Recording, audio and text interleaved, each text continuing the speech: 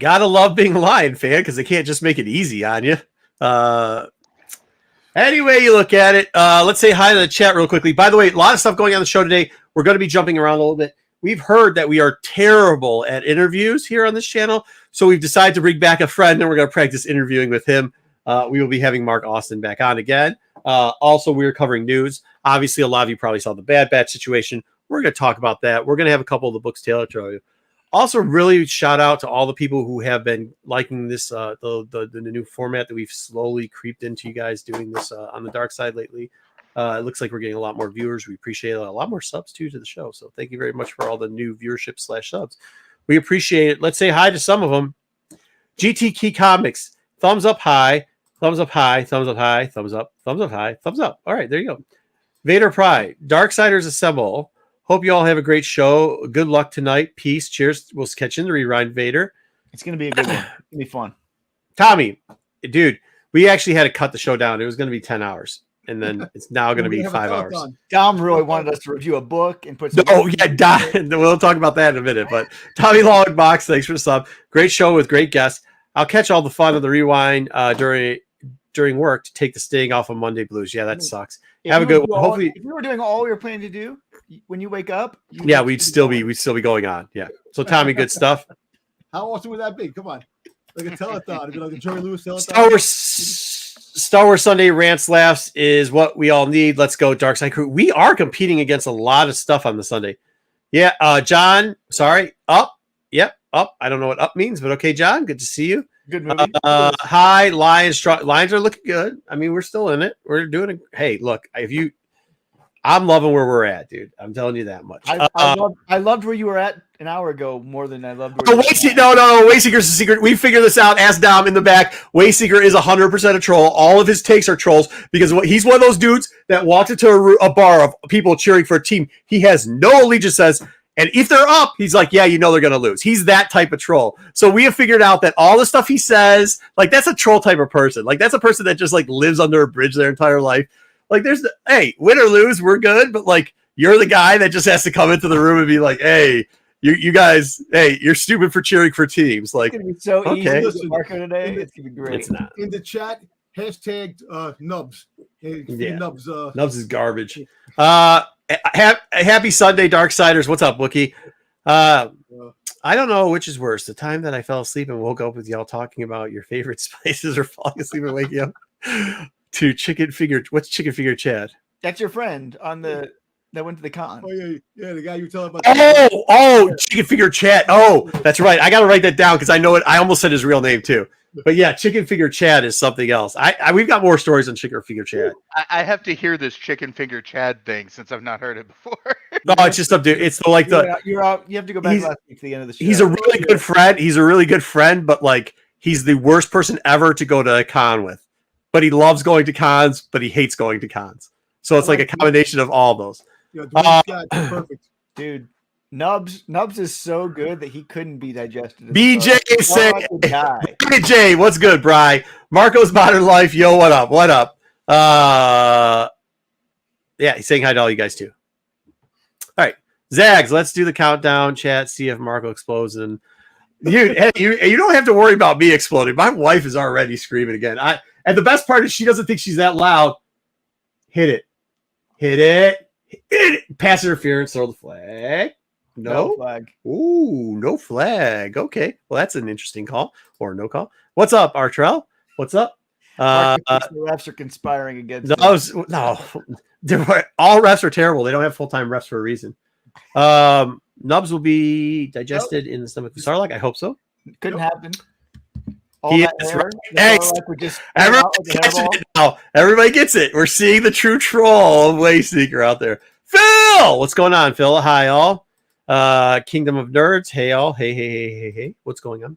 All right. We are going to. They brought up a good point. We do not know if our guest is actually watching the game because he is in the only state that's cheering for the 49ers in California. So here we go. Let's go and start the news. Wayseeker, yes. All right. What happened to Thade? Good news this week. Thade's going to try to find chicken finger Chad. He's trying to find him. I mean, isn't Thade from Cali? No, I'm Texas. You know, either that or you went to get some chicken fingers. I'm moving to Cali. Oh, then you'll be a Niners fan. Then No, I Understand. will never be a Niners fan. Never. Whatever you do, whatever. Why would you ask me to cut the trailer stuff, Wayseeker, and then start this off as the first point of the news? Why would you do it as the last, and then we could have rotated in? You're getting all the smoke today. We don't do it. All the smoke is coming your way. We start out the big news, of course. We are going to be looking at the trailer a little bit later. But we now have a release date for the Bad Batch. Thanks, John. 3. It'll be February 21st. It'll be 15 episodes, and the first 3 episodes will all premiere on that first day. So we'll talk about the trailer later. So Wayseeker, can I ask you just a quick question? So hey, Marco, could you please, we need it done, please, last minute, please, and then I do it, and then you just cover all the shit you asked me to cover in slides. I'm not covering any of the extra trailer. I'm just giving the release date. And no, the whole. Did you put the release date here? Here, so let's do the review of the trailer right now. No. The slide of the review of the trailer looks exactly like this, Wayseeker, if you would have reviewed it, but you complained that nobody else reviews it. Here it is. Oh, there it goes. It looks better than yours, too, by the way. All right, thanks a lot, Wayseeker. Good stuff. Man, Marco.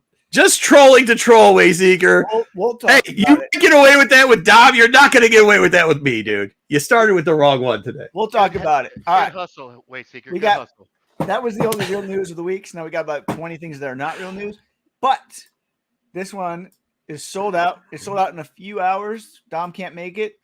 HalseyCon, which was a 2-day con just for the Galactic Star Cruiser fans. It was in Orlando. Sold out in like 3 hours. Are you disappointed that you can't go in? And why in the world do we have a Halcyon Star Cruiser con? Because that place, believe it or not, a lot of people spent a lot of money. It sold it out for a very long time. That was not the problem with the problem was they could not.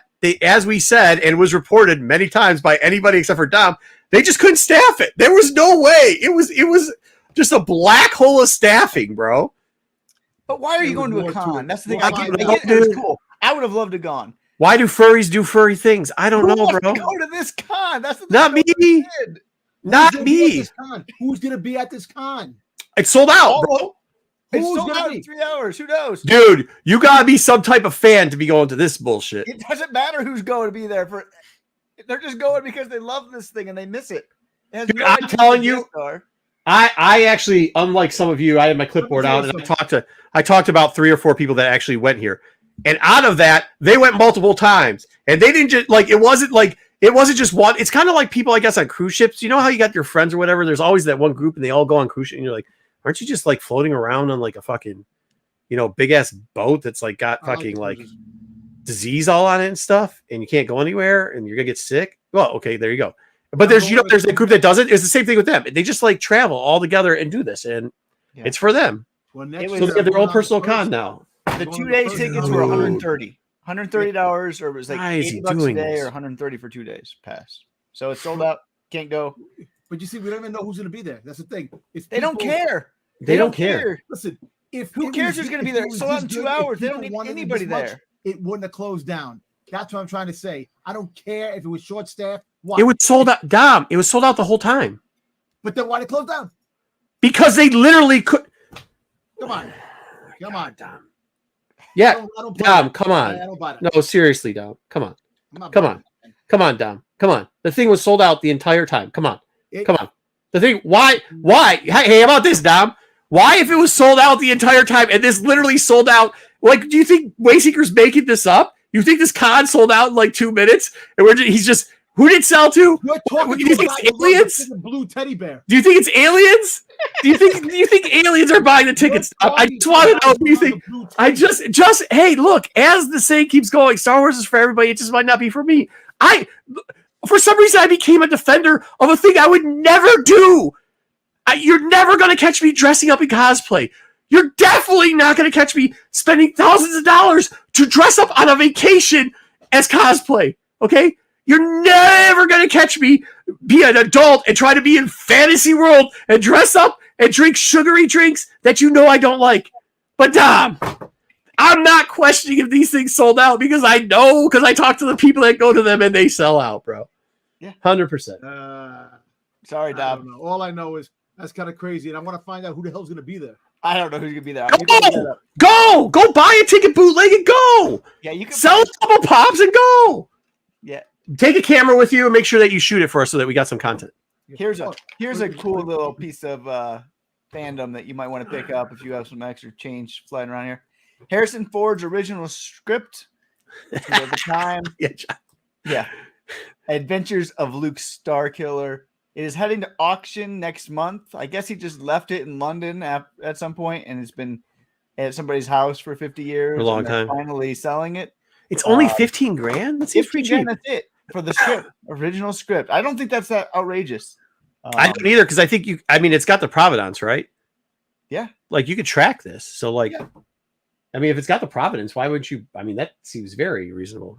I think so too. So I mean, I don't think this is a crazy buy. If you no, I think it's good. Mm-hmm. I got some pocket change. I'll buy this tomorrow. Interesting piece of memorabilia here. Yeah, it is. I think this is way cooler than the update on this one. We talked about this one about a month ago. We started cutting the auction. Jesus. This rare vintage Jawa figure that we said, somebody 3D printed. It's sold for just shy of $27,000 in. Does that pay off the 3D printer that this was 3D printed on?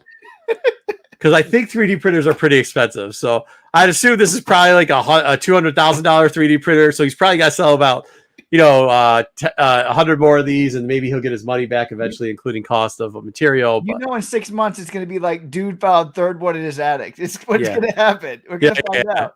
And another one, and another one, and another one. Yeah, every time this guy needs to pay off a credit card, he's going to pull one of these out. But come on. Who would rather? I'd much rather have the Harrison Ford script for half the price than this rare Jawa. I don't get it. Like, hey, Marco, speaking about cruises, next year I'm going to be taking the first cruise. Who's speaking of cruises? We say cruises this season. We're going on a Comic-Con cruise for 3 days. They're sponsored by the people who do the San Diego Con, and they're doing it the first comic book cruise. You know what? When I think comic books, the next thing I think is like, hey, let's add water to it and see how that works. That's really where I go. That's a great combination. We all want water on our comic books. I will say this. And humidity. Lots of humidity. Humidity, water. Listen. Yeah. What's his name? Warwick is going to be there. Friggin' Willow. He's going to be on there. And George. That guy's cool. That guy's. I mean, I don't got much to say besides that guy's cool. But I mean, I don't need to go on to a cruise to see him. So. No, but it's a cruise. So we're going on it next year. So next February. Yeah, so I wouldn't do the HalleyCon thing because I thought the Galactic Star Cruiser was kind of but I definitely still want to go to Galaxy's Edge though. Did you go to that one? Did you go to the HalleyCon cruise thing or whatever, the HalleyCon hotel, or are you just saying the idea of it was there? The idea of it was Yeah, because I mean, like I said, everybody. I don't know. It's a certain type of like. You got to be a certain type of person to want to do that. But I do know some Star Wars fans that I do know that did go to do the Galactic Star Cruiser thing. So, yeah, I mean, it was selling. It definitely was selling out. But I honestly think that the only reason it closed down was what Marco was saying. That's what they said. Problems staffing it. Yeah, the staffing issue. So much work you training to get new people to do it. It's not something you can plug and play people. Yeah. It's much different doing that than doing the park. You know what I'm saying? This is also I'll be honest, if you really want the conspiracy on it, which maybe they should have for Dom, is I think they also had a problem because they had a lot of repeat people, and part of the selling on that wasn't just the cost of the trip, it was them buying like the cosplay stuff. But once they already had it, then it turned into a Renaissance festival. The people already had their outfits, so they're just going to keep coming in the same outfit they had. Tailor it up, do what they have to, but whatever. So, but yeah, I'd definitely like to go to Galaxy's Edge. Yeah, I had that in toys. Oh, that's nice. What? I had that in toys already. Yeah, this is. Oh, well, I was just pulling some news, guys. You weren't supposed to do toys. You weren't supposed to do toys this week. You already said no, Dom. Don't do toys this week. So I put some things in here. Why? I'm gonna just watch the game. Okay, go ahead, guys. The very first two 25th anniversary Star Wars Lego sets were revealed. There's going to be the R2-D2, which is a miniature one compared to the old one that they did, and a new Tantive 4. And so I'll be interested to see how many of these are doing.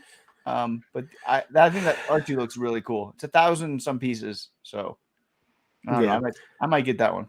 So just so everybody's clear, Wayseeker said, we have way too much content, guys. We're freaking out. We need to cut stuff. Then proceeds to go and puts toys in the news section. So I know, that's what I'm trying to say. I got a few more fun things. So now, if you're a big fan of pins, now at the Disney park, you can get these mystery pin boxes, which you get 2 pins for $20. You can try to collect all 8, which means you're going to have to buy a lot of those boxes to get all the mystery pins. But I know there are a lot of pin collectors out there, a lot of people who watch the show. I actually think these pins are pretty cool. I know They put Luke doesn't look like Luke, but they put a stormtrooper in here, but they snub Leia. What the hell? that is right. There's no Leia in that. There's no Leia. They snub Leia, but they put a generic stormtrooper in And here. then you snub Obi-Wan too. You got the Palpatine. Oh yeah, no Obi-Wan, but we've got an No Ewok. Boba Fett. What the hell? This is trash. Trash. I actually kind of like them. But whatever. I'm not buying mystery pins because I don't like buying pins and I hate mysteries. So it's not on my list of things. But if you're a pen collector, you can pick these up at the Disney park.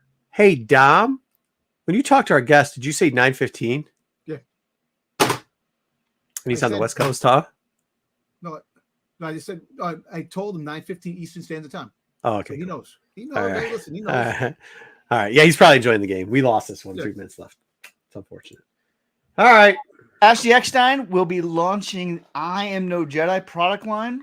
And just in time. I think there's still, by the way, on this. If you don't go to her universe, go when she gets the stuff on sale. It's usually good. And even if you're a bigger guy or a smaller guy, they usually the stuff on sale has it. If you're a medium guy, if you're a schmedium tiny guy like Wayseeker, where like you can probably shop at the kids section, you probably can't get it because she only makes 2. She knows her audience. So. Yeah. But tomorrow is officially Ahsoka Tano Day, and so she will be launching a brand new I Am No Jedi product line. I saw a few of the mock-ups that she put on Instagram. They all look really awesome. So the whole reveal so we can see it instead of why would you?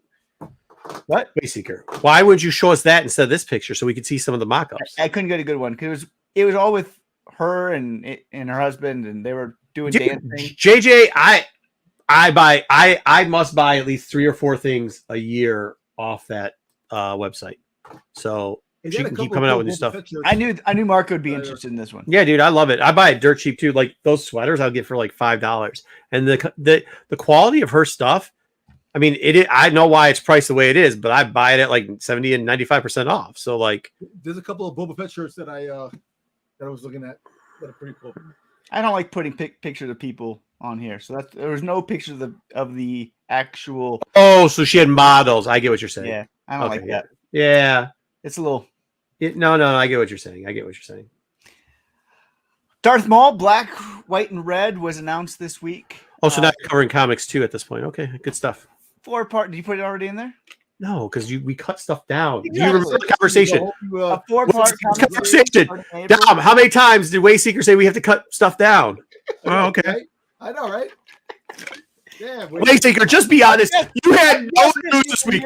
Seeker, you had no news this week, so you tell everybody to cut their stuff down so you could just use the stuff they already put together. Yep. We're cutting it out, and you're watching what we cut out. And you're just like, I'll take that and put it in my news. Okay. Now, I want to ask you a question. Now, this book right here, is this there's some cool ones. A redo of the book that came out? No, no. It's that same dumb red black. The insides are going to be stupid. A lot better, I think, than the old one. The old one from Noka writing a comic, and it's going to be one comic, not like 3 stupid comics. Yeah, at least. Yeah, the Noka one was so bad. 3 regular covers, but wait till right, JJ. JJ knows he's in the chat. Sorry, you're feeling. Hey, I hope you feel better, JJ. Go ahead, Dom. Yeah, hope you get feeling better. So JJ. it's 3 covers for now. Oh no, there'll be like 5 or 6. Yeah, exactly. Yeah. No, what's the one that I showed on Instagram? Whatever that one is. Yeah. That one is dope as shit, dude. I was like, damn, dude. Is that why that's the one they're good? Jango Fett?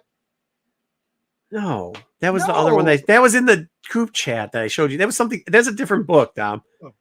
That was a whole Instagram, different you book. put one of the covers for the black, red, and white, or white. And Yeah, red. I put it for Instagram. You guys tell me do more stuff on Instagram. I do it, and then nobody looks at I Instagram. saw it. Dom's over there. Dom doesn't look at anything on Instagram other than the people that are trolls, and then he puts it in our chat. But when we post something on Instagram, he doesn't even look at it. Dom goes, "Why don't you post on Instagram?" So I try every once in a while. He's like, "Yeah, I didn't see it." I do look at it. No, but I mean, it's definitely. I do enjoy the covers. I mean, I'm not wasting. I'll wait till they get into the bins, but they're going to be hot. Like people are going to love the covers that are coming out. The covers the are mall stuff. interesting, but if this is going to be anything like the Darth Vader story, it's going to suck.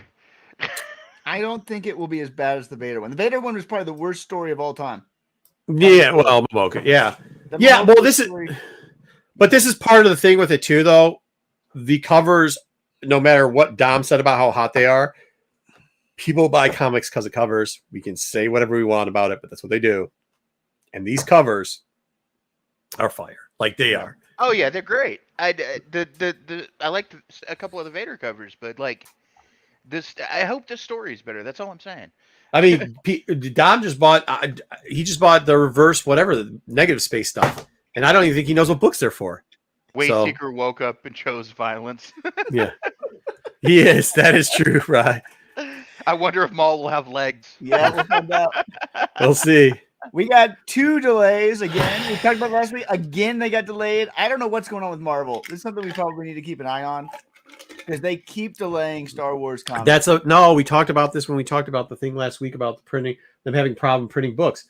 The problem with Marvel right now is they're actually having a legitimate printer issue. They're having an issue with their printers, the actual Yeah, and that's why they put these functioning of it. So they are so they're trying to push stuff off so they can lighten up the printer load because they probably have to funnel some of it to a different printer at this point. That would be the natural assumption. That's also reckless speculation, but I'm pretty good at that. Yeah. So. I want to point out to Bri J in the chat. Yeah, I said that Peach Momoka's stories usually suck.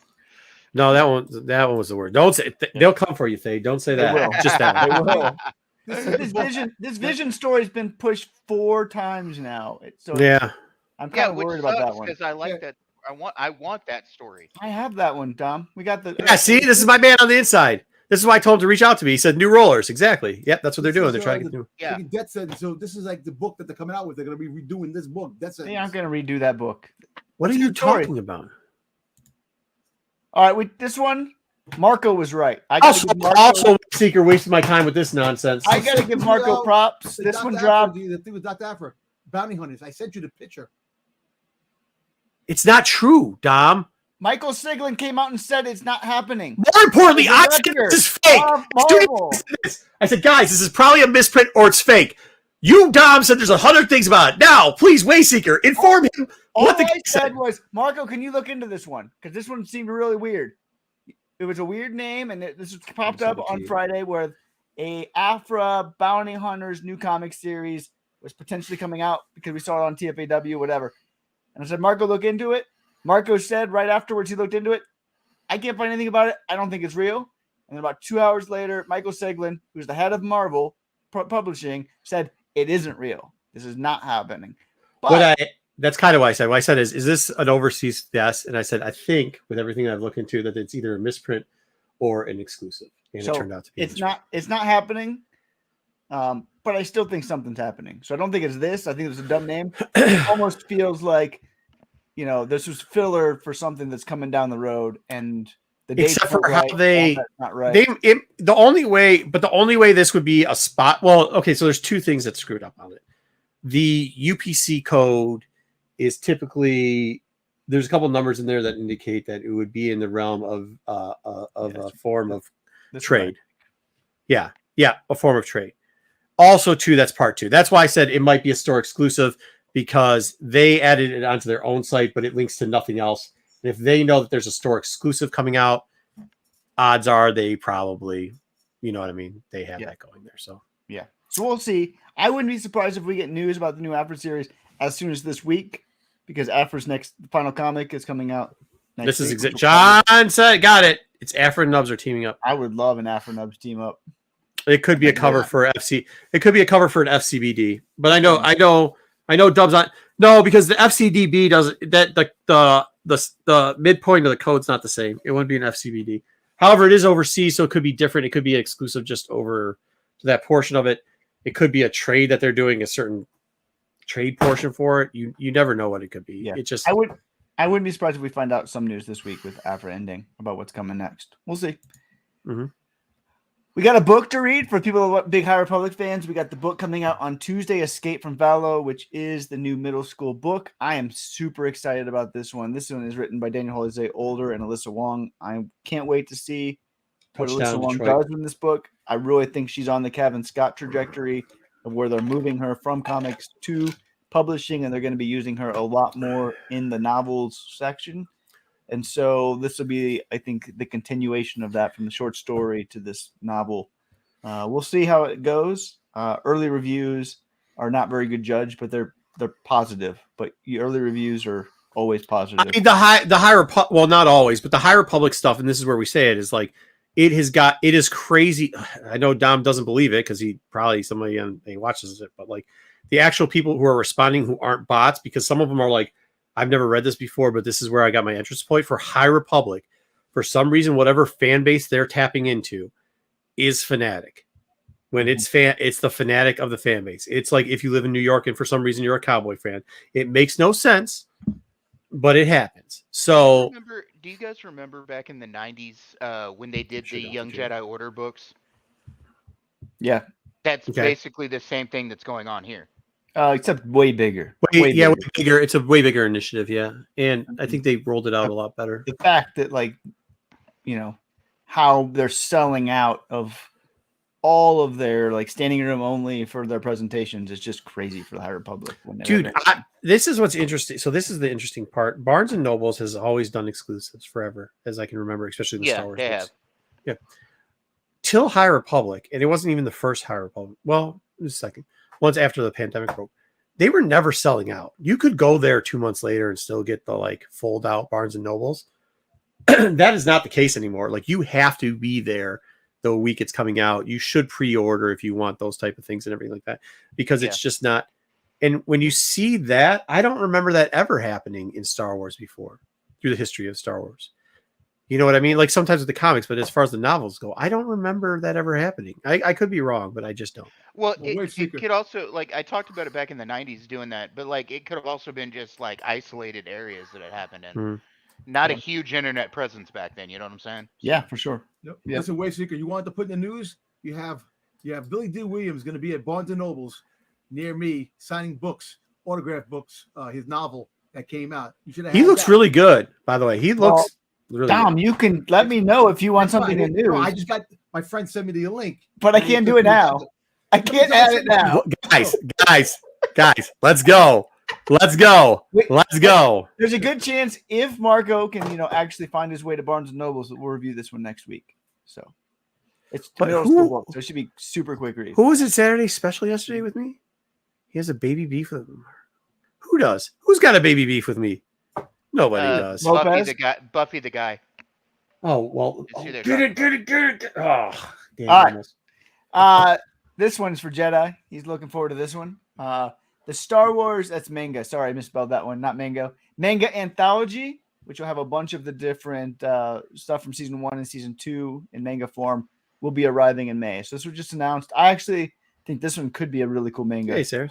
So if you're a big fan of the manga and Visions, I don't think it will be everywhere. A lot of these manga ones are a little tougher to find if you don't order them online. So Barnes & Noble, place like that don't always cover these. When are they going to jump the shark and make your lightsaber color like your Harry Potter house? What does that mean? I don't get what that means. I don't know. For the Star Wars Jedi series fans, Respawn is really stepping up on their hires. They're pushing forward on the game. So now they're looking for all their senior and principal level design positions, which is good, which means they're pretty far along in the development of the game. It's good to see this one moving along with all of the layoffs that are happening in the gaming industry. That is not affecting this game, which is great to see. Yeah, I don't think it would. I mean, considering how well both of these previous games did. Yeah. He's going to be at the MegaCon next week. Oh, yeah? Cameron Monaghan's going to be at MegaCon. They're going to be a big. You know what? I was actually trying to get there. I wanted to get there, but unfortunately, it's not going to happen. That's good. That's So good. What are Star Wars mangoes? I don't get the Star Wars mango thing. I misspelled mango to mango. It's so they're making fun of me. Well, don't worry about it. Listen, All right. Delicious Star Wars mangoes. That's good. And then one more for Dom. Dom. Dom, wait. One more for Dom. This is kind of supposed to be the segue, but I don't know if we're going to be able to segue because Gus isn't here yet. Georges Genti, who's been doing the art and for the Mando Season 2 books, will be selling some of those original art panels starting on February 7th. I put this one in here specifically for you, Dom. You need to be dropping that $800, and you need to pick that up. I need to pick up the Boba Fett ones. There was 2 different Boba Fett ones that I saw, both for $800. These are just for you, Dom. These are cool. I know. One of a kind. Yes, I'm gonna have to definitely pick it up. February 7th. You better be going right away because I think these are going to sell pretty fast. They will sell out, yeah. Original artwork, Boba Fett original artwork does sell out very quickly. So. Yep. So drop that $800, Dom. Drop it. Or don't do and that. was supposed to be the segue into the Mando stuff, but it didn't work that way. And that is the week in Star Wars. That's all right, cool. So we'll cover comics then as fast as possible, and then we might actually get into toys because what else are we gonna do? We got like 8 other segments that we did. Chopped down a bunch of stuff, but dang, good. Hey, shout out to the Lions, man. Heck of a season, guys. I went through all that news in under 30 minutes. So don't tell me I didn't cut things down. You stole everybody's news. Like 55 minutes. Hold on. Dom, how many pieces did Wayseeker steal from your toy section? At least 2? One. Yes. I stole only the Lego. What other one did I steal? You didn't have the stole- buttons. You weren't covering buttons? Listen, Hey, you just stole the idea. Oh, you would never cut very buttons. Come on now. At least he didn't screw with my Ventress Spotlight. You think he did it, but he did. Yeah, he made it. You cut it down. So there we go. Yeah, he made me cut it in half. But Massage You're Ventress coming. ridiculous. I'm gonna walk off the show if you keep it up. Come on now. Really? No. There's plenty of people who love our content. All right, so here we go. Let's get into comics. We got Thrawn. Now, typically, if it's come out before, like it's a TV show or a movie or something to that effect, we don't typically review it. However, this was a novel I know most of you don't read, so we did review it. Here we go. Inside, we get a little bit of a team up here. You get Thrawn going in front of the Emperor, and Darth Vader's there, and they're doing a little back and forth, chitty-chatty about this, chitty-chatty about that, chitty-chatty about the Gist. We've already showed these preview pages last week. A couple new first appearances, as you saw in the background. Then they split out, and they give you Padme and one of the bridesmaids who passed away, who I can't remember which one it was. But this was kind of, I actually like how they did this, because I forgot about this in the book till I did it. And it's kind of like she walks into a Western town, and they have like the caskets. What was that one that had Morgan Freeman and what's his name? The crazy old dude, Clint Eastwood. Remember that movie? What's it? Thank you. Yeah, right. Where they had the people displayed. It was described like that in the novel. They did a great job adapting it to it. Either way, they did that in Tombstone too. But yeah, did they do in Tombstone also? Yeah, but it wasn't done as well. I remember just Unforgiven was a lot better. I mean, Tombstone was a great movie. Don't get me wrong, but 1 second. Then they give she finds this little thing, and it turns out it's a ship that comes down. That was kind of weird. She jumps on the ship, and she's like, "Oh, here's the message." So there's a great first appearance for both Jedi. I really want to know how Jedi feels about this first appearance, because technically it's a hologram when she talks, and I know he doesn't like that, and a dead person in a casket. And this is probably what this. Please do. This is actually this book is taking place the same time with the Padme. There was 2 different novels. So this novel takes place at 2 different moments. 2 different moments. Yeah, this is a flashback. One of it takes place. You'll see in a minute. Clone Wars Season 5, one of which takes place right after Rebels Season 3. So here we go. You get young Thrawn now. And by the way, this young Thrawn, first appearance of young Thrawn, this is going to be something going forward. Dude, he would be a good sexual lover. I'm telling you. That young Thrawn. There we go. Oh, God, we're going there with that? Really? I can't believe we've already gone there. But young Thrawn would just be such a bad sexual lover. Young Thrawn is going to be a thing going forward. So we do the flashback. They do that. Now he runs into Anakin because they actually meet in the novel. They talk back and forth. and they're trying to feel each other out to see what's going on and who knows what and what knows who and whatever. Thrawn says he'll help him. Flash forward to Vader going on a planet, and there's a bunch of people trying to beat him up. We saw that earlier, and they're like, "Oh crap! I think we're about to get in a fight." They talk to the bartender. That bartender is an important first appearance in this book, just so you know. I'm not saying it'll play out for anything, but in the overall storyline, it is. All the thugs get Thrawn and Vader together and like, yeah, we're gonna kick the crap out of you. That's not gonna go well. They just start thwonking him around, cracking him left and right. Flashback to young Thrawn, apparently Wayseeker's fantasy sexual lover, and Anakin. And they're like, wait, we got to find Padme. Let's go talk to this bartender. And they tell you the whole thing. And then they show that they got ambushed in there and continuing down. We'll probably cut down on some of the reviews on Thrawn, but there's really nothing else because they're not putting out any other comic books right now. The only other one we have this week is High Republic. So, but I thought Wayseeker, I don't know what you thought about this. I thought they did an exceptional job adapting this. I think they did better than they did with the original Thrawn. I actually think it's better than the novel. I mean, this is my least favorite of all the Thrawn novels because there was a lot of. It was because you have no imagination. Yeah, it was slow. You didn't like this one either as much as the other ones. Not as much as the first one, but it was still good. I still like. Yeah, no, it was okay. Yeah.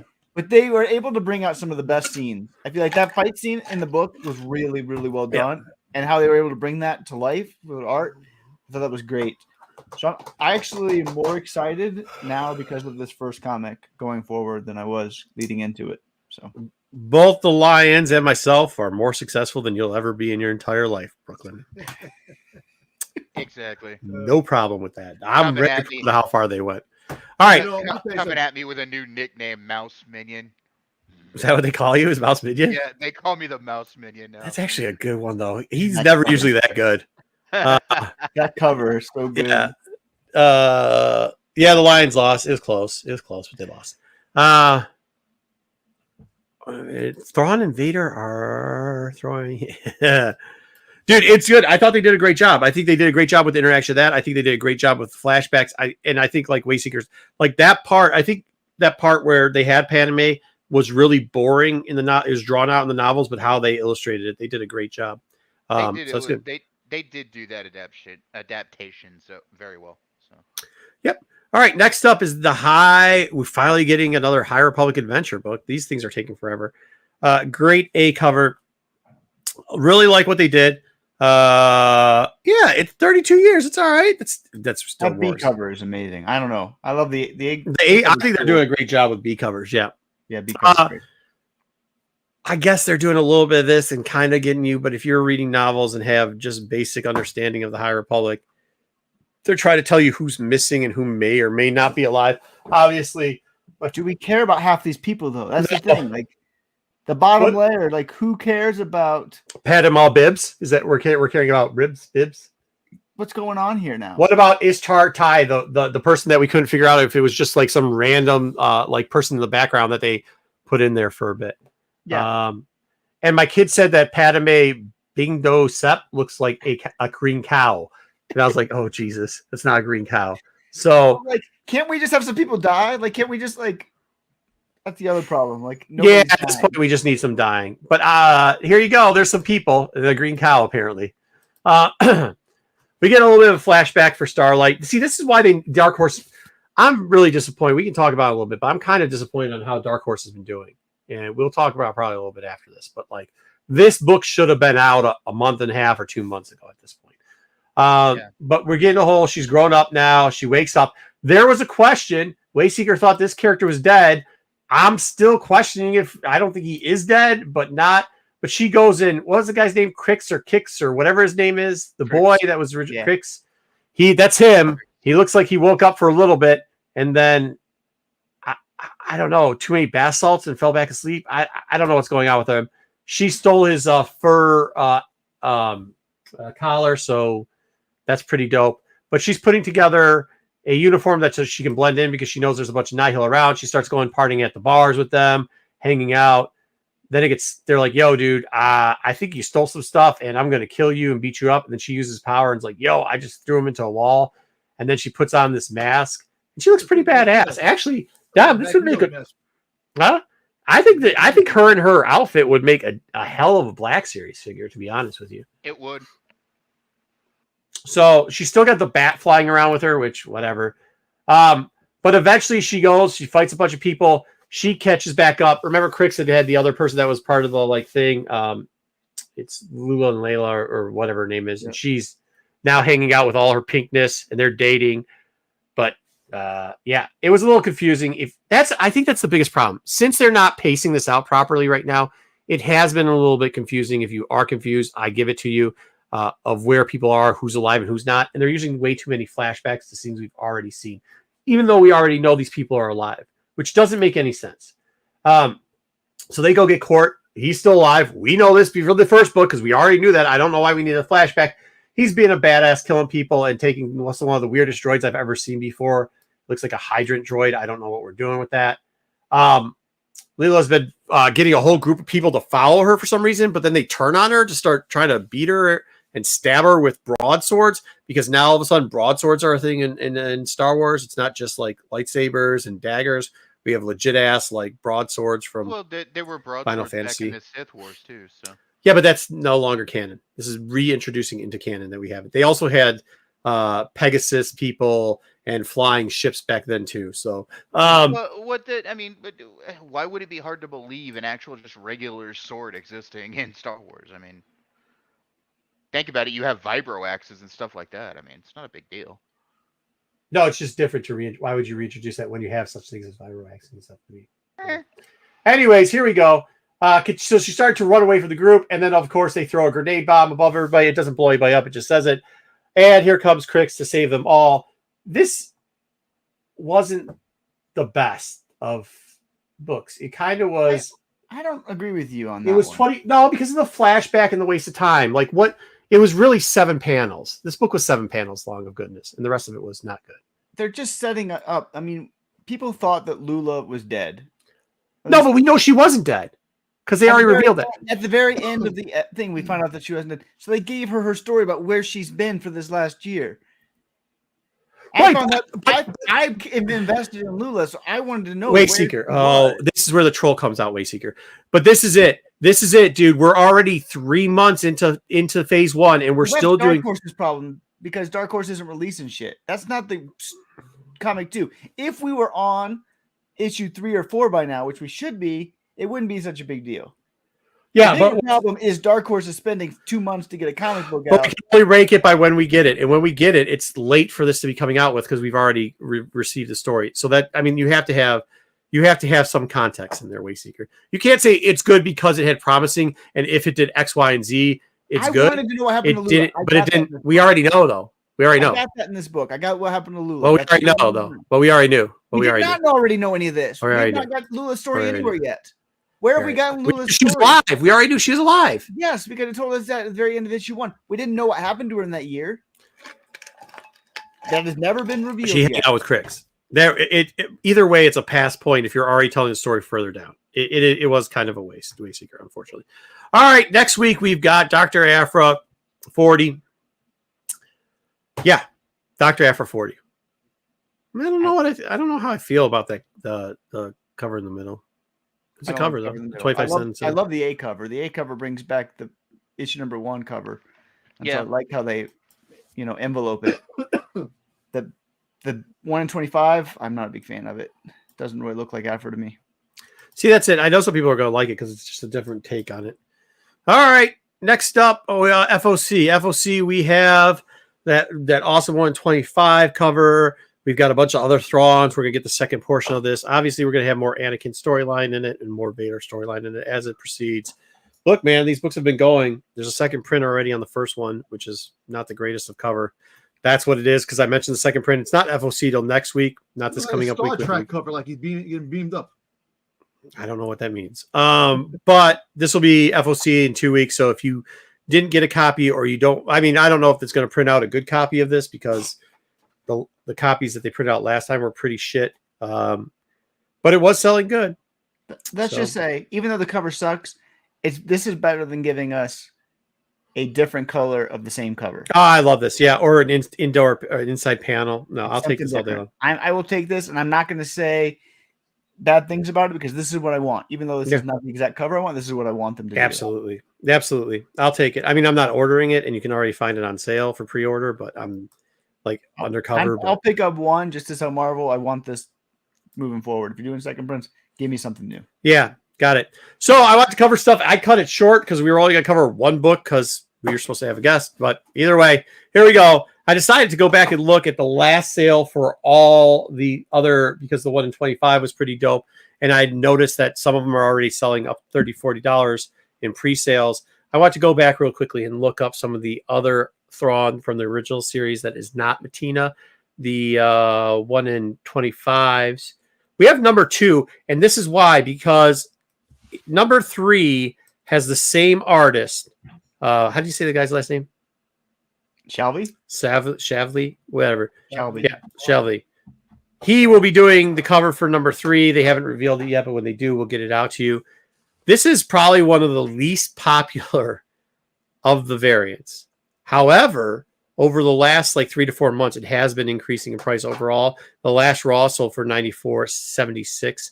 I don't think current wrestling's good. Next up, we've got this cover, which people love because I think people thought that Price was coming back, even though we knew she died and blew up. But who knows at this point, because Price is whatever. But the last 9.4, because it's 9.8 people are holding on to this. 15 bids, sold for $200. This is a Raza also. And as you know, that Raza is doing a lot of the B covers, or it is the B covers, right? For the variants. Yeah. It's not the A cover, so it's either B or C. Whichever one. But yeah. Yeah, but the 9.4 is still going there. That's a decent Raz. I love this cover. I hate this cover. I hate this cover. I love it. That's young Thrawn. You just said he was good sexually. That is not a good cover, though. That's young. That's your young Thrawn. Palpatine is horrible. I hate. You got Tarkin there. Horrible. I like this cover. There was 2 9.8s that sold back to back. So I just wanted to get, it sold within 7 days of each other. So I'd give you both on that. 175 and 225 was the one that sold a couple days before that. 225, I will say this about the listing. If you are going to list books or buy books, don't buy the one where it says this many out of, they're doing a great job. The guy was like, well, only 1 out of 33, super rare. Great. But then 4 days later, one sold for 175. So you know what I mean? Don't fall for the trick of super rare. Just maybe sometimes people aren't listing them. So there you go. One sold for 220. Does Thrawn ever smile like that? Come on. Thrawn is what? The coloring on it's great. It just is. The background color is cool. The characters suck. All of them suck except for Vader. Vader's cool. All 3. Just because you don't have happiness in your Wayseeker, because you don't have happiness in your life doesn't mean that the rest of us don't enjoy it. I do have happiness in my life. It's called Nubs. It's called Nubs. Nubs is all the happiness that I need. Yeah. Stop licking your lips. No, but this is another one that wasn't getting as much love, and you can see it's starting to get at least a halfway decent amount of love. This one, however, the Albuquerque has always been a very popular cover. The last 9.8 sold for $404 still with 17 bids. This book's still doing well. This is probably the book that sells the most too. Is probably this book, to be honest with you. Yeah, it's the book that sells for pretty much the most, and is the one that sells the most. I think people with price overpaid for that book, number 3. So you don't see a lot of them being listed because the asking prices are just astronomical. Where this does go up for auction a decent amount of time. When did I ever say I don't sell toys or comics? That would be a poser that would say I'm honest because at least I admit that I do it. All right. And probably, I know you're not going to like this Wayseeker because you don't like anything else I have to say because you like to troll anything I say.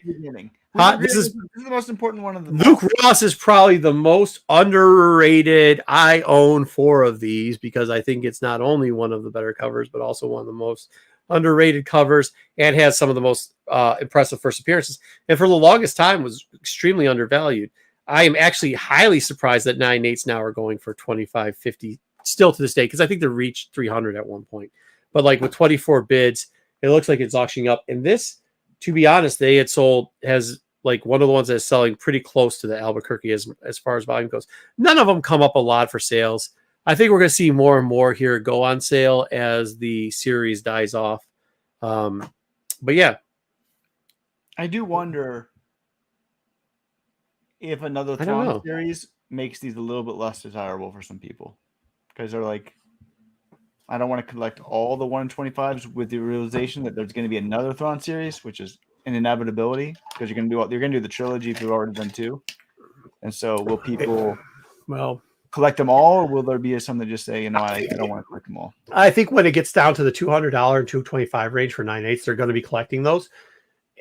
And here's the other reason why is because if you look at the price of the 1 in 25 already, drop for 1 or the 1 in 100, like the 1 in 25 is double ratio. The second one that's going to come out for the 1 in 25 is also going to be double ratio going, which these did not.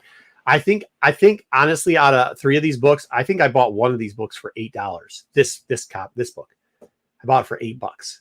Wow. I don't think I spent more than $10 to $12 on any of these books. So like they were available at that point. We're not seeing that. And of course, different market nowadays.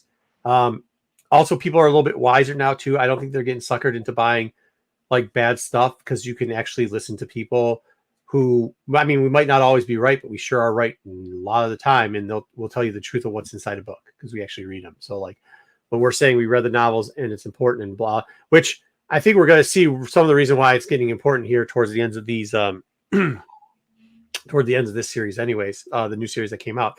So you'll see more play towards a certain character that shows up here, which will be good. And does Eli? Eli's probably got to come out too. So we'll see. I don't know. Eli was Eli in the second book or was he in the third book? Because I mean, he gets shipped off.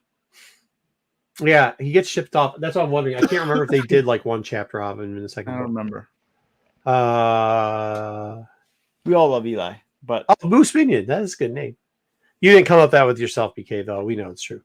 All right, so that's what I did. I did those 3, so you get a little bit of a taste of those.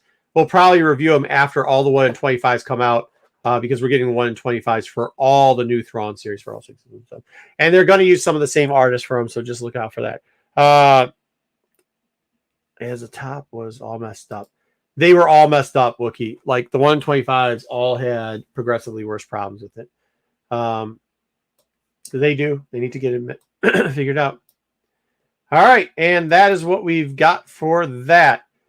Good job. Everybody booked. Wayseeker, I was going to get into Bad Batch review, I guess. But instead, you know what we got time for? Dom? What, toys? We might have time for toys now. We'll see how long it takes them to get back. Yes. At least we can get into some toys real quick. Give me 1 second.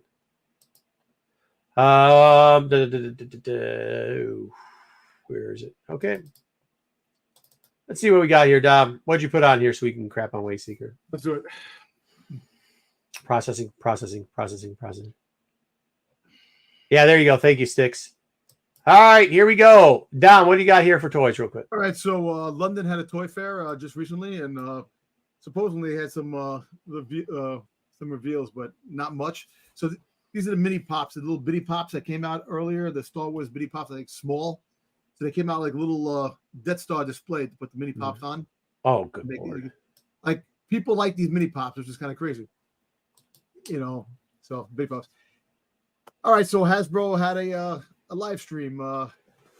This is what I'm talking about. Okay, we talk about this real quickly. If you've been with Darkside for a long time, you know we used to cover all the live streams. And we used to have 2 guys named Bartles and James. And Wayseeker, with all the news that he stole, he didn't break the biggest news of all. Bartles is retiring. They finally fired Bartles from Hasbro. Wayseeker, you dropped. I don't even know who that is. I have no idea who that person is. I ain't speaking about news I don't know nothing about. The whole chat was up in a roar. Everybody appreciated it. They finally got rid of one of the worst. We'll review that. Yeah, he retired. The guy's like 30. He's not retired. They got rid of him. Who is Bartles? A kid. You can't ask me to anyway, so there was a mixed review on all these drops that came out.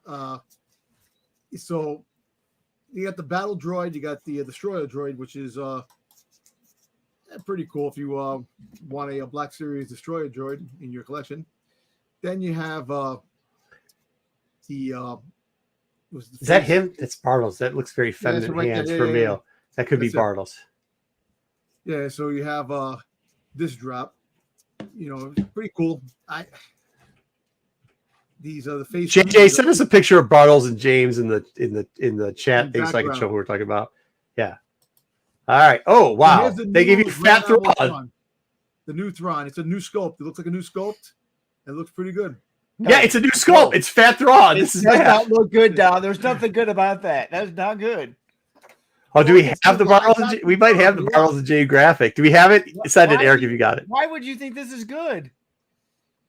It's a new sculpt.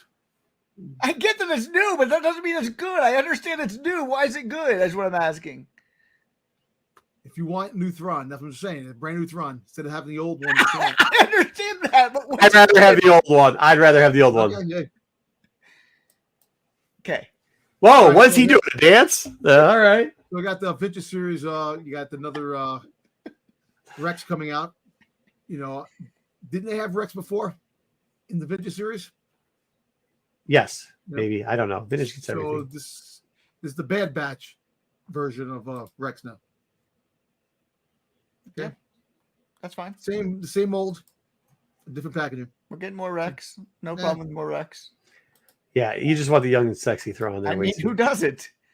Who So wants you have the old the Mandalorian. You have a commander. You have the commander that was in the ship when it was going down when they were fighting in the cave. Yeah, why do You we know, want this? so Why do nobody we wants want this. this? Nobody know. wants this. And it's This is why they're getting rid of Bartles, because this Bartles sells all. He's like, this is what everybody wants, and the whole chat. Whenever Bartles would say something, the entire chat with like thousands of people would be like, boo, like just killing this dude. Like nobody wants this horse shit. Doing repackaging, repainting, repatching, and that's the problem with Hasbro. And then they wonder why they're losing money because they want new figures. Let me ask you a question. They finally, I'll tell you in a little bit, but this is coming soon. All right. I don't mind Axe. So Axe makes here's- sense. Axe was a This character double that's like package. The better. Miro, the last two pieces for the ghost ship that came out. So you have all the ghost crew. He probably does the own. Miro cards. He probably does own Ollie's. I bet you that Bartles has got a portion of Ollie's that he owns. Probably does. Gotcha. I like those. I All actually right, like so those. here Shit, I the can't see pipeline this. reveals. Look, finally, Cobb Vanth. When did Cobb Vanth come in TV? Mandalorian season 2, episode 1. How long ago was that? Thank you, Eric. How long? I don't know. How long ago was it? Are you? 2022? Is it rhetorical? You're not asking a rhetorical 2022? question. So I'm just saying the fact is that why is it take this long to make this character? He's one of the most wanted characters to be in the vintage series. They made the Black Series figure, but they did not make the vintage, which I don't understand. They don't care. They don't care. I thought that was a rhetorical question. I don't think it was a rhetorical question he was asking us. I'm just saying this. Why can't they just flood the markets like they used to with all the figures on the thing? Like when you used to go Woolworths and I like how Vanth. Alexander's and TSS and all those places, they had a whole wall full of figures. But we don't need 5,000 Cobb Vanths. But you need figures. Make one. They already had one. Yeah, but it's coming out 2025. This is the second. Dude. The second one's coming out in this one. They've already have one. This is number of 2. the Black Series. Mhm. That's about the vintage. Why do we need a vintage and a Black Series of every character? I don't get it. Because people collect the vintage line too. I'm gonna let you guys argue over that one.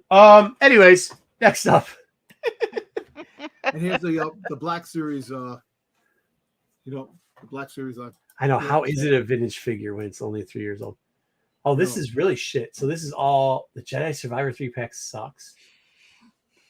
Is that Bones? That's not You Bones. got Is it? that No. Moff Gideon. You got a super battle droid. You got the IG-12 Grogu and it's Hellion, and then the Mandalorian Night Owl. Those are cool. Nobody's asking. I know, he You just got to says- get those. You got to get the Jedi Survivor pack. That's garbage. All right. It's garbage.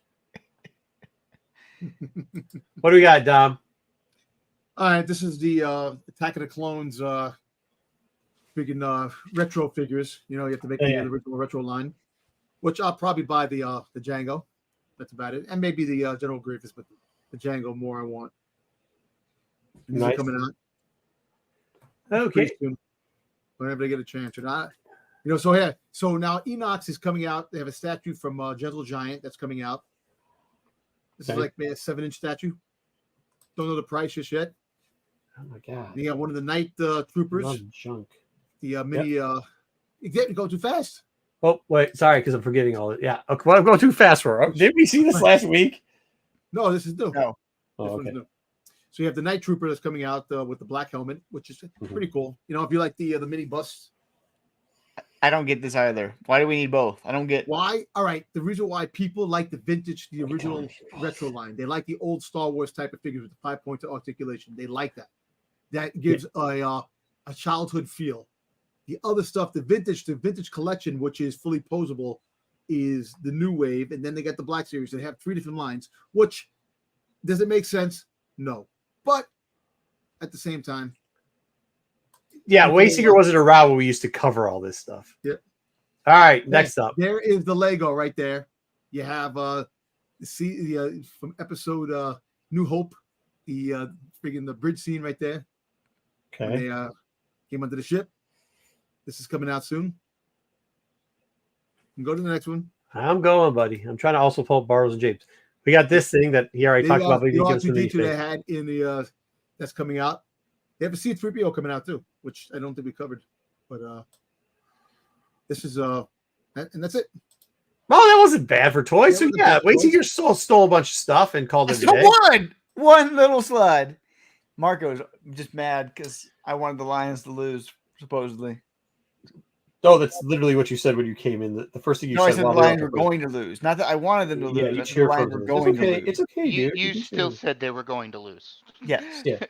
Lions were going to lose. Not that I want them to lose. Yeah, sure. We Two all got different what you things. said. No, we all got what you said. We understand the code. All right. Next up, let's review, because people want to, this will lead into our Ventress stuff.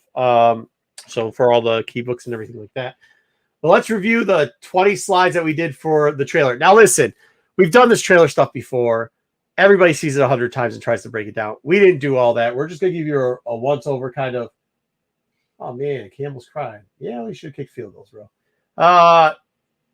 What was in the trailer and who was there. All right, the final season. Dom, are you hyped? Yes. I'm hyped because we get to see some more animated Bad Batch shows, and hopefully they can all the mysteries, all the little things that they put out there, they all can come to light and see what happens. And hopefully the whole damn crew gets wiped out. What does that mean?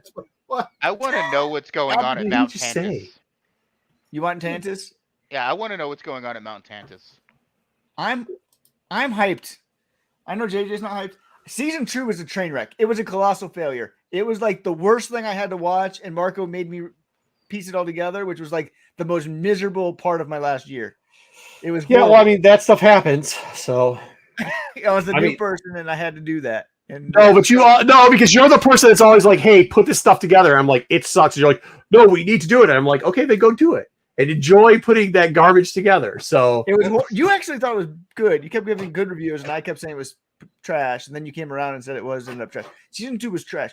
Season 3 has a purpose. At least it's not going to be all these stupid one-offs going nowhere. There's going to be clear. Don't care about it. But there's at least a purpose, and the mission is to get Omega back. So, like, let's be clear. I give everything a shot, and when it starts to fail, then I jump ship. So, but here we go. So we've got Amiga. She's gonna show up. We got Bullseye here. He's gonna show up. Crosshair. We got Crusher or Wrecker, whatever you want to call him. He's coming back. We got Rex coming back. Big surprise. Is he coming back?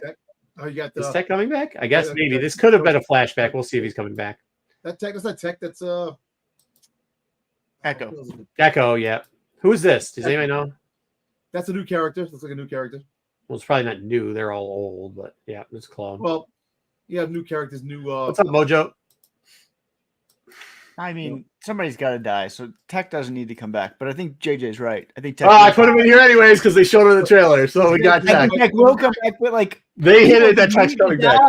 Yeah, they hinted that he's coming back. They kind of hinted he's coming back. He's in an all black outfit.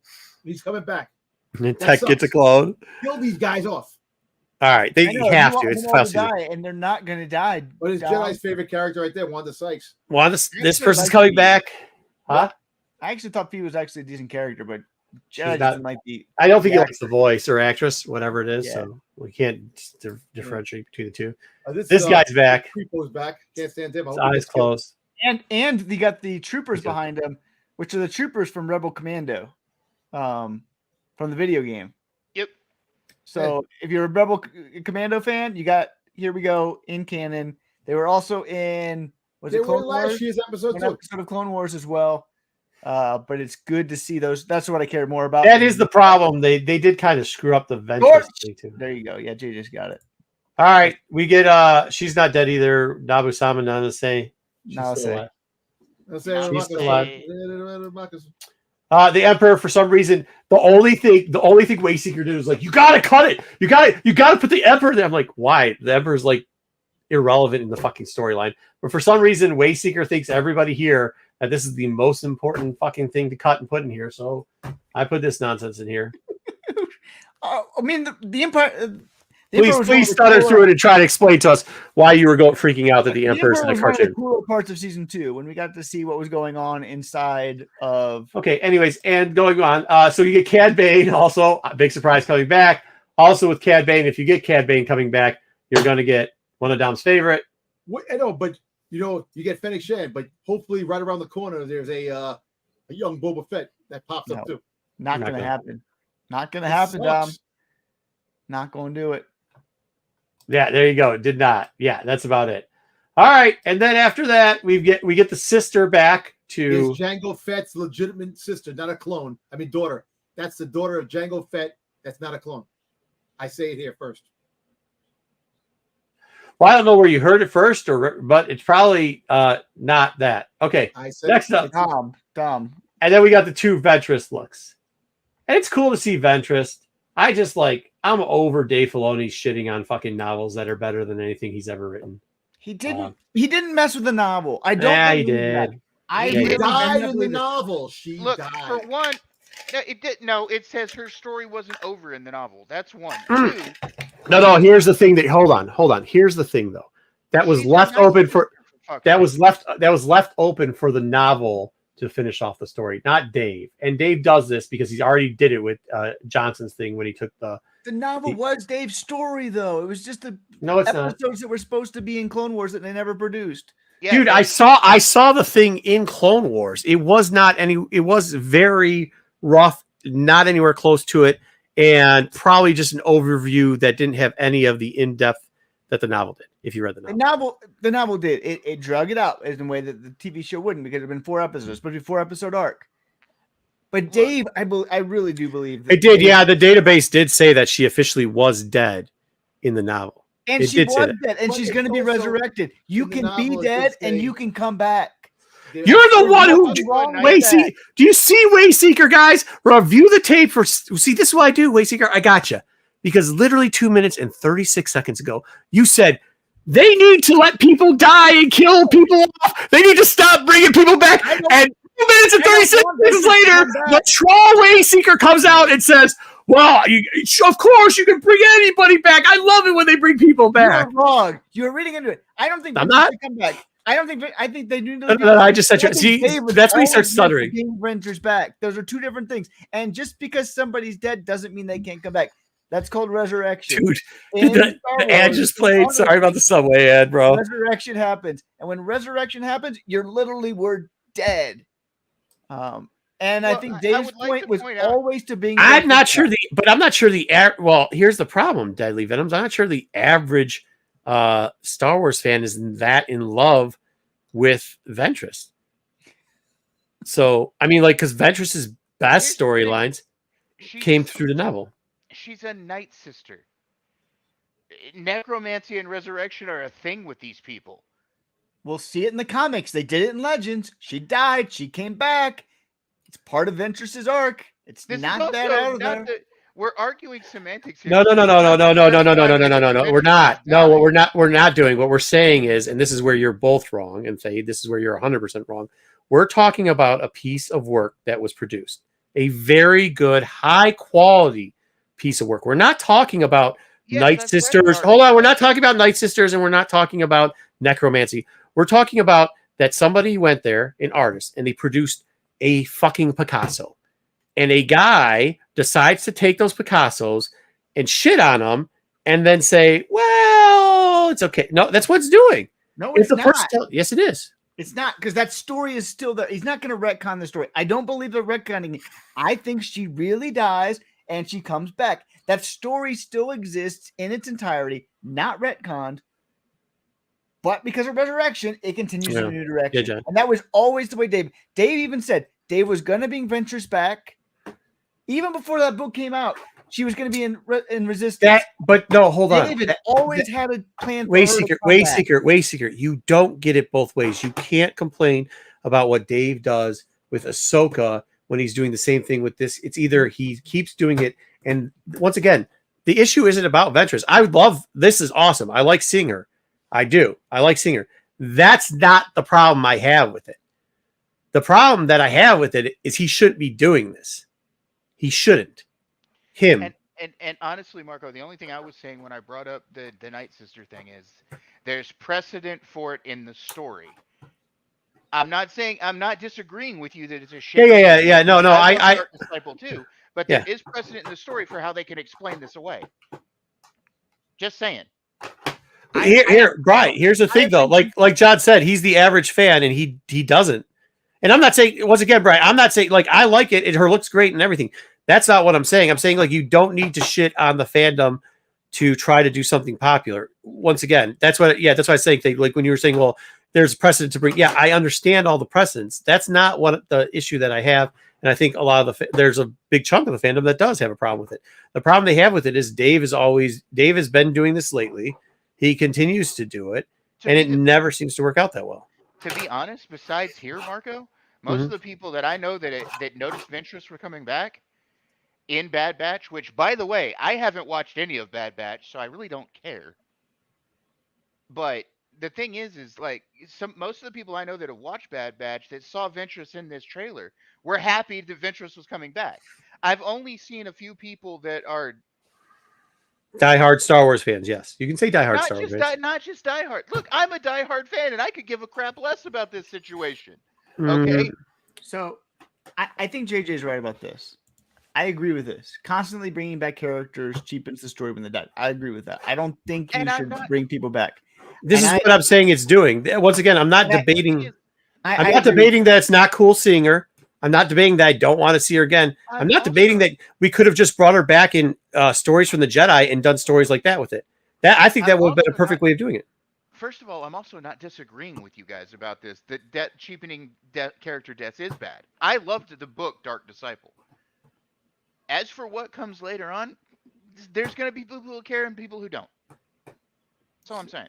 So here's the interesting thing. In Resistance, they didn't bring her back because they said it would make the story all about Ventress and nobody cared about Resistance. And they didn't want to do that. I think they learned their lesson. I think they learned their lesson and said, we should have brought her back because nobody cared about Resistance and Resistance sucked.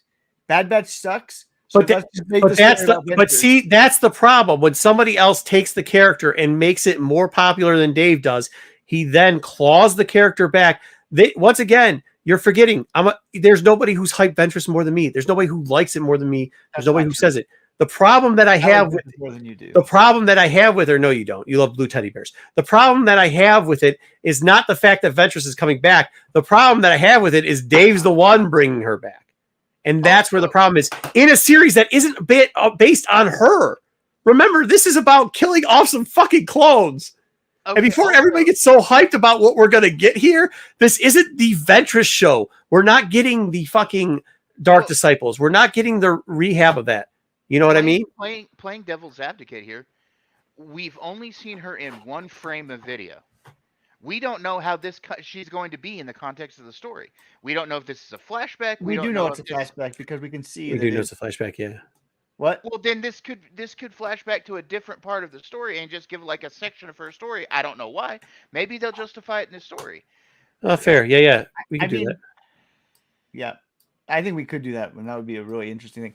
No, I mean, I think we're pretty clear. Like, it's not a flashback, but I mean, I don't think they're gonna have time to get into that story. What this says to me is that maybe Tales of the Jedi 2 is gonna center on a little bit on Ventress and Voss or something. But we could have done that. Like, I would have. That's where I'm saying. That's where I'm saying I would have been more happy if they put it. I mean, how hype would, like, for all the people that are like, cool, yeah, we get Ventress, but we're pitching her in a Bad Batch episode. Like, give her her due. Give her the just that book deserves. and put her in the Jedi section of it. I mean, put her in where she belongs. That way we can do multiple more stories. This is what Dom wants, right, Dom? Multiple more stories. That's what he's always asking for.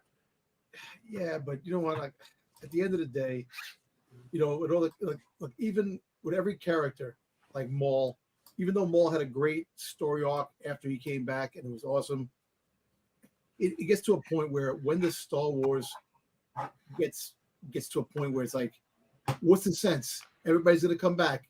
Everybody's gonna have a the only person, Qui-Gon Jinn. If they can die, You were so excited at the same point to put Devil's Advocate. When Boba came back, you were the most excited. No, person I in the was. world. No, I was. But no, I definitely was because I didn't think he died in the Sarlacc. But the whole fact is that when it comes to like characters that died, like Ventress, like Qui-Gon, like freaking Reva. Reva got stabbed twice and she still lives. Come on, man.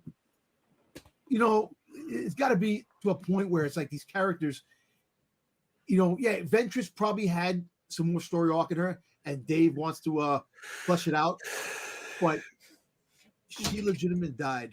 But Bri, here's the problem with it in Venom 2. You guys just want to put characters in places just to put them, like that's what I'm worried about. Like this right here, just bringing in characters to bring in characters. It has not worked in the past. I'd rather have them do justice to the characters. Bad Batch season 2 was a perfect example of that. Like they should have focused on storyline and storytelling, and it would have gone better. That's where it fell off the cliff, right around episode 5 and 6, where you realize there's just no story here. They're literally just showing you characters. It didn't take that long. It took that. Well, I give a little bit more of a leash than you do. That Racer episode where all they did was like, Oh yeah. That was like. Well, hey, but that's what that's what Bri says they want. Bri says that's what they want. They just want to bring in characters and have them race around and do dope shit. No, that's not what people want. It was a failure of an episode. That's you're talking out of both sides of it. The Racer episode was so bad. Yeah. But yeah, I mean, like it's cool. I mean, seeing her in the Black flashback, seeing her like she looks like in the novels and stuff was really, really cool to see that. And we're gonna get 3 episodes, premiere February 21st. So we'll see how it goes. Let me ask, do you think that more people you think will get some the clones will freaking die? They'll kill off the damn clones? No. I mean, At this rate, no. apparently, if you're bringing in Ventress for fucking 6 episodes, no. Like that's what I'm saying. Like bringing her in defeats the purpose of what we thought last season should have been, which is like kill a fucking clone. It's literally Bad Batch was the purpose of killing a clone, right? Like that is what the goods we were sold. Tech is gonna come back. If Tech comes back, then it's stupid. Come on, he should have died. We also Marco didn't clip it. We also saw Wolf in there, so we're gonna get to see some Wolf. Oh, You're yeah. a big Wolf fan. Brian, I think just the opinion's different. Just seeing something is okay. I like my characters to have good storylines and make sense in canon. And I dislike when they like I don't care that much about what they do to Boba Fett because it wasn't one of my favorite characters. However, what they did to Han Solo really chaps my ass.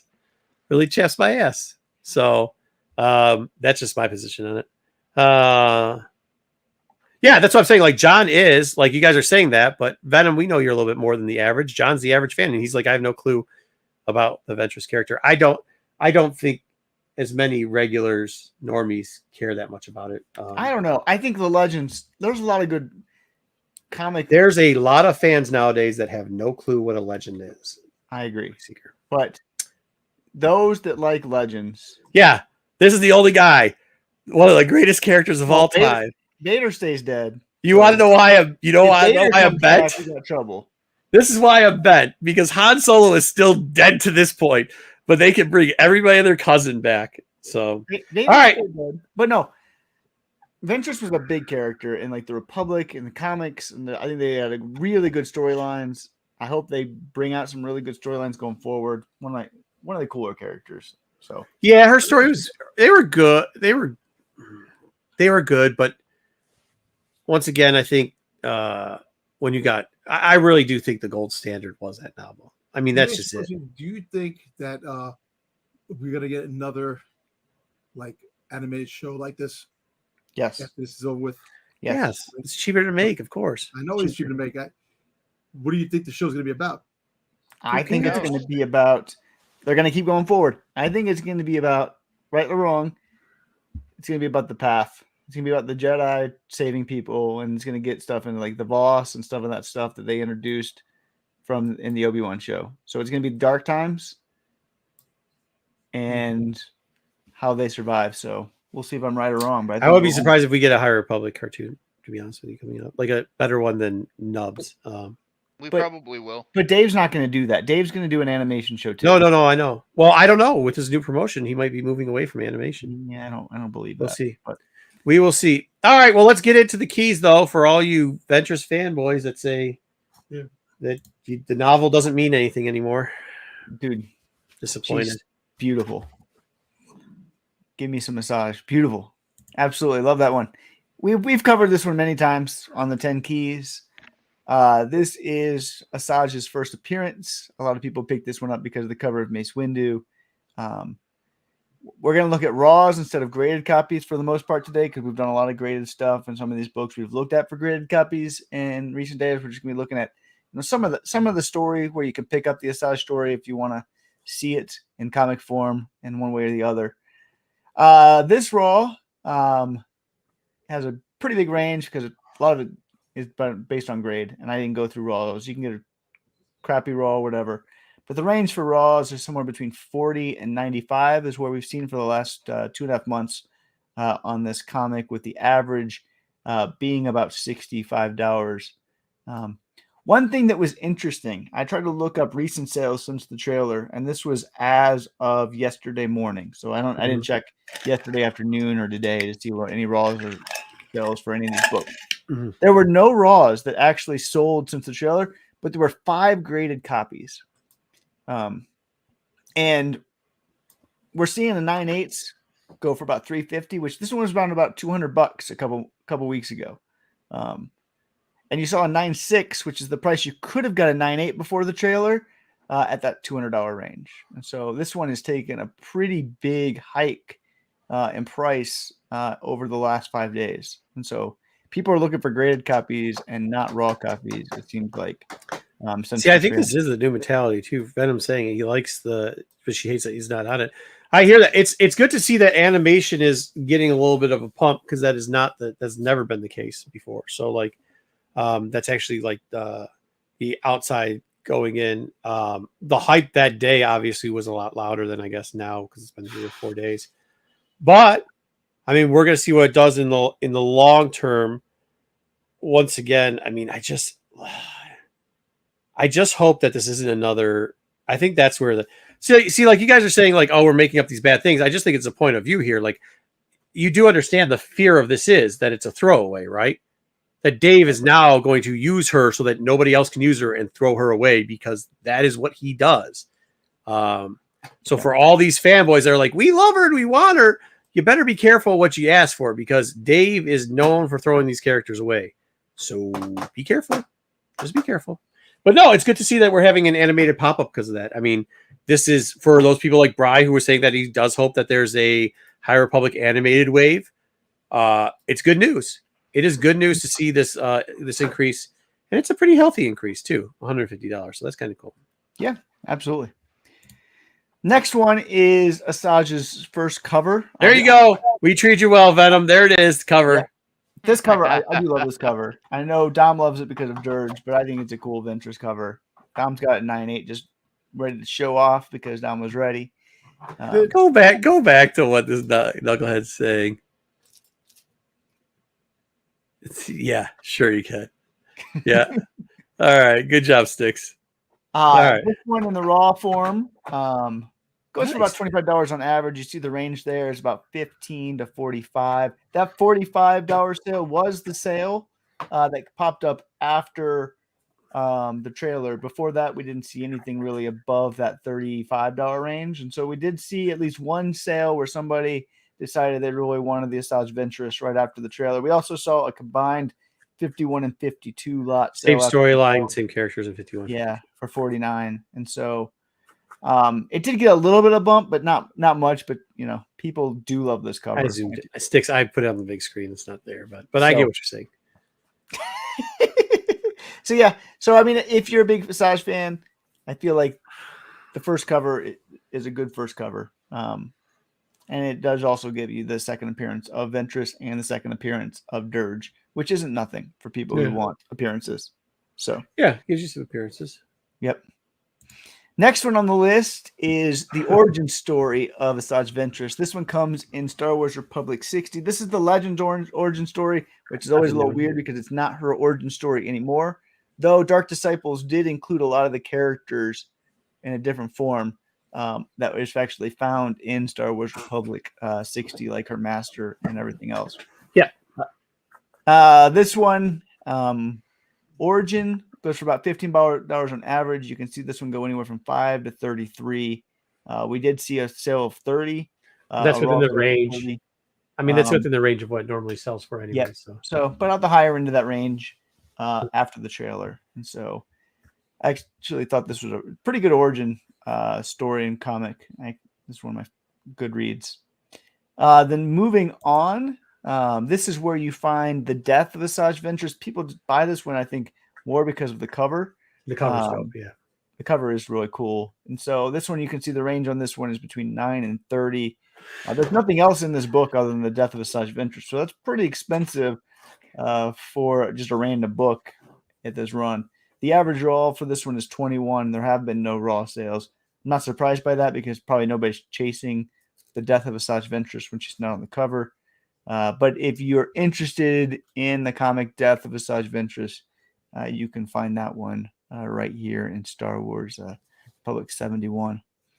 There's two more that I want to look at before we look at some covers for Asajj Ventress, and that's Obsession 4 and 5. And so after she dies, she comes back and is reborn.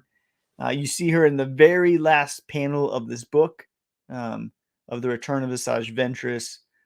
This one you can pick up for as cheap as $1, or sometimes it goes for upwards of $24. I don't know why somebody paid $24 for this one. This one is not what she's known for the rebirth, but you actually see her here first in her rebirth story, and this one's about $6 on average. And then you get the one where you see her on the cover where it says Ventress Reborn. This is the one where most people think that she's actually resurrected, even though you see her at the last panel of number 4.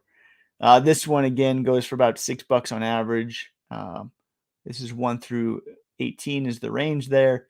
But again, this is just showing that she dies in Legends. She comes back in Legends. It's just part of her story arc.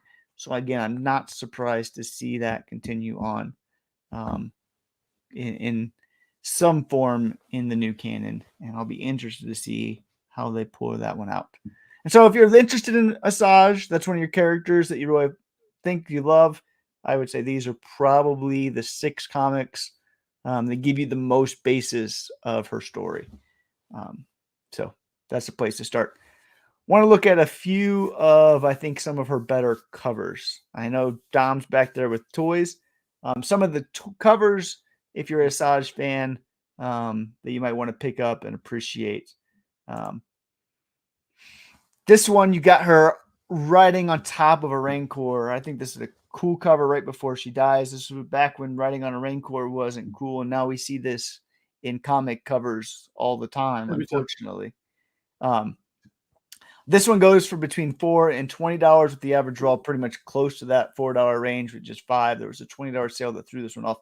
There also was an interestingly brutal, whoever bought that, I think that's a good buy, bought a 9.6 CGC graded copy for $6 that came off about 6 weeks ago. So anytime you can get a graded copy for $6,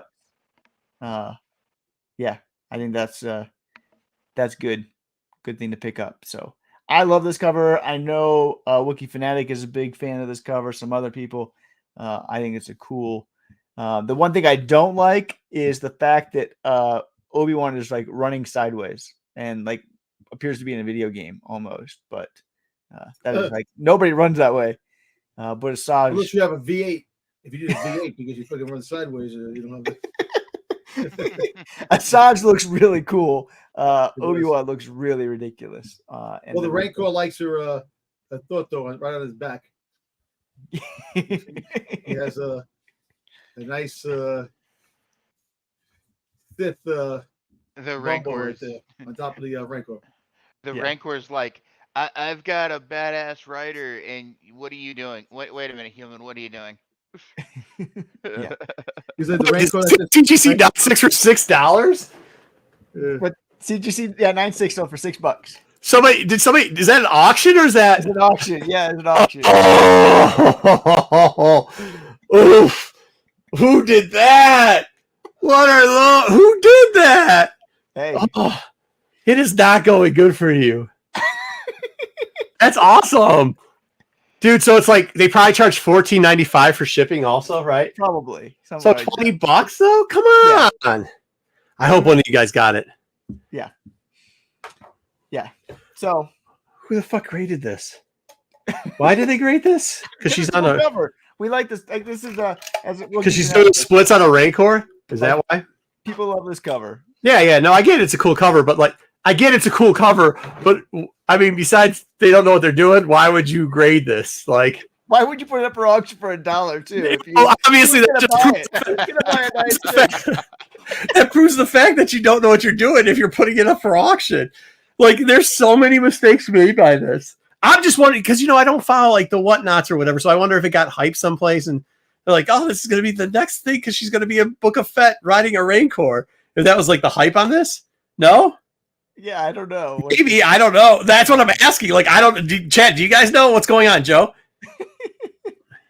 Yeah, I just think it's cool cover. We're just going through some cool covers. We went through all of the appearances stuff and all of that. Here's another I think really cool cover. This one, Venom, damn it, Venom. Did you see what he just said? He said Dom was trying to keep that for PC, but he had to sell it. So he put it up for auction for $6. Damn it. Give him the bell for that one. Damn it. Venom, I wish I could have argued with you on that one, but I got to give it to you, dude. Fuck, that sucks. Where is it? Oh. Ring the bell. All right. Yeah. I like this. I like this cover. me too. It's a good This cover still, I mean, nobody wants to sell this book. You got a 9.8 for $125. That's That good. was the trailer somebody paid for it. Yeah, that was Okay. actually up. The previous sale before that was like 90, so that one did go up. The raws were going right at the high of the range at 25. There's 2 raws that sold at 25. The internet That must was be the on place to buy this because you try to find this book in decent shape at cons, it's fucking trashed. It's not only trash, but then like people are asking like $65, $85 for it raw. You're like, dude, no way, Why? no shot. There's nothing in it, but whatever. That's fine. It is a cool cover though, and I mean the person that bought it for $1 got a good deal on it. But other than that, Yeah, Jedi. it's just a cover buy. Yeah, hey Jedi. Jedi talked about this one. I don't think this is a thing, but if you think this is I put the wrong one. If you think this is a thing, this is technically is first canon appearance. It was a thing before they just shat all over canon and said that doesn't matter anymore. But yeah, this is first canon appearance. This is the fan variant. This isn't like an incentive variant, but it must be under ordered. I don't know why. Because I have that issue. there's only was 3 sales in the last 3 months of this thing, and so I never understood why this one got as high as it did. I still don't get it. Because I mean, average raw for this was just a normal $4 comic, right? Yeah, I think it was a It was $5.99. $5, Wasn't this the whatever, B but- cover too on it? But still, yeah. Yeah, so I mean, average was 28. There was a 16. There was a 48, and there was. Oh, something it was going for more. well over that, dude. No, because people were hyping the shit out of this for the longest time. I think what originally happened, people thought it was her first appearance, period, and they didn't understand what in canon meant. Yeah. And then after that, Shark had jumped. Like trying to explain to people how comics worked early on was kind of tough. Yeah, Early we've on in seen the these pandemic. sales pop up. I do like this cover. I think it's a cool. It's a cool cover. Mhm. It's not $28 cool cover, but it's a cool. Oh cover. yeah, this might have been it too. It might have been billed as the first canon Ahsoka 2. I think he's right. But it wasn't which- even true. That's not true. That's not even close to being true because then they didn't realize how IDW were. Yeah, I mean, yeah, no, yeah. I mean, it was during the time where people were just saying whatever the fuck they want to say. So like, yeah, you can say words. That's a cool cover though too. I like it. It is a good cover. Yeah, no doubt about it. But this cover, I know I put this one in for Marco because Marco is a big Woo fan. I take take it back. I take it back then. What's that? This I is take back- Woo. I know you're a big No. Woo fan. I do. I like what Woo's doing.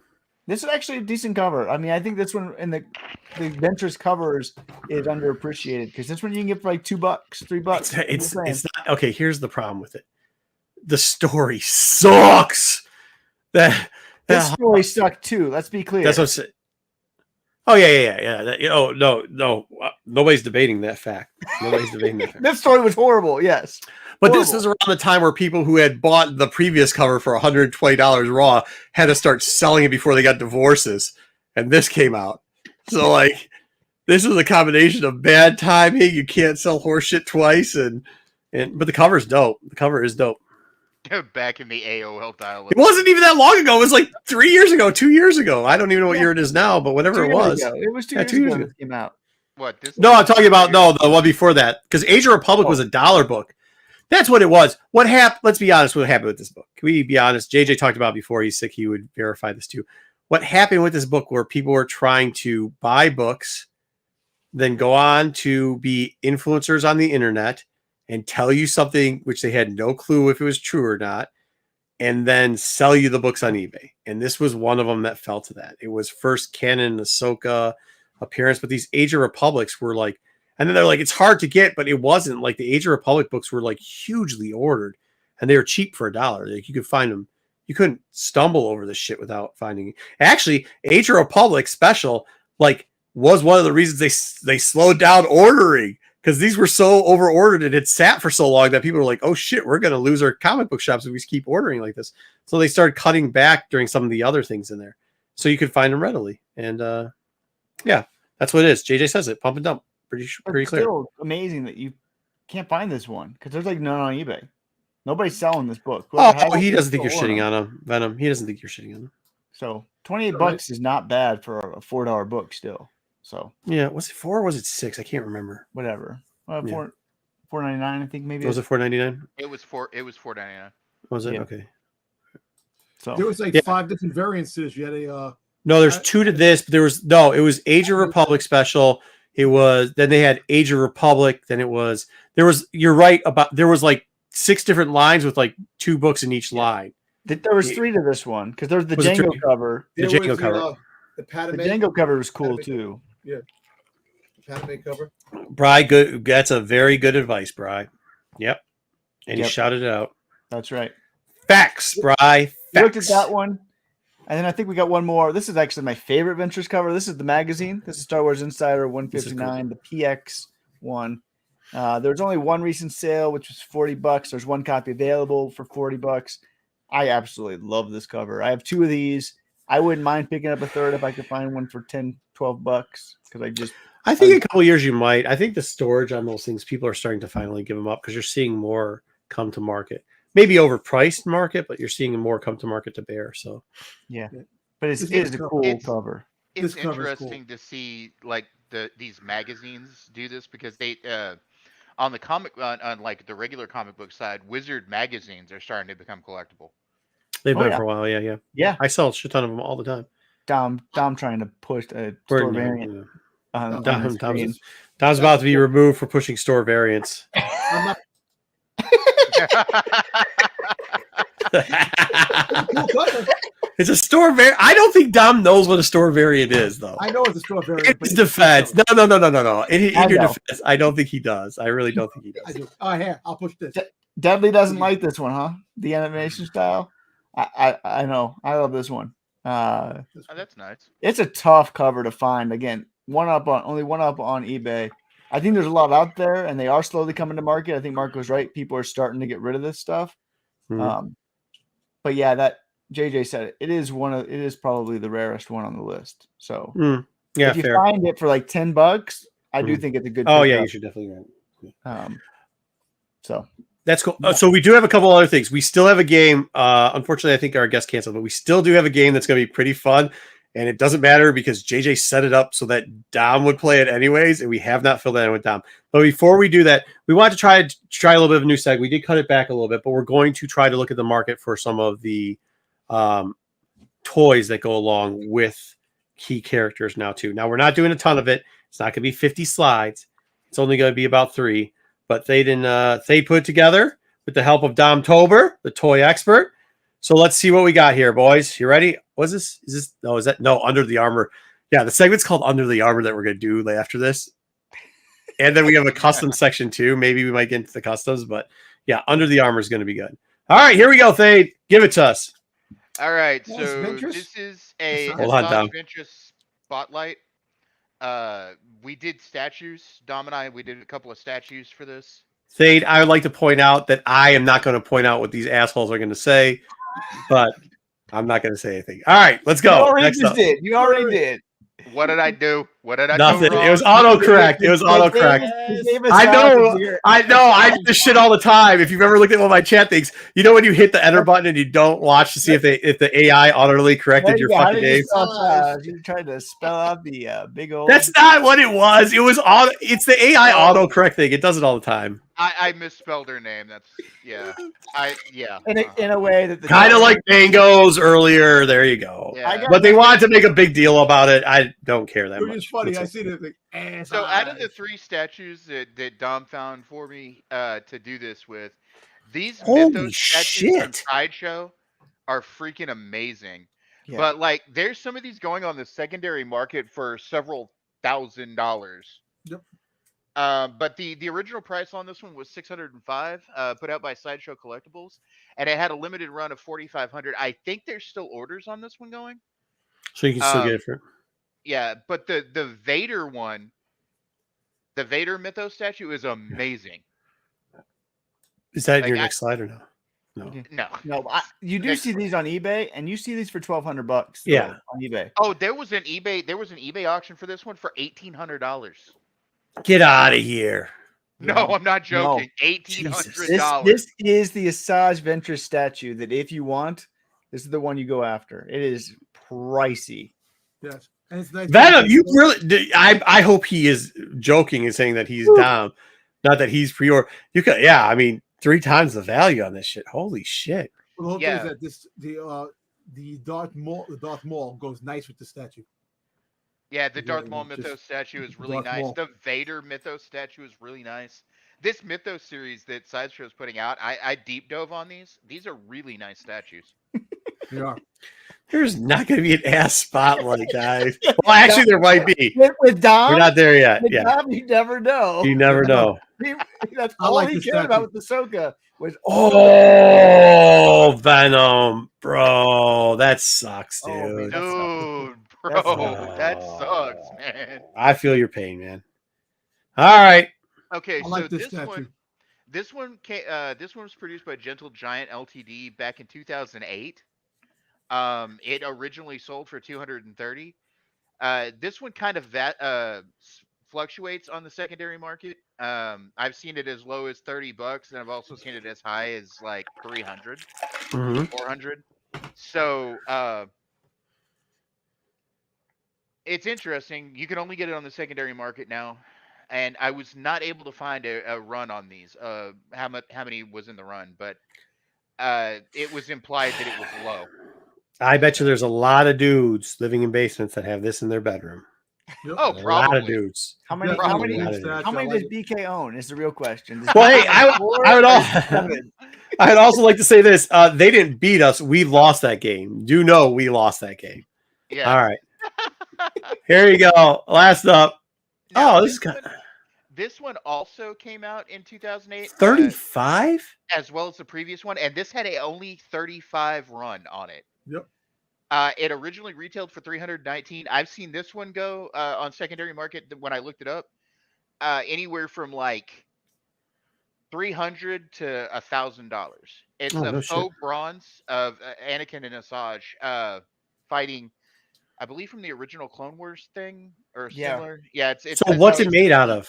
What's it made? That's how she dies in the Clone Wars comic or the Yeah. the old 2003 Yeah.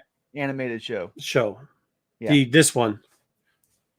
Yeah, that one. Yeah, that one. The guy that starts with a T, and I can't pronounce his name. Did. Yeah. The guy who did Samurai Jack. Yeah. Yep. Yep. Still directing in planes. What do we know it's made out of? Yeah. I'm about to tell you. Give me a second. It's cool. 35.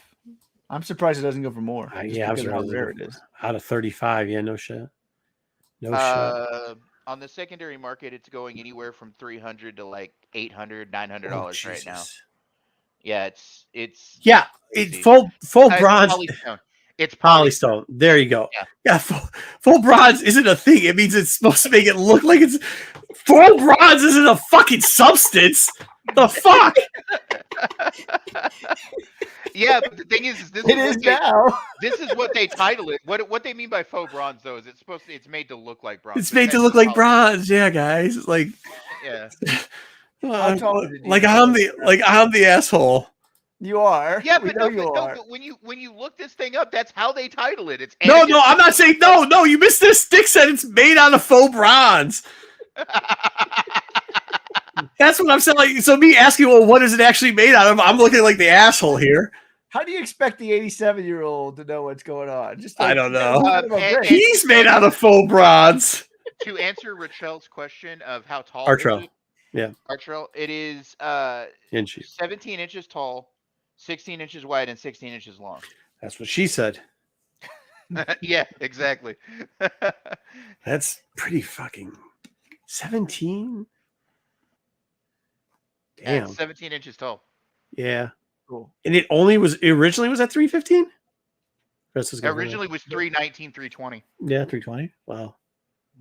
For 35, I mean, I get it. And only 35 in the run. Yeah, dude. Imagine that. How many of these are broke out? Well, shit. If you ever, there was one time. This is good to see some of this shit because there was one time we, if you've ever heard the story from TAC or whatever, I think I've told it before, where me and Sean were locked in like a garage one time, and we had to like go up and go through all the stuff. And the dude, he had like G-Wagons in there and just like left us locked in there. And I ended up having to go to the bathroom, so I took a big old dump in his private office because like who locks you in a building? But like. Part of the problem we had was he wanted us to do a full buyout, and they had a bunch of statues and stuff. And now I knew that some of them were like the early McFarlanes, like Danger Girl and other stuff like that. But I wasn't like I guarantee you there had to be something like this. Incidentally, there was also a full color version of this statue put out. The faux bronze. Why the faux bronze was such a low run was because it was the rarer of the two pieces. Yeah. The colored version went, I think it was like 4,500, 4,000, 4,500, somewhere in there. Yeah. Could you imagine? We're stuck on the faux brown shit, right? Yes, JJ. I think we're all quite aware that you'd fucking get a hernia picking this bitch up if it was real bronze. It also would cost Dude, if it was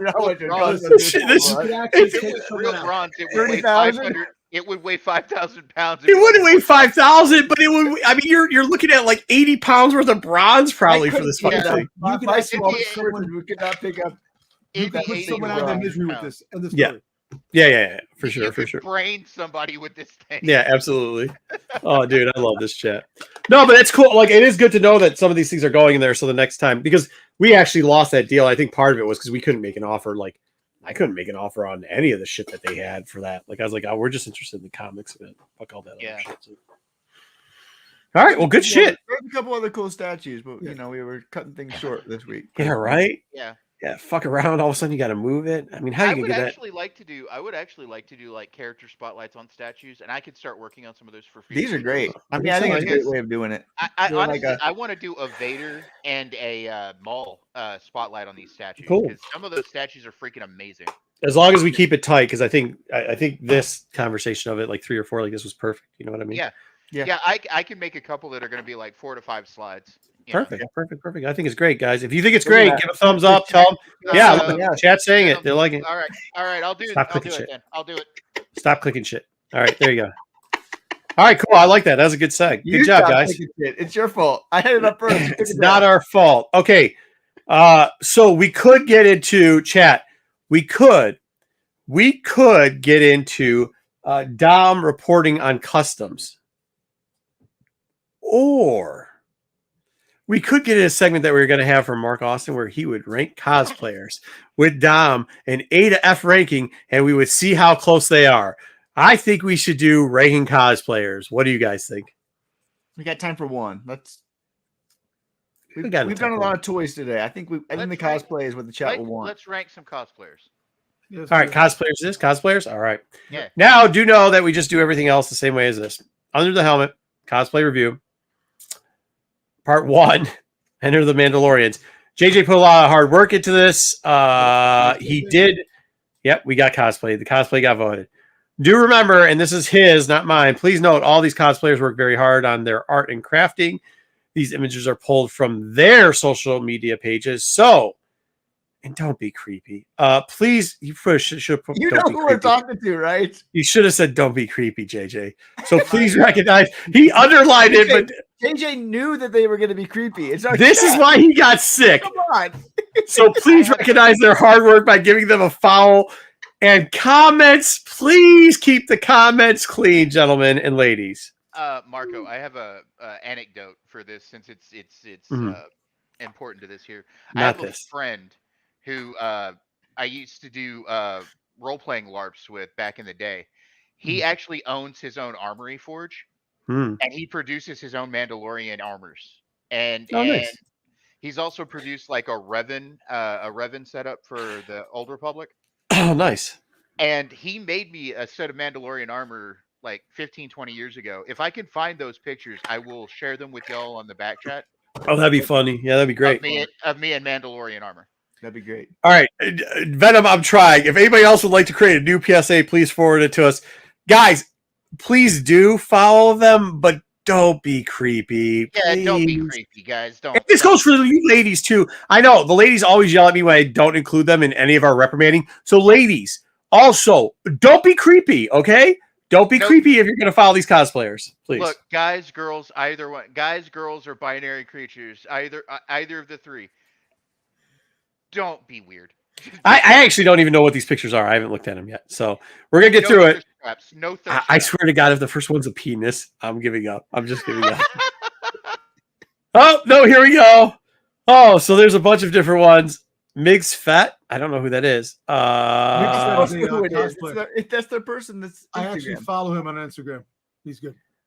Oh, so these two are the wait. So this is the one of Bullock on the left, original, and he made this. And he made the other one. Yeah, that's pretty good. Wow, that's fucking all right.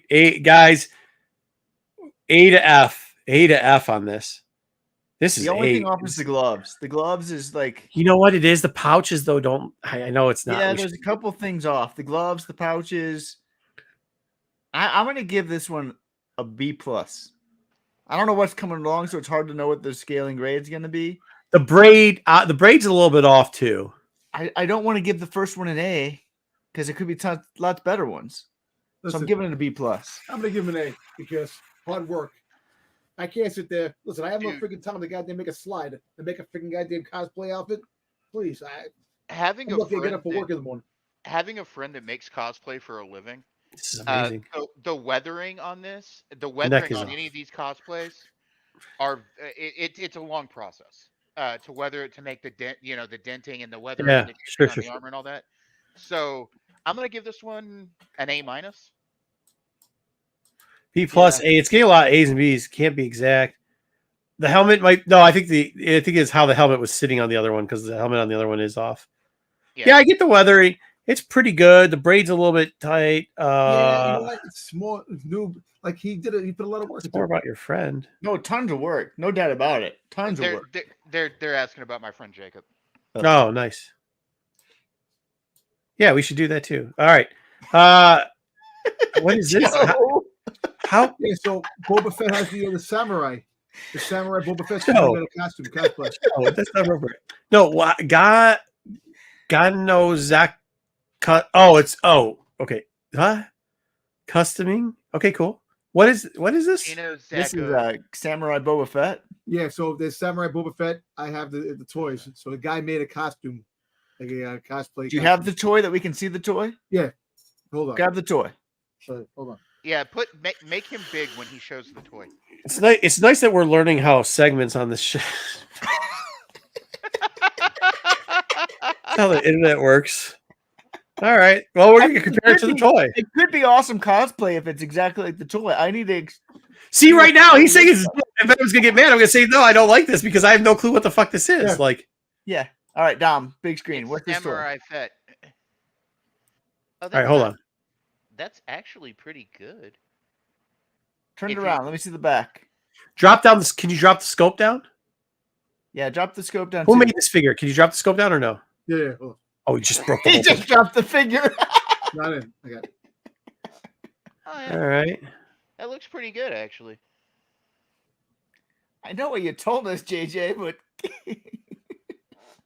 Yeah, Predator Fett, but it's like pretty cool. December. It plays better when we don't run through it. Predator Fett. What are we doing? Yeah, that C plus. Brian just comes out C plus. All right, what are we giving this one now? Are we giving it? It's anywhere from A to F. I'd give it a C. I'll give it a B minus. I'll give it a B myself. I'm gonna give it a C because I just don't understand it. Like I don't Well, hate it's it, just- but it's like, yeah, It's just the concept, the freaking the samurai concept. They have them for all the figures. yeah. I don't know, whatever you just said. Okay. Okay. All right. Next up, let's see if Dom's got this one. Hunter. Oh, we gotta get this big again. Hunter Dem Pros. Yep. Or props. Hunter Dem Props. Cosplay as Din. This is. Din Djarin. Oh, okay. This is. I got a problem with this one. I'm giving this a D minus because this looks like a strobe light hoe. Because I can't tell how good the actual cosplay is because I think the filters. My wife has informed me there's these things called filters. Okay. You these just people figuring this out. So here we go. That's So really this sad. looks like a bunch of filtering and like photoshopping here. So I'm giving it a D minus. I don't know if I go that D hard. on it. minus. Yeah. Yeah, because the Grogu toy doesn't even look like that. Look at how good that Grogu toy looks like. That's one of those like little $5 Grogu toys. I'll give it a C. I'm not. Give it a C. I'm not sold on it. It's not great, but it's not a D minus. Well, I mean, because I don't. What I'm saying is I don't know how good the suit is. Like, I think you're putting up like too much, like outside makeup on it. You know what I mean? This looks more like this guy wants, or girl, or whoever it is wants. And I'm sorry, I'm not trying to be disrespectful, Hunter's Den, but it looks like he's more of like working on the photography than he is the Well, listen, cosplay. I'll be honest with you. I like the original Din Djarin outfit when he first came. The new Vescosta. I like the old his old outfit. I got the hot toy right here, the original outfit. The Din Djarin, but I can't stand Din Djarin. Freaking Boba Fett rip off. It's like everything that Boba Fett was supposed to be. Cover him up. I love This it. is Just keep this that is up there. supposed to make Keep that you up there for the happy. rest of the show so we can't see Dom anymore. This is because he's mad about Boba. this is supposed to make you happy, Dom. Not making me happy. I'm sorry. This is supposed to. Hey, I give it a 2. The D minus. Grogu. The Grogu looks too fake. It looks like a stuffy. Not good. You should have had a I think with the it, chance to something see like on that, this freaking one. I thing. think they more agree with me than Marco. So No, well, they gave it C's or whatever. It's the lowest grade, C minus. not D minus. That's a big difference. Oh, D, fine. I don't care. What did you say, Thade? I give it a B minus. I just think it's photoshopped. I don't think it's like the actual thing. I don't know. Whatever. Oh, okay. What is this? Dom's giving this one an A plus. I can tell you that much. Dom's already Okay, gold. Star Nacho. Freaking Yeah. look at that Din Djarin. Why do we have this young lady in her like sleepwear? You I should want to think- show what she looks like. I think Or, JJ was setting Dom Trolling. He's trying to set a Dom up. up. JJ was setting No, Dom don't say up. anything stupid. Yep. Covered her face up with the cosplay as did though. JJ, you're wrong on like 20 accounts on this shit. The helmet seems to gloss even her bathroom with the. But see, look, that's what I'm talking. I think this is a filter because like her color of her hand changed. Well, look at the back. Her back. Maybe Look it's at makeup. I don't know much about Back makeup with a either. little showcase Makeup. in the back. She got some chick riding a motorcycle in the back. In the showcase. No, That's what Dom Dom's checking out her toys. Dom is checking out her fucking toys in the background in the case. The number one rule is don't be creepy. I'm just like, He's like casing your fucking house. Oh my god. oh boy. What the fuck is going on? Oh, it's a before and after. I don't understand that. Okay. Plus, Look, she took her glasses off. She got contacts in, put some makeup on, and she's. what does that have to do with her? I don't know. Her cosplay is done pretty well. It's. I mean, the scorching on that, as Thade was saying, is kind of tough. So the scorching works out Yeah. pretty well. The helmet's got some gleam to it, which is nice. I guess C plus B minus. Not as good as the first I one, give unfortunately. it a C again. I Yeah. don't. It's fine. Jesus Christ, sticks. Jesus. Uh, All right. Oh, C Cosden. Oh, come whoa. on, come on, Marco. Whoa. I didn't do that Marco, one on you should have purpose. read that one first. I didn't read that first. We get a strike Damn it, for this Jedi. one. What is wrong with you getting a strike? Hey, just because your show gets strikes doesn't mean my show needs to get strikes. All right. Did Jen a B plus on the creativity? Yeah, she did a good job with creativity. yes, you did. It looks like I a lot of give her- filters. It I might give her a too. C. I don't think it's as much as filters. No, because I don't think it is as much filters because you can see obviously Dom's picking out the fucking toys in the background for some Well, reason. look, and she has a cat in the background, so she's a cat person. You know what? She has cat hair. on the Oh, house. I'm downgrading Yeah. D minus. I say All B. right. What we got next? Hey girl, I like those statues you got. Oh yeah. Sabine. Wow, the colors on this are amazing. And Look the at owl. this. The owl looks awesome. We have somebody who does a Sabine in Detroit, and she has a very her costume is really good. It's a little bit more weather than this. She looks more like an action figure, the toy of Sabine, like the toy I have in here. I Sabine, actually that like I her know. Sabine. That's She looks pretty good. good. Yeah, she does look good. I give her an A. I give it an A minus. Give her A. If it was her blasters are A plus. They really are. They probably made a styrofoam too. Her helmet is probably A. Her shoulder pads are probably A, but the rest of her costume is probably is it called a costume? That's not disrespectful to these people, is it? The stylish geek. This is Yeah. The rest of her costume is probably C. So maybe lower it down to the B range, I guess. I go A minus. Yeah. Yeah. B minus. Yeah. Some people. The Rainbow Sleeve looks trash to me. The helmet is only. Yeah, I think Venoms. I think we're kind of agreeing. Well, the blasters too. I like the blasters. Yeah, chest plate is off. Looks kind of weird. The shoulders are You know, really look at cool too. if you look at the chest plate, it looks like I think it's the made of olive is- styrofoam. Like they cut out of the styrofoam, the plastic, like the. They They probably made it did. I mean, I don't know how they make these things. Yeah, you might be right. Yeah, I just wish there was a little bit more to it, but yeah, I think the blasters and the helmet are good, and I also, like I said, the shoulder pad with the owl on it was really good. Yes, that's probably what that is. Shohiba. B minus. All right, cool. That's a good one. All right. Marco. Mhm. After you showed the slides on this, Mhm. I just sent the pictures of my buddy and his Mandalorian armor I'll and try his to Revan review. armor on the back chat. If we could show those, so Yep, they I'll can see what I see can it. do. Let me see what I can do. Got a bunch of stuff to get out of the back chat today. All right. It's the most recent 3 pictures. So Cool. You got it. This is cool as shit.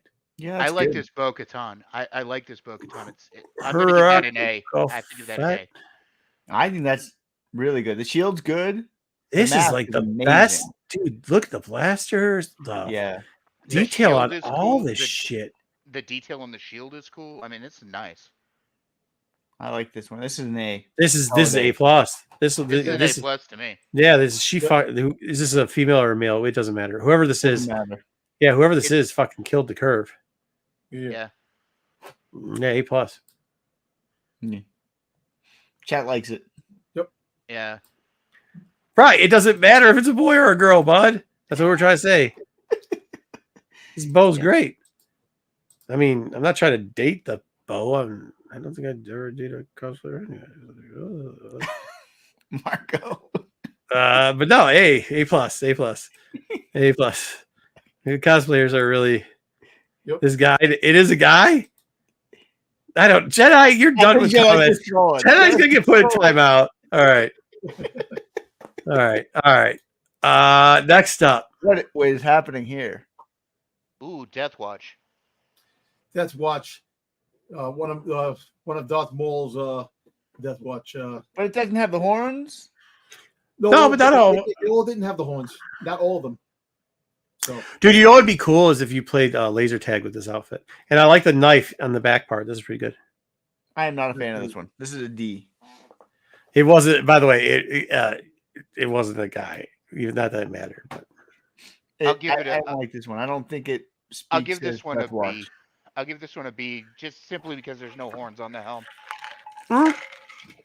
Yeah, I like it. I do like it. I think it's good enough to be. The black and red's nice. It's Doesn't more matter. pinky to me. I don't know. Maybe it's the coloring, but it looks way too pink for me. It doesn't look right. Yeah, you might be right. It's off by a little bit. I can't disagree with that at all. What else do we Yeah, have? I think Anything it's else? low budget. I agree. What? Nothing wrong with low budget. It just doesn't. After the last Now we're one, just gonna call stuff low budget. All right, cool. Could you move it to the next one, please, Wayseeker, while I try to handle the 80 other things? what are we doing here? The Meow Meow DeLorean. DeLorean. It's a We're meow on the DeLorean. Meow DeLorean. JJ is trolling us. The what? The Meow DeLorean. It's got a Hello cat Kitty DeLorean. Mandalorian. It's Hello Kitty Mandalorian. Hello Kitty Mandalorian. What are we doing? What are we doing? Why are we doing this? Meowland. Hey, Star Wars is for everyone. True, true. I Right. guess. Now you gotta say it because now that's where it's going. All right. Yeah. Let me look okay. at what this meowed. What is this? And that blaster? What is that this? thing? Dude, It's there's no- Hello Kitty the Mandalorian. Okay. Yeah, but what is that? A Fortnite blaster? or something? No, the Halo thing. Did it She's pay pink? probably an anime fan, and she wanted to do an anime style of Hello Kitty and Bry. No, I don't get it. I don't get it. I mean, I don't get it. I don't get it either. I don't get it, but I will give it a B for. No. No, I- I'll give it an a F. B minus. B Look, minus. look, for yeah. it's a effort. unique design, and I will give them points for going for it. I guess I don't know. I mean, if F was on our thing, which it is, I have to give something an F, and this is an F. Yeah, unfortunately, like if we're talking, Yeah, I give this it a is B for probably effort. this is I probably give it a B something for that I effort. couldn't do. Yeah, 100%, like 100% can't do it at all. So is that it would be very judgmental if I gave it an F? Fuck yeah, baby, I'm very judgmental. So F, fucking F. I don't even know what this nonsense is. Star Wars may be for everybody, but it's not for I that love how person. JJ who knew knows this was what for to do. last. Like JJ Huh? knew he was gonna put this. Oh, one he before 100% knew he was trolling this out for us, at- guys. At Like, the let's be very real end, about he's like, I found this one. I am gonna troll you as hard as I can, and I'm gonna see who's nice and who's not. And unfortunately, me and Mark. I'm not. Yeah, no. Well, I mean, it's just it doesn't fit the criteria. And by the way, to this young lady, send all your hate mail to JJ because it's like you submitted yourself. He submitted you to the wrong contest, right? It's not our fault. We didn't submit you to this contest. JJ did. He knew what he was doing. It was like you're going. It was like you're going to the Westchester dog show, and you're a fucking cat, dude. That ain't my fault. When you see this, and then you see this, like, what are we supposed to do? Yeah, it's not my fault. I can't lie to the people. Can't lie to them. Oh, is that another? Oh, another one just popped up. Okay, hold on. I'm trying to get all this stuff done too that he's adding new stuff for, and I'm trying to get Bartles and James done also. Yeah, so I think what's the chat saying on it? I can't see what the chat is saying currently. Chat's giving like a C for effort. Yeah, chat's. Are they giving C for effort, or are they giving C for something else? I mean, A couple of people are voting on something else. On yeah, something else on her looks. Okay, well we're not supposed to be doing. We got an A+ from Bry. Way know. way to go, guys, because that was a good And then, way to and then go. Wookie was on my side and your side with the D- at best, which is really an F. But Wookie was Well, once again, I would like to clarify: it is not her fault. It is not her fault she's getting this grade. This is a faulty of. She made it. She went there. She probably got a lot of cute people. People saying that she looks cute. She's probably a Again, young I girl. give her. Young I girl give her a Mandalorian. B for effort. I give her a B for effort because I give her a B for effort myself too. it probably took a lot to design this. Okay, to mash up two things, it probably took a lot to design this. It's not like my bag of tea, I guess, but like it's not bad. It's not bad. Yeah, I got. this don't like better cats. never happen in Marvel because that is when we're off the rails. This is the next. This is Peach like a Peach Momoko. This is the next Peach Mocha. Yeah. I was about to say this is the next Peach Mocha fucking thing. Yeah, 100%, bro. I'm totally getting canceled. for that 100%. comment. No, 100% the next Peach Mocha situation. All right, our processing thing. We're going to add a little bit onto here real quickly. C for creativity. Hey, what's up, T Jones? What? Who gives a shit? What? I mean, I'm not watching dogs shit on the floor, dude. I don't really care that much. Let me see if this went through. Fade. All right. We can, before till he gets back, we can discuss this real quickly. For those people that don't know, they asked Bartles and Jimmy. The guy on the left, his name is Bart Bartles. He is now fired / quit. Retired? He's not old enough to retire. He got fired. Yeah. He's horrible. He's the worst. He can't retire at 32 years old. Dude, he used to always come out and be like, all you fans, we know, we're listening. This is what you want. Get hyped, guys. And the chat would just go fuck your face. No, it's like, are you kidding me? Not at all. Yeah. Dude. Absolutely. But here we go. So that's who Bartles and James is. We used to do bits on it. As a real character. I'm not, if you cosplay as Nubs, I'm going to like it. Yeah. But Nubs is a character. All right. So here we go. This is an old friend of mine. His name is Jacob Kurta. Okay. He runs a company called Mercenary Industries down here in Texas.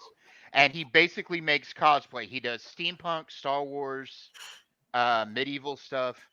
Cool. Anyway, this is his Mandalorian armor that he made. And then his Revan. And there's a picture of his wife dressed as hold on, I got it. Slow down. I can only fit 2. Yeah. That's and him? if you'll this is his wife, Christine. She's dressed as Bastilla. Yep. And this is Jacob again with the helmet on. But if you'll notice, the reason why I put this picture in here is the blaster on this one. Yeah, it is cool, man. It's a really good design. It is. Yeah, I agree.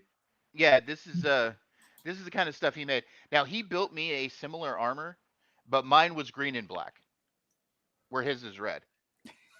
No filters. Hey. Hey, what's going on, Geekstronomy? Yeah, I think these are good. Yeah, like I said, he works for he owns his own company. It's called Mercenary Industries. And I really like the Revan. The Revan's cool. Yeah, that he did really good with the Revan, and his wife actually designed the Bastilla costume, the uniform. People keep sending me. I'm not adding any more pictures to anything, guys. I'm not adding any more. You got one more, right? Next slide. Oh no, you did that one already. Yeah, that it. Yeah, we're probably gonna get cosplay section might be cosplay. Might not come back. Just to let you know, that cosplay section is probably the last time we're seeing that. I thought we did pretty good. I would say we were good, better than average. I thought for the most part. For the most part. Yeah, I don't think we're gonna get. We're gonna get blasted either way, no matter what we did on that. But I think we guys, hats off to chat. Hats off to the Dom checking out the sculptures in the back. Not inappropriate. So in the paintings. Bart and Jimmy. Okay, so Bart and Jimmy. Pulse, especially during the pandemics, they would give like these updates like every month about just nothing. It was just nonsense. And Bart, as in Bartles, because one day I guess I was like, yeah, Bartles and James, because I was trying not to shit on them that bad, but like they were it's just the worst. They would have female like the marketing designer. They would down talk her like nerd mansplain shit, and she's like, "No, dude, the fans want articulation." And they'd be like, "No, but they've been really just asking for this figure." And the whole chat would be, and it's Star Wars has a very wide swath of people, like right swath, not sloth, not that too, but they also can usually never agree on one thing, and then you add toy collectors to that, and there's zero agreement. But the one place where all these people band together was that Bartles and James here, and he kept getting promotions, mind you. And every time he'd come on and brag about like, I'm chief designing for Star, and people would just boo the one thing that these people all got together and did was just bombard the chat with straight hate towards Bartles and James. Anything they said, opposite. There would be people just going, "Where's this figure?" They would boo this man. They would boo that man. They would spam figures they wanted, but they were so good. They would have like 100 people at a time spamming the same name down the chat. It was absolutely one of the greatest things on the end. It's like when when toxicity is at a great point, that was it. And it was because of these two clowns' ass right here. You know what? Let me tell you something. This is the reason why I think Hasbro is in the predicament in there, because everything was good. Oh, this is great. Let's put this out. Let's put that out. And they always said fans first. And I never thought that. Yeah, it's been a long time. Fans first. They put out stuff they want to put out. That's what he said. Yeah, he would say that all the time. He goes, and this is for you because we're fans first. And they would put out some bullshit that it was just a repack. Right? It was a repack. We should, you know what? I have all the old episodes of Darkside. Maybe we've been talking about, and other shows that we produced and made on other channels. We've been talking about maybe switching that over and doing membership so you guys can see some of these things. So we might just download. But yeah, so it would go on. He's right. He's the guy that killed the Rancor. So Bartles one time decided to come out, and remember the lady that, because James is the guy on the right with the beard and would always breathe through his nose. Like he'd breathe through his nose in the mic and then just mouth talk the whole time. So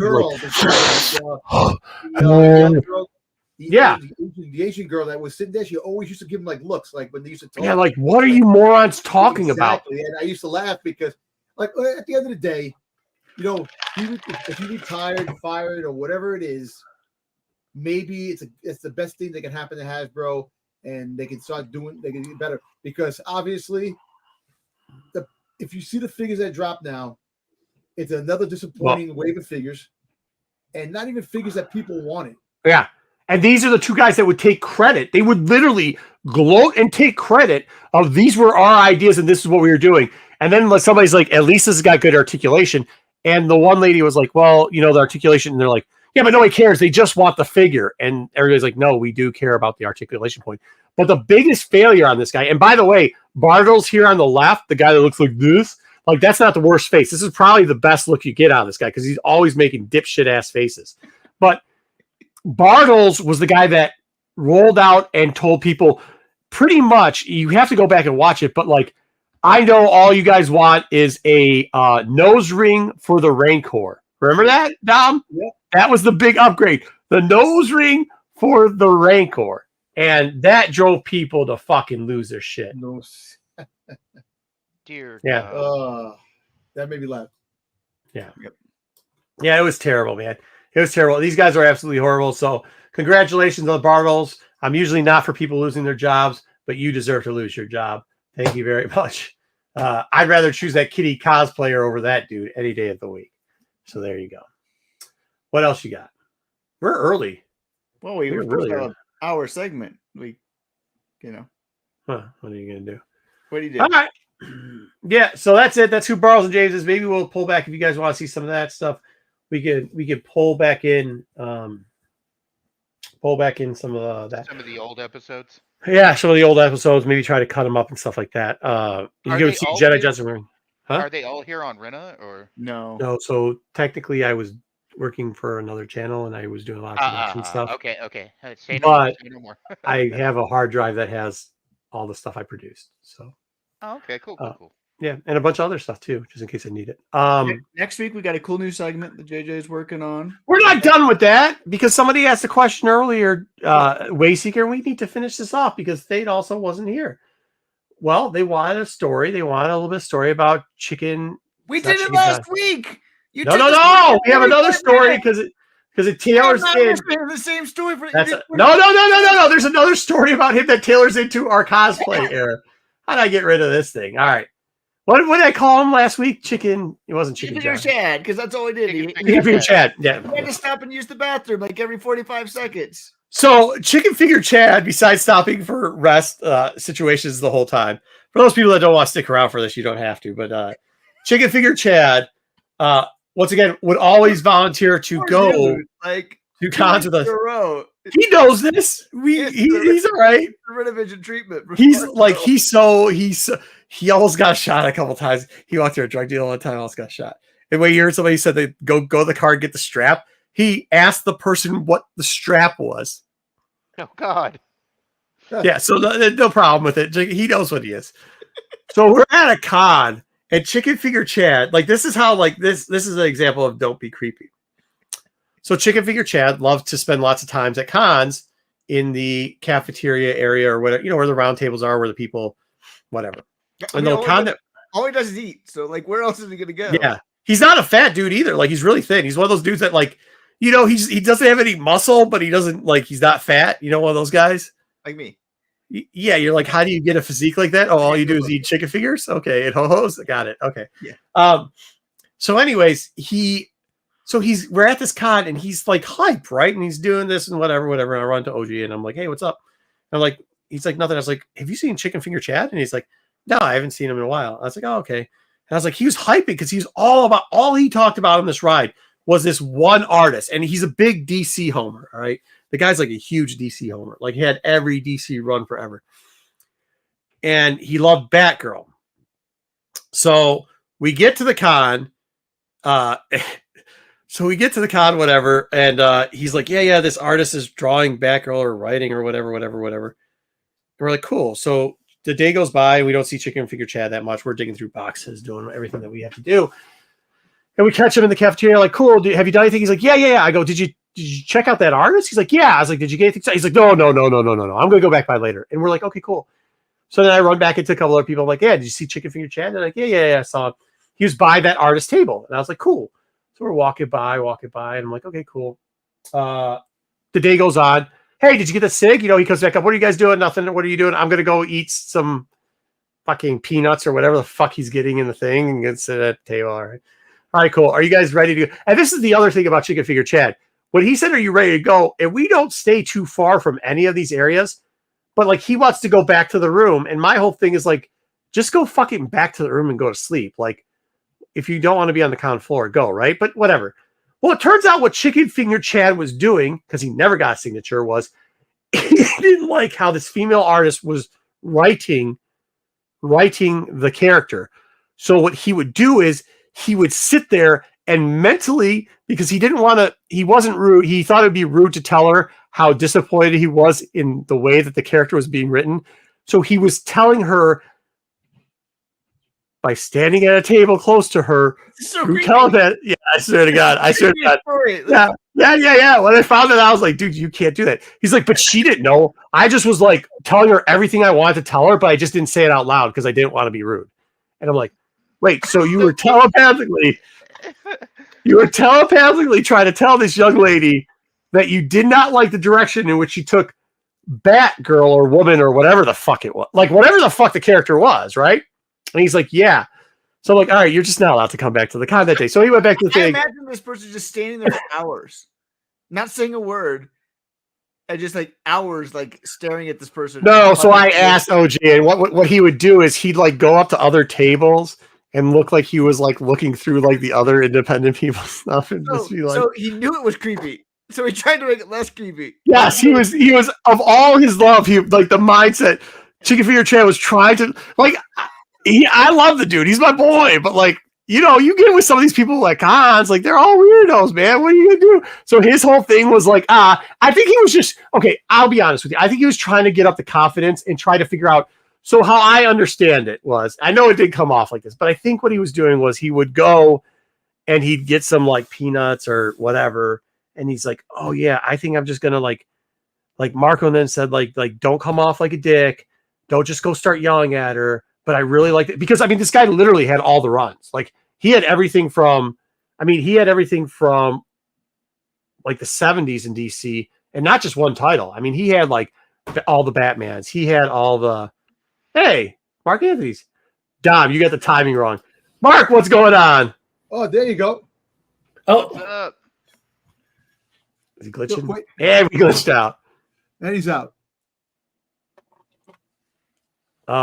We might get it back. Anyways, yeah. So I think part of it was with him was like he was trying to say, and I see this sometimes too when people like probably to Mark too. There's probably somebody who wants to say something to him and they don't know what to say and they don't want to come off weird, but then they get in their head like, bro. So he's like, okay, they told me not to be creepy. Like they did like the JJ thing where there was a whole JJ list of like, hey, follow these people, don't make a bad comment, do this, do that, right? So they get that whole thing ready to go and rock and roll. So from what I could kind of take in without probing too much, because when you hear your friend say that, you're like, I know you're not that. I understand how it sounds, but he is weird, but he's not that big of a weirdo. Hey, Mark, how you doing? Yeah, man. Tom, take it away. What's up, Mark? So I said to Dominic, I said, okay, what time is it Pacific time? I like to just get it straight. No, Pacific time. He said 9:15, but you can come on ahead of time. So okay, 9 o'clock. Okay, man, this could be midnight over there. Okay, well, Mark, we literally asked him after because we know that you show up. Good to see you again, by the way. Good to see you. Great to see you. Thank you. I'm glad to be here. Yeah. So we go. Hey, Dom, not like Mark not to show up on time. Did you tell him what 9:15 did you tell him? And Dom, what time did you say? I thought I said 9:15 p.m. Yeah. EST. He said on the same page as my type saying what time Pacific Coastal time. There's his 9:15. I can send you a screen grab. Yeah, no, you don't have to, bro. We got it. My apologies. That's okay. He's good. I'm glad you're okay because I was like, that. I will tell you, Mark. He was sweating, and he in the private chat. I can show you. He's like, I think there's something wrong. I hope everything is okay. I'm like, he's probably just watching the 49ers beat my Lions. I hope I told him this Sunday, not next. Oh my God! Do you want to? We called it. I mean, we really called it. Yeah, we did. We know it. You know that's how it goes. We heard you. Hey, Mark, can we get this once? We're going to give Dom a little bit of a hard time. When Dom ran into you recently at a con, we'll talk a little bit more. His wife said that he occupied too much of your time. Would you highly agree with the situation? Okay.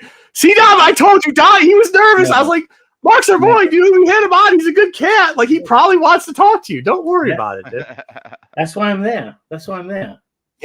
So, and that's why it is something like someone drives out to see you and like, where you come from, they're driven 6 hours. That's like, and that's humbling. When someone does that for you, you've got to give them time. And when you got, I can't stand it when you got those organized signs. Yeah. Someone rushing people through. It's like, no. Like, this guy's been lining up, he's driven all this way. This is his favorite character. No, like, you can't just. So, no. The answer is no. Dom, no. Yeah, I love Dom too. Dom, but here's where we're going to give up Dom's last setup because Dom tried to. We're like, hey Dom, do you have the promo for Mark? We've got a lot of new watchers now. Could you set us up a promo? Dom tried to set a promo and I'm going to warn you, it wasn't good. So we're going to try now again, Dom. Could you explain who our guest is and please set up a promo for our guest? The promo. Oh, so you want me to hit the promo? Okay, here we go. Yeah.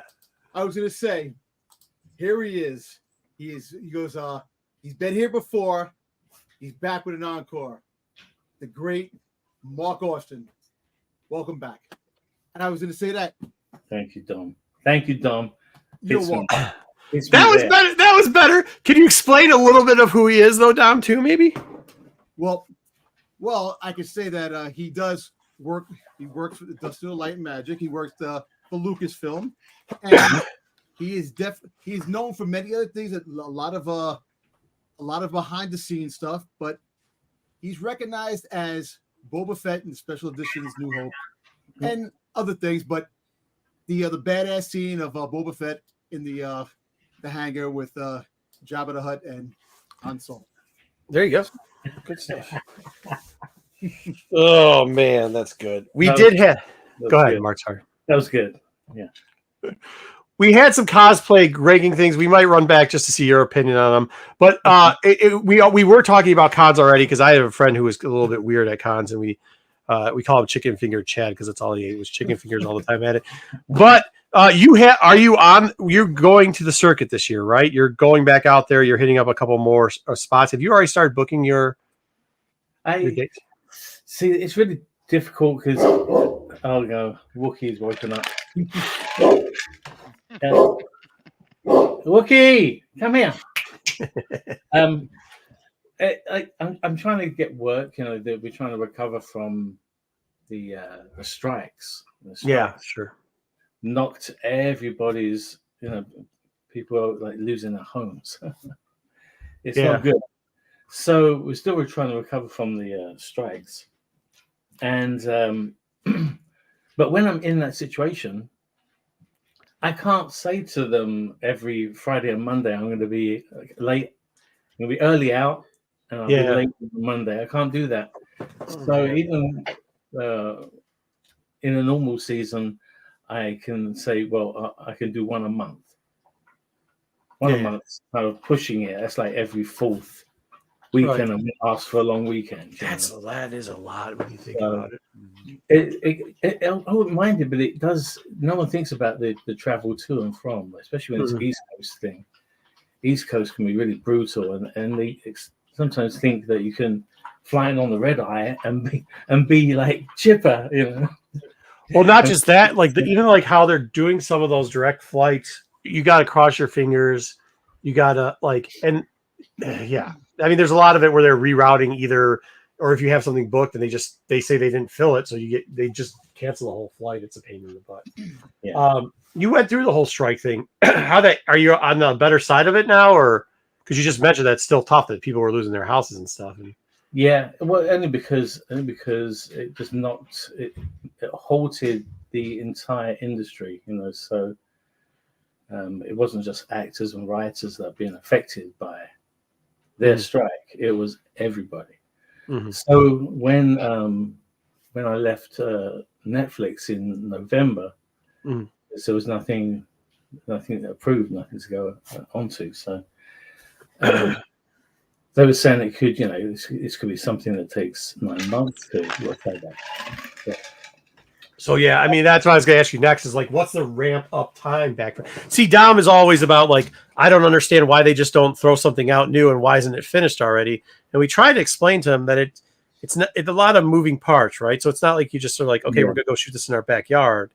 But I'd assume that you're saying like it's about 9 months just to get something off and rolling again, which is kind of tough. Yeah, just for those gateways, they've got to have gateways of approval, you know, from the studio. So all these gateways, it's like getting someone to read your, you know, meter or give you a permit. You can put the permit request in, and they'll try and get it within the next 12 weeks. You know, right? It's kind of like that kind of thing. So a lot of permits, a lot of gateways to go through. So I'm just trying to you know, I'm hoping I've got some fingers and some pies. Good. So I don't want to jinx anything. No. Don't say it. Don't say it. No. But I have my big movie coming out in a few months. The one I worked on at Netflix, Ultraman Rising, they renamed it. And it's like I don't want to quit Spider-Verse-esque. Okay. And it is stylized, because it's nice and kind of stylized and theatrical. But there is a trailer, so I recommend, if you haven't seen the trailer for Ultraman Rising, you should watch the trailer. So, we'll link it after the show. We'll definitely link it up after the show. Yeah, it does look good. Yeah. We've definitely seen that. Well, that's good. At least you're getting that through, and Netflix has been pretty good for you. Yeah, I know that on the tail of those things is when, you know, suddenly you get people like, you know, calling you. Yeah, to get going on the next project already. Yeah, which would be nice. Did you have a favorite con you went to this? How many did you go to this last season? I went to a lot just because I was on hiatus. Even when I was at Netflix, I was for the latter portion of it being paid just because they were trying to find me another project. So it's like, okay, you just hang on. So, okay, I'll hang on. You know, I really love the company. So I did want to be at Netflix Studio. So I was happy to hang on. I'll hang on. But I had lots more time, so I could do like a windows of cons. So in June, I did a bunch. I did a whole bunch in June. I did a whole bunch in October. Oh, nice. So, yeah, they kind of come on and off. The cons. Wookie, come here.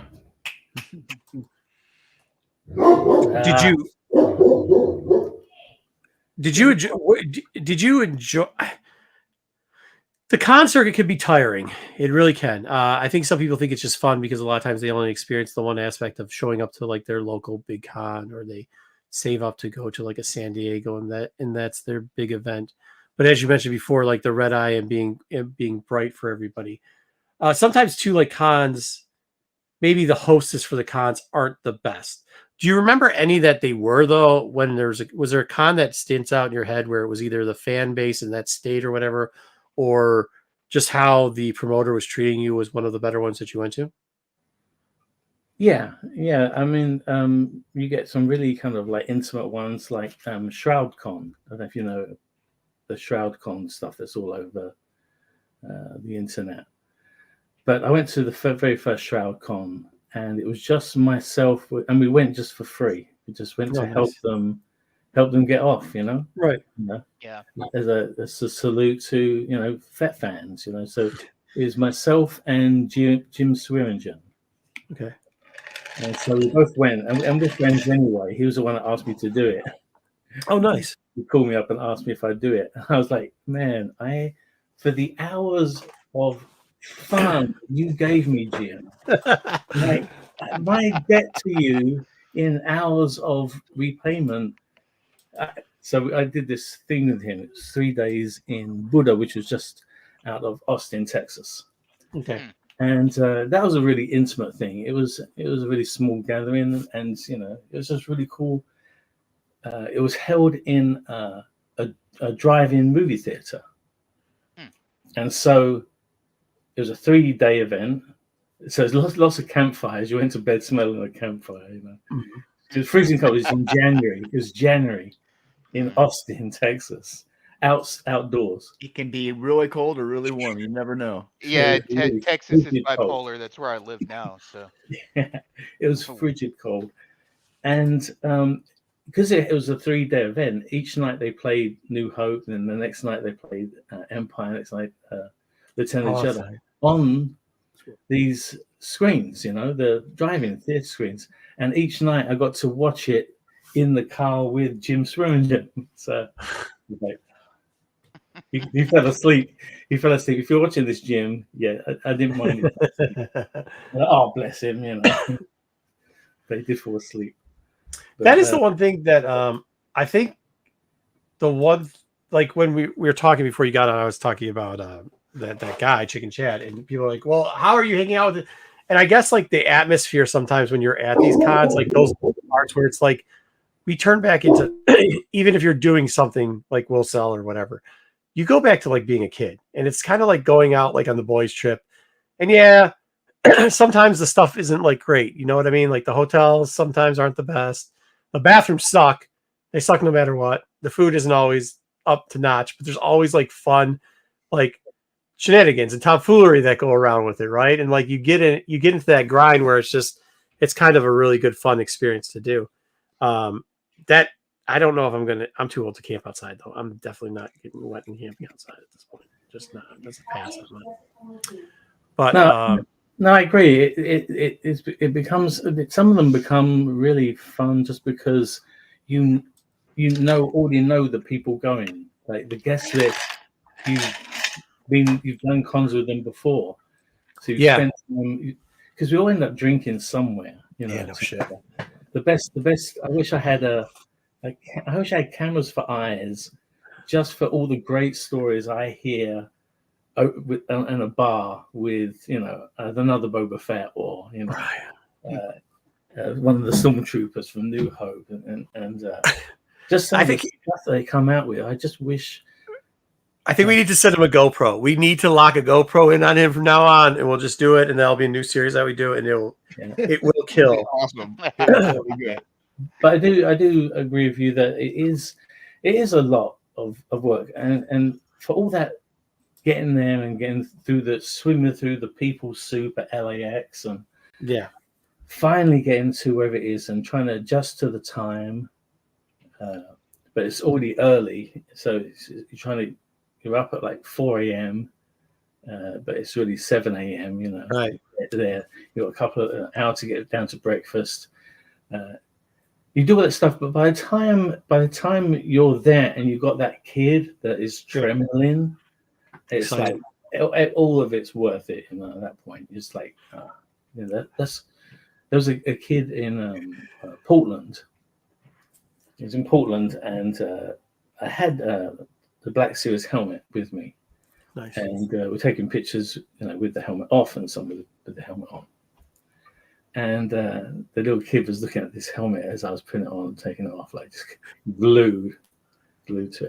And I said, "Would you like to wear Boba Fett's helmet?" Oh, hell yeah. Shook. He just shook, and he took pictures of it, and it's like shaking. See, that's what I'm telling you about. So, like, when you do it. That's why you do it. When you think Chicken Chad was weird because he was trying to like get up the like, I want to talk something, but I don't want to look weird. Like, that's it, because people are fans and they start freaking out and stuff. Yeah, like but it's one thing when a kid does it. It's another thing when The grown man I does it. can't do it. I mean, you gotta treat him the same. I mean, you gotta treat him the same. You just got to, man. You gotta treat him the same. That's where I get the reputation I do. Where people think I'm mean, it's because I'm just like, wait, what? No, but no, you have to treat him the same.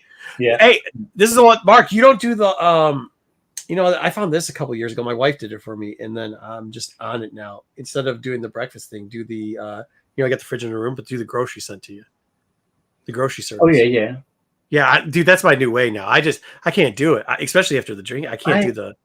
It's funny you brought this up because we spoke about this just this week. Just this week, it came up like, why don't we blah blah? And I said, I actually something so old fashioned about me, but I actually like going and looking at all the shit. What would I like for dinner tonight? Anything in here. I just love that. I love. I don't go with the set list. Most of the time, the same stuff. But I love that each time you might see something like, oh, what's that? Ketchup flavored Lay's? Get it in now. Yeah, in. You don't have that. You don't have that. I don't know. I like the ritual. I do. The dinner thing has always been big for me. I've always felt that, like, even if you're on the road, like, that's why the joke about Rat Street and everything's happened, or like the time of Tom. Like, I always think no matter what it is, there's always time for you to eat. I eat dinner at home with my family a lot, so I think there's always time for you to have your friends to have dinner. But there's only one or two people that ever make me eat breakfast with them, and I think they look at me in the morning. They too are saying, I can't believe you make breakfast. Why are you here? And I say, yeah, I drink too much to make breakfast. So that's why I have the liquid IV in the room. I have like some cheese stick, a couple other things that you need to make it through the morning. But I pass on breakfast. I love the groceries there, but the dinner aspect of it is probably one of the best. Like the camaraderie you get through there and the storytelling and just the people you run into. Like just the craziness of people that you run into when you're doing some of those is just kind of fun. But stay away from streets that are full of rats, like literal rats. We were walking down one street after a con, and we turned right, and it looks like a carpet through the whole street. So that's kind of bad. Should we run through the cosplay? Yeah. Do you want to look at some cosplays and tell us if they're good or bad? Yeah. Okay. All right. Let's do it. We got to start off at the beginning. Out. So it's got to be A through F. A through F. That's what we're ranking on. Once again, for the people that are still here, we know the rules. Follow the people. Don't be idiots. I recognize that they do work hard on this. All right. First off, this is a good one. So the one on the left is Bullock. The one in the middle is Migs Fett. Yeah. Right and over. I think you probably. So what is the scale? Is A is the best? And A is the best. Yeah, it's like grading. Like I don't know how you did it in like grade school or middle school. Well, I do love that Migs Fett has extra kind of flair when he's opted for the ESB. He's a big ESB fan, so I'm right there with him. So I always liked his suit. I mean, that's why they use it on some stuff for the fan club. But if I could have a suit, I'd steal his. Yeah. There's a couple of others that have some good ones, but no, I think that's definitely an A up there. A up there. All right, cool. That's with us. This is Dom has one of these toys. This is called a samurai. Yeah. Oh, you know what it is. All right, good. All right. Oh, you have one too. I have one. Yeah. Oh, okay, cool. What do you feel about this contest? This one here. It's pretty. I mean, it's pretty crafty because they've had to do everything from. You're right, because they have to custom every single part for this. They've got to self-fabricate everything. So I don't know. I mean, that's really sexy. I don't like how tall the helmet is for some reason. It's Or the jetpack. rocket. Yeah. The action figure. Hold on, Dom. Hold the action figure so he can see it. He Where's wants the to compare action figure helmet? Is it that tall above the visor? Hold on, let's put him on the big screen. Let's put him on. Dom will give it to you. Dom, right next to it. All right. No, it isn't. Put down the blaster, please, Dom, so we can see. Oh, he's right. And it's turning around to the backside. I didn't notice this earlier. That arc's a little bit off, too. No, I don't know. Yeah, it seemed just a bit squarish for me. Like he's taking some liberties. But no, I mean, it's a great costume. So I'll give it a B. A B. All right, cool. Got a B. I think it's kind of where we were at, too. Irks me. All right, so this is Hunter. Now, this is where we've had a debate. I think that this is a little bit of a lens flare and Photoshops, but the rest of people told me I was crazy, so I don't know what you think about this one. I mean, it looks good. I'm not like a cosplay detail expert by any means. I find that way when I'm making the costume, and then I look at everything. But I mean, it looks good. Okay. All right. I'd give that an A. What about the Grogu? I mean, it's really obviously a fake Grogu that he bought off a store. Yeah, we have to download. We have to download for that, right? He didn't make his own Grogu, so it's got to be at least. We give him a B then. We give him a there B. you go. All right. All right. This is Star Nacho. She is a female Mandalorian playing Din. Yeah. Females always look better in the costume, don't they? I mean, I don't know why. I don't know why. Every Star Wars costume, if a girl puts it on, looks much better. I don't know. Can we reference what Dom that noticed? was pretty creepy because he was looking at the art and everything in the background. No, Dom's comment about this was those statues she has behind her are really great statues. Yeah, that's the first thing I looked at. All right, what do you got for a grade on this one? Hey, I see what's good. I mean, it's all proper armor and stuff and a proper belt. Yeah, I mean, she fashioned it for a female, but yeah. I give it a B. I want to say the A for like something that is like just like when it's like unreal. Like, all right, this is Sabine Wren. This is the stylish geek posing as Sabine Wren. Yeah, very cool. I like the blasters. I think that's probably the best part. The blasters and the helmet are really good on this. Yeah. We'll give that one a B as well then. All right. Very good. Yeah. His wife is not making him say anything. All right. Now, let's see what you got to say about this one. This lady, Haruka Fett. Yeah. She's doing Cass. Yeah. I mean, it looks spot on. Love the shield. Yeah, right? Yeah, the shield's cool. Yeah. I just think Is that a B as well? This is a B. See, this was probably one of our highest ranked ones right here. This is probably our A. Yeah. See, I don't know. Like, I can recognize in the first one because Fett testing so well. I can see all the things that he's done. Oh yeah. Whereas I don't know if I made my own Bo-Katan or studied it or made it for someone else, then I would know what to look for. So that's why I'm saying I'm saving an AA for Yeah, you got the one that's A. This is B is basically an A. But. Yeah. This is a Death Watch person. He did well. I Ryu cosplay, I guess. Got a little knife in the back. I gave him a C. Very good. Yeah, that's right.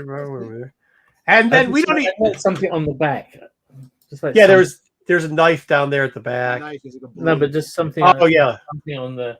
I don't know. Like a backpack or a little bit more of. It's a good place to carry crap, Yeah, for sure.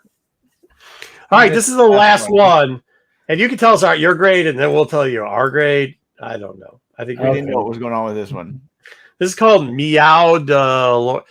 You're a dog person, so let's hear what you have to say about this. Actually, I'm a cat person.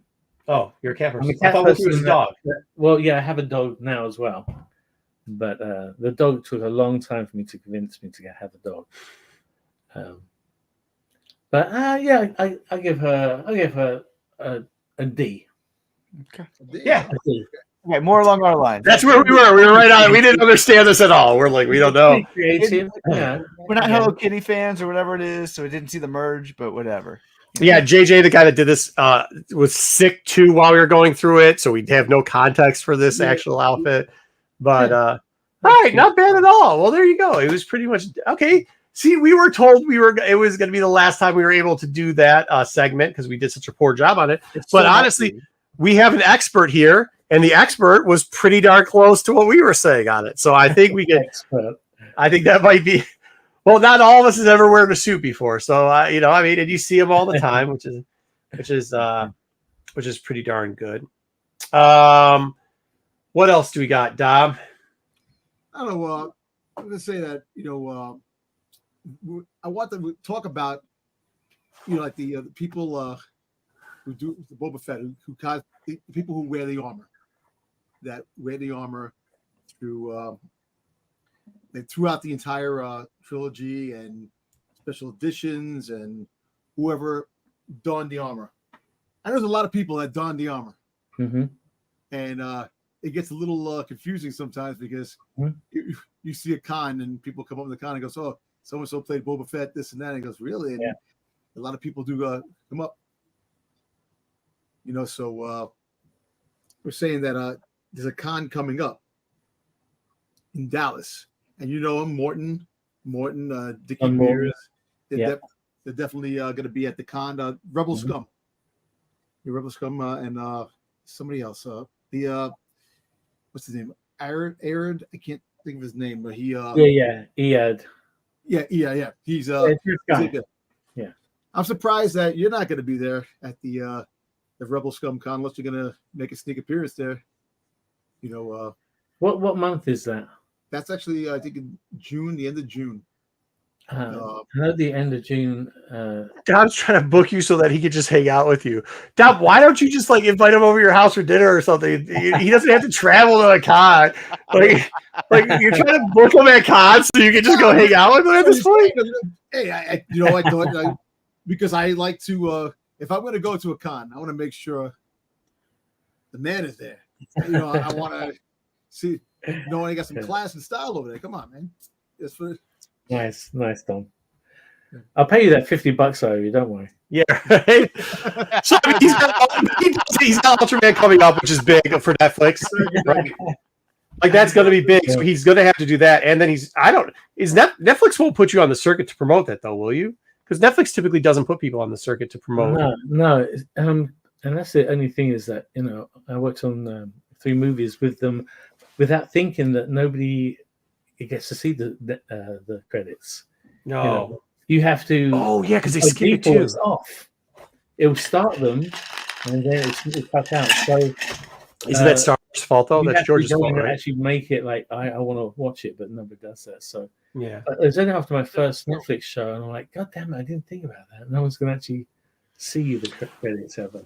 So you say that, but in this recent last year, that was something that did surprise a lot of us. The amount of people now that are going the anime people that are being booked for some of these decently leveled shows, and the turnout. They're there 3 days and they are literally packed. I'm talking Super Mario Brother voice with 16 other things, or somebody who were, and the amount of space and the amount of fandom now that's coming out from it. I think with the internet, I mean, yeah, you could go complain to George about how he took credits out of the front and put it in the back if you'd like. But I think at this point, people just know it anyways, because they look, for some reason, I think they look it up on IMDb or just to get it quicker where they're not actually looking at the credit race. So, yeah. But I am surprised that Netflix has never set up Netflix tables or something to that effect. You know what I mean? Just to promote their upcoming stuff also. Well, Netflix does its own kind of little thing called Tadum or whatever it is when they show their stuff. So they may not do the con circuit, so they can do their own show. I'm hoping they do a short theatrical release for. Dude, how cool would that be? Just because they very early on when we were working on it, had discovered that we are actually getting the blessing of Subaraya. So he was like, being sent the story treatment and artwork to kind of make sure that he gave it his, blessing, Mm-hmm. So he was involved in it all the way along, and they actually took it over and showed him the finished thing. And he's trying to get it theatrical release in Japan. So if you get it in Japan, I hope they get it in the US just for like 1 or 2 weeks or somewhere. I've seen it on a semi-big screen, and it's one of those ones that you want to see it on the huge screens. But it kind of does it an injustice watching it on a phone or something, Yeah. But when you watch the trailer, bear that in mind. You can watch it on your TV, the trailer, Make sure and you knock it you'll out. see a lot more. You'll see a lot more. So, Oh, that's cool. So I have a question for you. Yeah, I have a question too. I don't think he's going to answer the question I'm going to ask. Go ahead, Thane. So going back to you doing the special editions for A New Hope as Boba Fett, what led to you being in the armor? What led you to have that spot? well, there was a couple of stories. I never found out. I hear conflicting stories. Just this year, I reconnected with Steve Williams. I don't know if you've seen Jurassic Punk. You've seen the documentary? Yeah. So Steve Williams. So he All right. reconnected with me earlier this year. You have to see my documentary. I said, okay, Steve. And didn't see it for months and months and months. And then he called me again. You seen my documentary?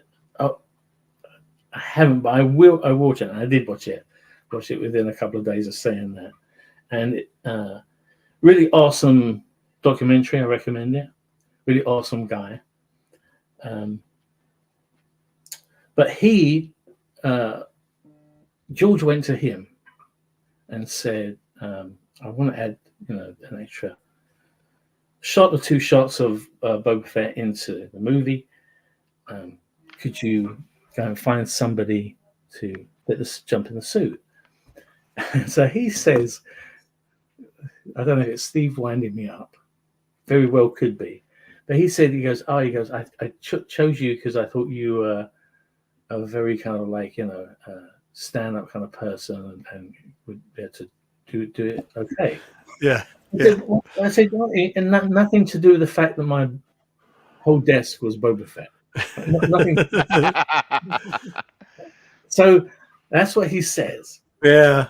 I'm just saying, did my shrine to Boba Fett that you came and told me mean nothing? I have no whatsoever on this story. Anyway, so, but then also, I was working and I had no clue this was going on.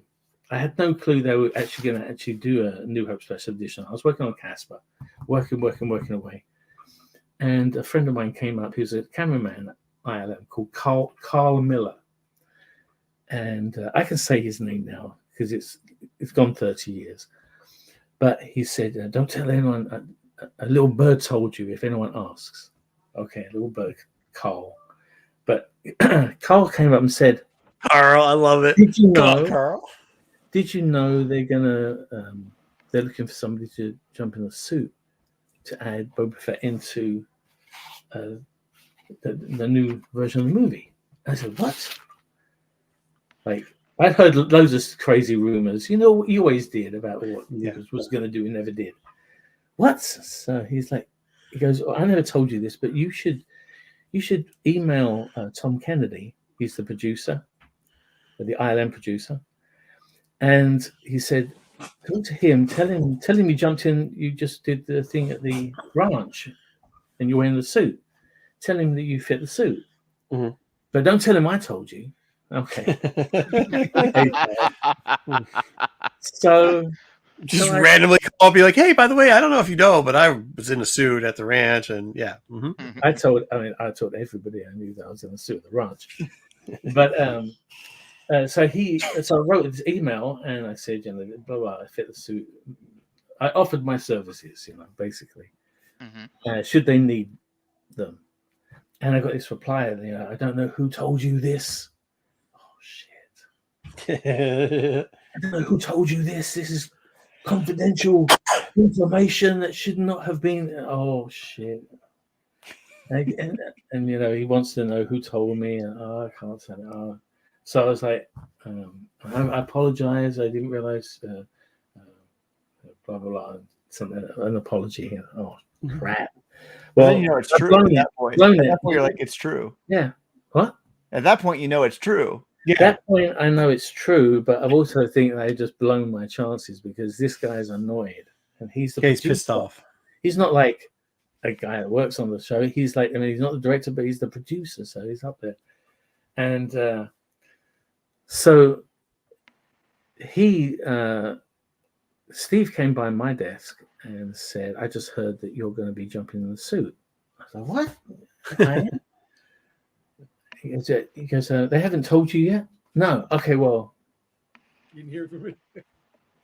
No. Yeah, I didn't have anything to do with it. So, really? So I had to wait for the email from Tom Kennedy, but he did say that they would be, they would definitely take me up on acquiring my, if I was able to get, pending I was able to get a day off of Casper from Casper Production. So I had to go to Casper Production and beg Janet Healy, the producer, said, please, I can have the day off to do it. It's a Tuesday. It's not a bad day. It's not like a Friday. It's a Tuesday. But I can have the Tuesday off and do the shoot. And she was like, this is your dream, isn't it? I said, yeah. She goes, well, of course you can. And we'll pay you. Really? That's good. That's expensive. Good. That is so they move whatever you're shooting for Casper off that too. They're paying a lot of you. That's awesome. That's good shit. I think that's when Star Wars is at its best. I think that's something they've done and they continue to do, whether they're meant to or not, when they reward the fans and give them chances to be part of the story. Yeah.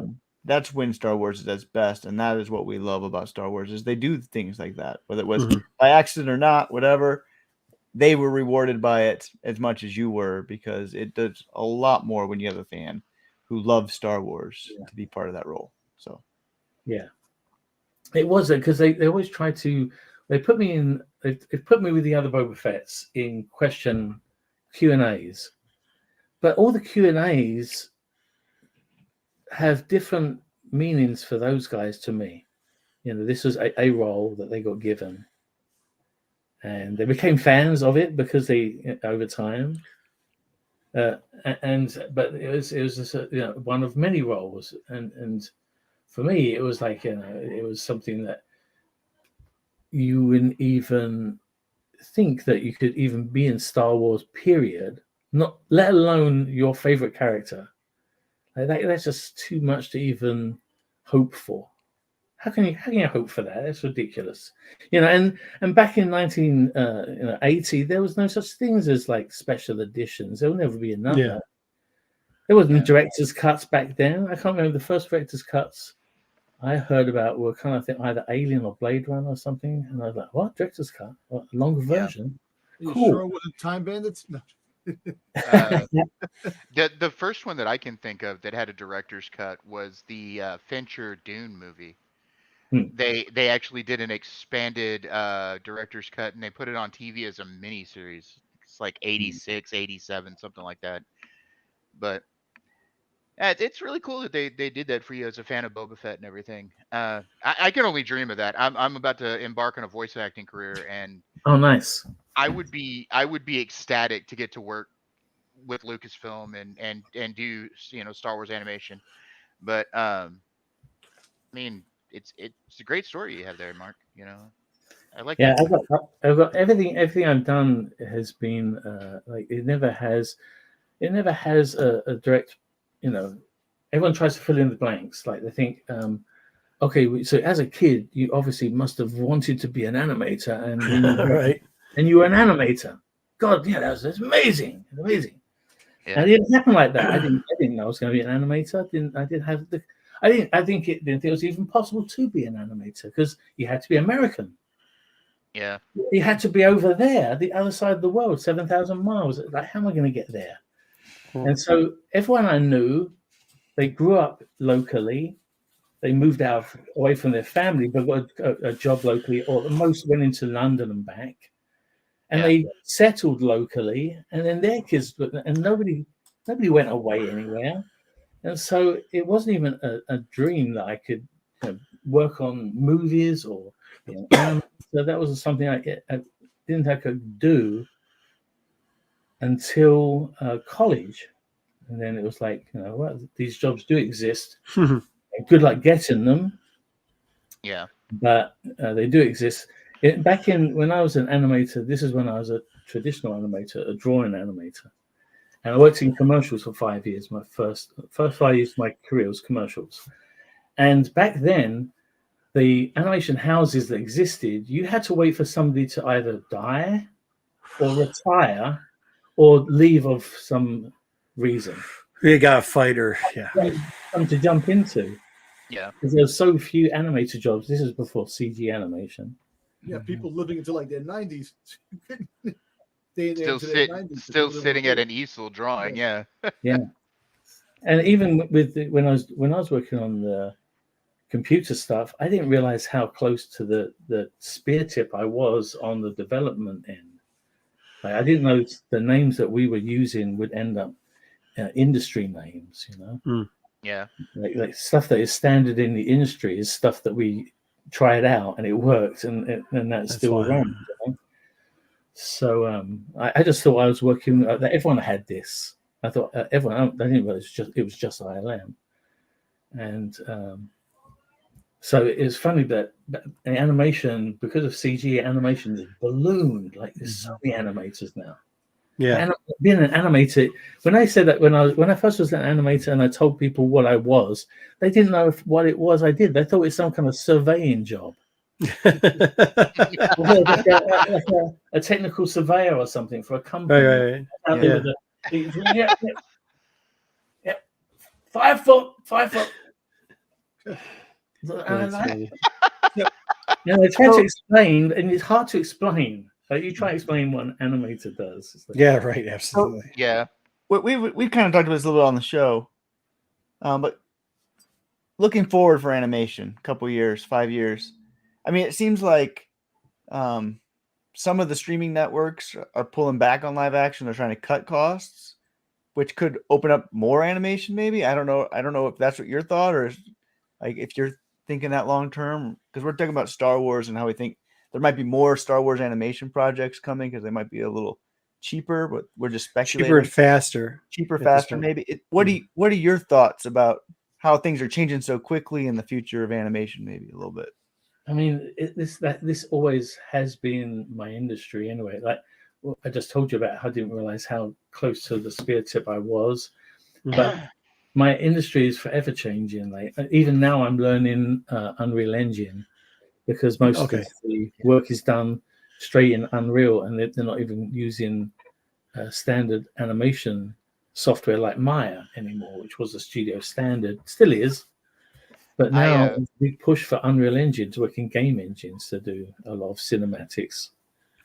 I minored in computer animation graphics design in university, and I learned on Maya. So yeah, Maya, no, I'm still trying to push that. I love Unreal Engine, but Maya links to Unreal. You can work in Maya nice and free of all that glorious, photorealism. Work in something that's nice and basic and fast. It's almost like sketching, and then once you're happy with it, you can just render it in Unreal Engine. And so I'm trying to keep them two separated, because I love. It's like saying to someone, do a painting but don't do a sketch. Oh shit! Yeah, that's hard. Like, I'd rather go in Maya, sketch out everything I want, all the timing. I mean, timing is the biggest issue in animation, period. Getting your timing to work. So all your timing, all the physics seems to work. Everything is in there. It's hitting its beat, cuts together nicely. Nothing nothing looks weird across the cut, and you want to pitch it at that point to the director. But I like doing that in something that's nice and free, like Maya, and then then I can export all my cameras, all the animation for all the characters, any of the animation I've done that's going to trigger stuff that's happening in that Unreal Engine world. It just will render with that kind of quality. So I'm trying to keep it separate. Like, I love it. I think that's definitely the way we should render it. But I like to work loose and then put it into that. So is it deadline based on you? Like, is that how your pay structure? You don't have to get too far into it, but is that because it sounds like you should be able to do that if it works, if you get a cleaner product and that way? Is it because they just want you to work in that certain engine, or is it because sometimes they want to shoehorn you into there because what they're looking at the end results, and I'm trying to tell them that you're still going to get those end results. I'm just talking about that on my end up front. I am doing so much more with my time than I would be if I was having to work within the constraints of all this realism and stuff that I don't need right now. I'm just when I'm thinking about my camera, every camera has a purpose, and usually a purpose in most cases is a subject.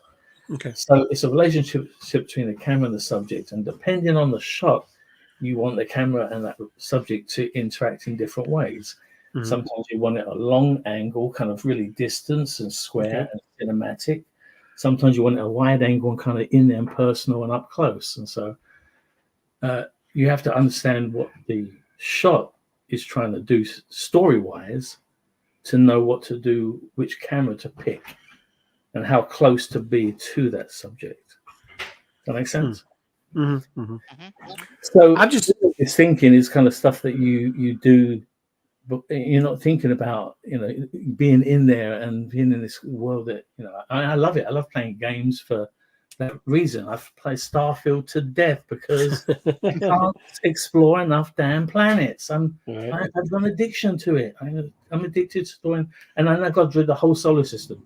This whole solar system has got to go. Even that moon, I'm going to find out what's on that moon. I love being in those worlds, but I try to make the story shouldn't.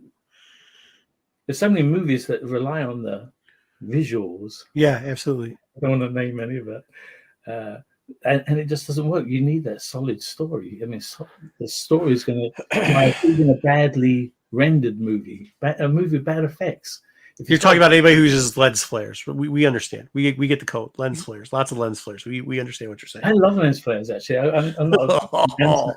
I always loved Spielberg's use of them, and J.J. Abrams. He did push it over the edge a bit, but you said the name we were thinking. Yeah, a little too much of the lens flares. I love them only because if you can shoot, I can shoot tomorrow in my dining room, and it'll look okay. I'm shooting like a conversation over the dining room table. If I went in there and I have a little smoke machine and I smoked it up, fold it up a bit, just a tiny bit, that everything goes out of focus nicely. Everything kind of separates, like your subject separates nicely from everything behind and in front. Just because of that smoke in there, it just gives you a layer that separates, and that's why you get the lens flares, because of that tiny bit of fog, Yeah.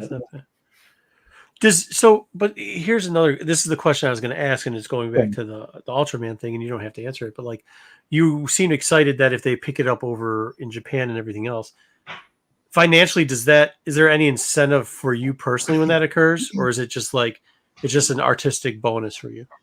Yeah, it's just an artistic bonus. Like everyone, that's the other thing that I'm up on the stage with all these actors, but my pay is nothing like their pay. Their pay is royalties. I get royalties for the hours I work on the job, and when it's 6 o'clock, I go home, and that's it. Yeah, nothing following. There's no bonus to come. Like you've done your work on Star Trek Beyond. Goodbye.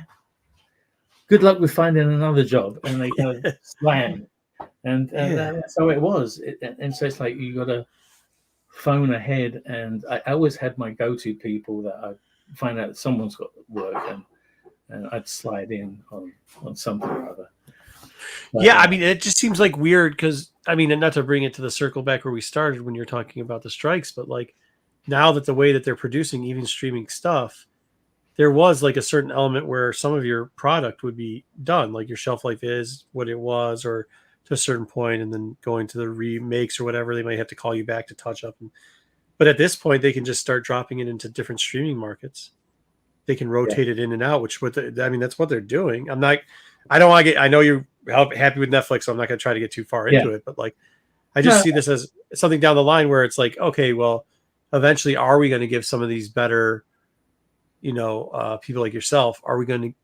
Well, that's where that Pokemon box is. Are we going to give them like a point or something so that they'll have that type of maybe a little bit more security and a payback that they probably deserve? Like, because the expansion into a market, like you're saying, if you expand it to Japan, like that's huge. Like the Asian market as a whole is just a different beast, So we actually made sure on the show that I would even say that it was almost half of the crew were Japanese.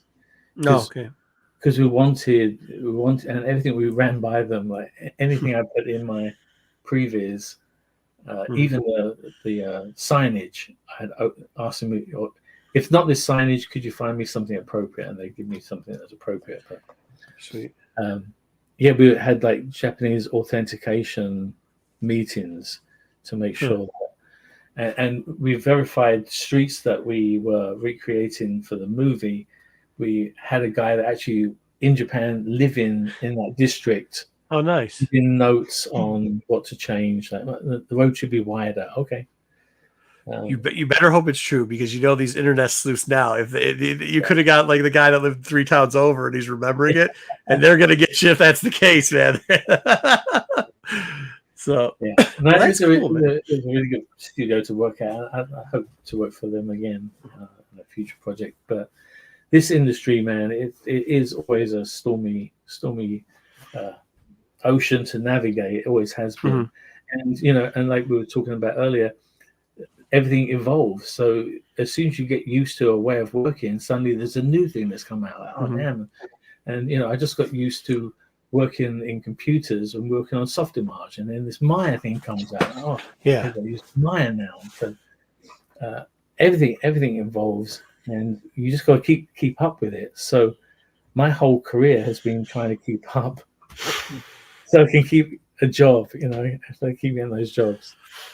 Yeah, it's crazy, dude. It's crazy, but it's good that you're still. I mean, it just shows that you're great, because you're still in it, which is kind of an unreal accomplishment, which is nice.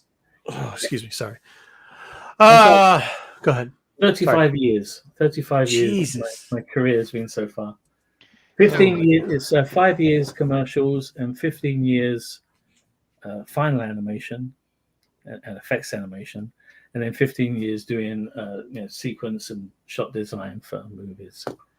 Is there a commercial that you had that was one of your favorites to do? We had these one. Well, you would only know them if you were UK, because all of our stuff was UK and Europe. But my favorite one were the Tetley Tea Men. It was like because we drank a lot of tea in England. Oh yeah, obviously. I'm all. That's all I drink. There was a war over it. I think, I'm not quite sure, something like that. Somebody threw some tea in the water, and it started a whole big hullabaloo about nothing. So. Yeah, my dad was born in Great Britain, so yeah, we did the tea thing. Yeah. So was that something you grew up with? Was it something you grew up with, or was it just your favorite brand? There's 2 brands. It was Tetley and PG, and PG is the one we get. But right now we got Tetley because they didn't have PG in the store. And I worked on those commercials, so Yeah. We got somebody in chat who's like the biggest Doctor Who fan, I think, in the face of the world. So he probably wants to ask the Doctor Who fan our question, because that's all he wants to know about. But Taifu tea? I don't know. Taifu tea, yeah. We also did the Taifu commercials. It was called the Taifu GNU, and it was a GNU at a piano playing. I remember. I remember those. Yeah, that's the animation house I worked at. The ones that did those. They had a big history of 30 years before I was there. So how long have you? I know you said 35 years in the industry. How long have you worked for ILM? I worked for just 2 years, Working at 94 and 2 years. 95. And I would have, that was, of all my career forks in the road, that was the hardest one to choose. To choose between Disney and Lucasfilm. And it was so easily Lucasfilm at the beginning. And then my friends went to Disney and they were working on a couple of projects like Fantasia and some other projects. And they were saying how great the art development was there. Yeah, And that was they really invested in the artists. Yeah, because they had a ton of money. Like they got a shit ton of money. Yeah. But they actually, instead of just having a ton of money, they actually used it. And so I would go to lectures with Ray Harryhausen talking about his stuff. And Mark Hamill was there one time, lecture. And he was telling to, and instead of just having a life drawing teacher, there were 3 life drawing teachers, all different styles as well. And so the more I heard about all the how they were growing as artists, made me sway to Disney. And I will say that even though I preferred the studio atmosphere at Lucasfilm, I will say that at Disney, I definitely grew as an artist at least 400%, at least that. It wasn't just like 50%. It was like, whoa, because you were exposed to all these amazing animators that you could learn from. And I asked them, I said to them, there's one called Dale Bear, and he worked with the 9 Old Men at Disney, and I worked with him on Meet the Robinsons. And I said, okay, well, if I'm going to work for you, I'm going to ask you to treat me just like they used to treat the guys in the old days. If you don't like my work, I want you to erase it. I want you to screw it up and throw it in the trash. Whatever. I want you to be. You want to be abused. You like to be abused, is what you're telling us. I want to learn. I want to learn. And he said, he goes, I should be asking. I said, no, I didn't come here for compliments, Dale. I mean, I'm being sincere. And it took him, I think, about 2 or 3 weeks for him to come back to me and say, I think I understand what you're asking. And yeah, I'll do that. So he kind of took me under his wing, because at Disney, they were really great about talking about their heritage. And I went to a lunch and they had all the guys that had worked with the 9 Old Men. And they were telling us the stories of working with the 9 Old Men. And it was great. And after the lunch was over, I kind of raised the question, why does it have to, why are we looking at it like it's the end of it? Yeah. Why are we continuing this? So that's when I went to Dale Bear and I said, Dale, could you do this for me? If I'm going to work for you, could you? Because I want this experience that you described, which is so amazing, I'm not doing it for ego. I just want you to, I really want to learn on this show and come out the other end a better animator than when I started. And so he did. It was awesome. He ripped up my stuff, my very first scene, running up the hill. He made me push the different extremes, so we get that kind of nice bow in the body, back and forth, and just everything got pushed. He made me like, I really felt like I was doing a good job, and then he showed me, no, you're just in half of it. Do more. And that was really great. But that was only one occasion at Disney that I can look back on and be like, nostalgic about, because there was a lot of, just because it's a big company, there's a lot of politics. And I hate politics. I'm not politics. But the trouble is, when you don't play the politics, you become a victim of the politics. So I ended up becoming a victim, and I'd rather go that work than come out there trying to claim the title of being the best at being assisted with politics. I'm just not, that's not my passion. Sorry, Yeah. Did you find that the resources, because obviously it's a different resource game, right? The resources at Disney were a lot different than IML. But did you feel that maybe the creativity with IML was a little bit larger? Or do you think the resources not just like the human resources, but the actual like. I mean, they had to have the best technology coming out there and stuff like that too. Did you feel like that kind of helped with the kind of creative process? Well, back then, Disney were trying to catch up with ILM. Yeah. They knew they were behind. They knew they were behind. They'd seen, they wanted to make these different movies like Dinosaur was one that they were stumbling with. And so I got pulled into a lot of meetings with Janet Healy, who was a producer on Casper, who was working at Disney. We got pulled into these meetings to pick our brains on how it worked at ILM. How does it work at ILM? The pipeline, it's called. How does the pipeline work at ILM? So we described it and showed how it worked to benefit the media, computers. Sure. And at the end of it, they said, yeah, that's great and everything, but we're Disney and we'll do it our way. I was like, well, why did we have this 6-hour discussion all day about the pipeline if you have no intention of you've already decided what you want to do? Yeah. So they did it their way, and it took the whole of Dinosaur, which was 3.5 years, for them to kind of iron out the kinks. So we were kind of the guinea pig used to push their technology forward. So yeah, they had a lot of resources, but when you have a lot of resources, but it's surrounded by lots of politics, I don't know. That's why I did like it at ILM for that kind of, it was more free, more trial and error. If you've seen the documentaries, it's just like that. It's just damn it, what can we do? Like we had to do lip sync on Casper, and it was like, and we're like, oh shit. I know how to do lip sync and animation drawn. Let's just do it in the computer, but we'll do it with shapes instead. So making shapes. I had to go and design. I think I got them handy actually. Casper's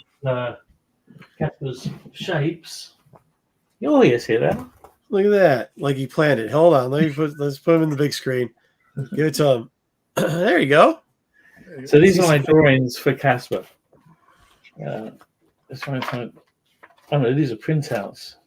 What, any of my drawings? No, these are just printouts. It's like all the printouts for Disney characters. Oh my god. Oh wow. Cool. Fatso. And then there's a whole bunch of Stinky.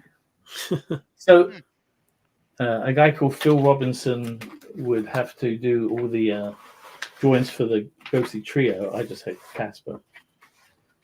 But Casper was the guinea pig. So this is, Casper neutral smiley face, not really smiling, but neutral.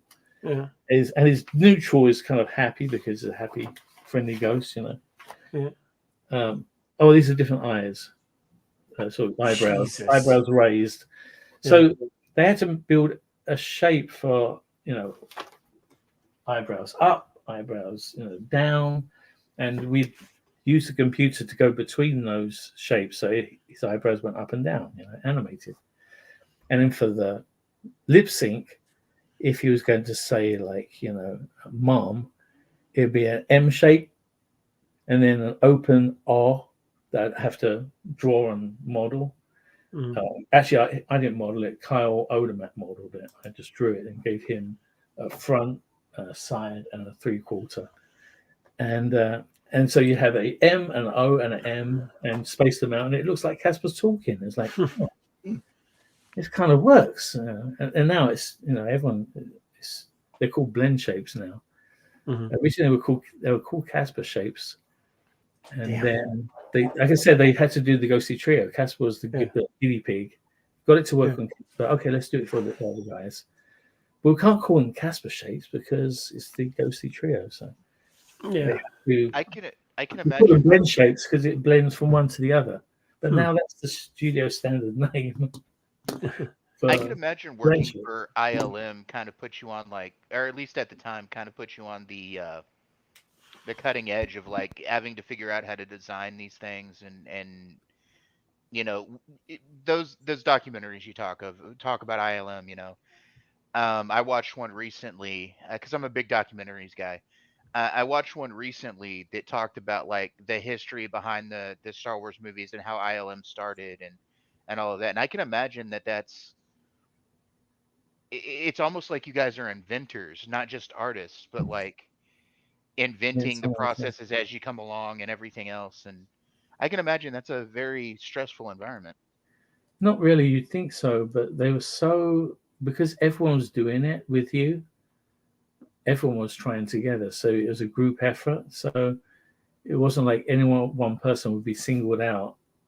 So But was it you're like a talking about that you're talking about that 6 episode documentary that they have on Disney Plus. yeah? Yeah. I'm in actually episode 6 of that. They have a group Well, photo of Casper, and I'm right in the middle there.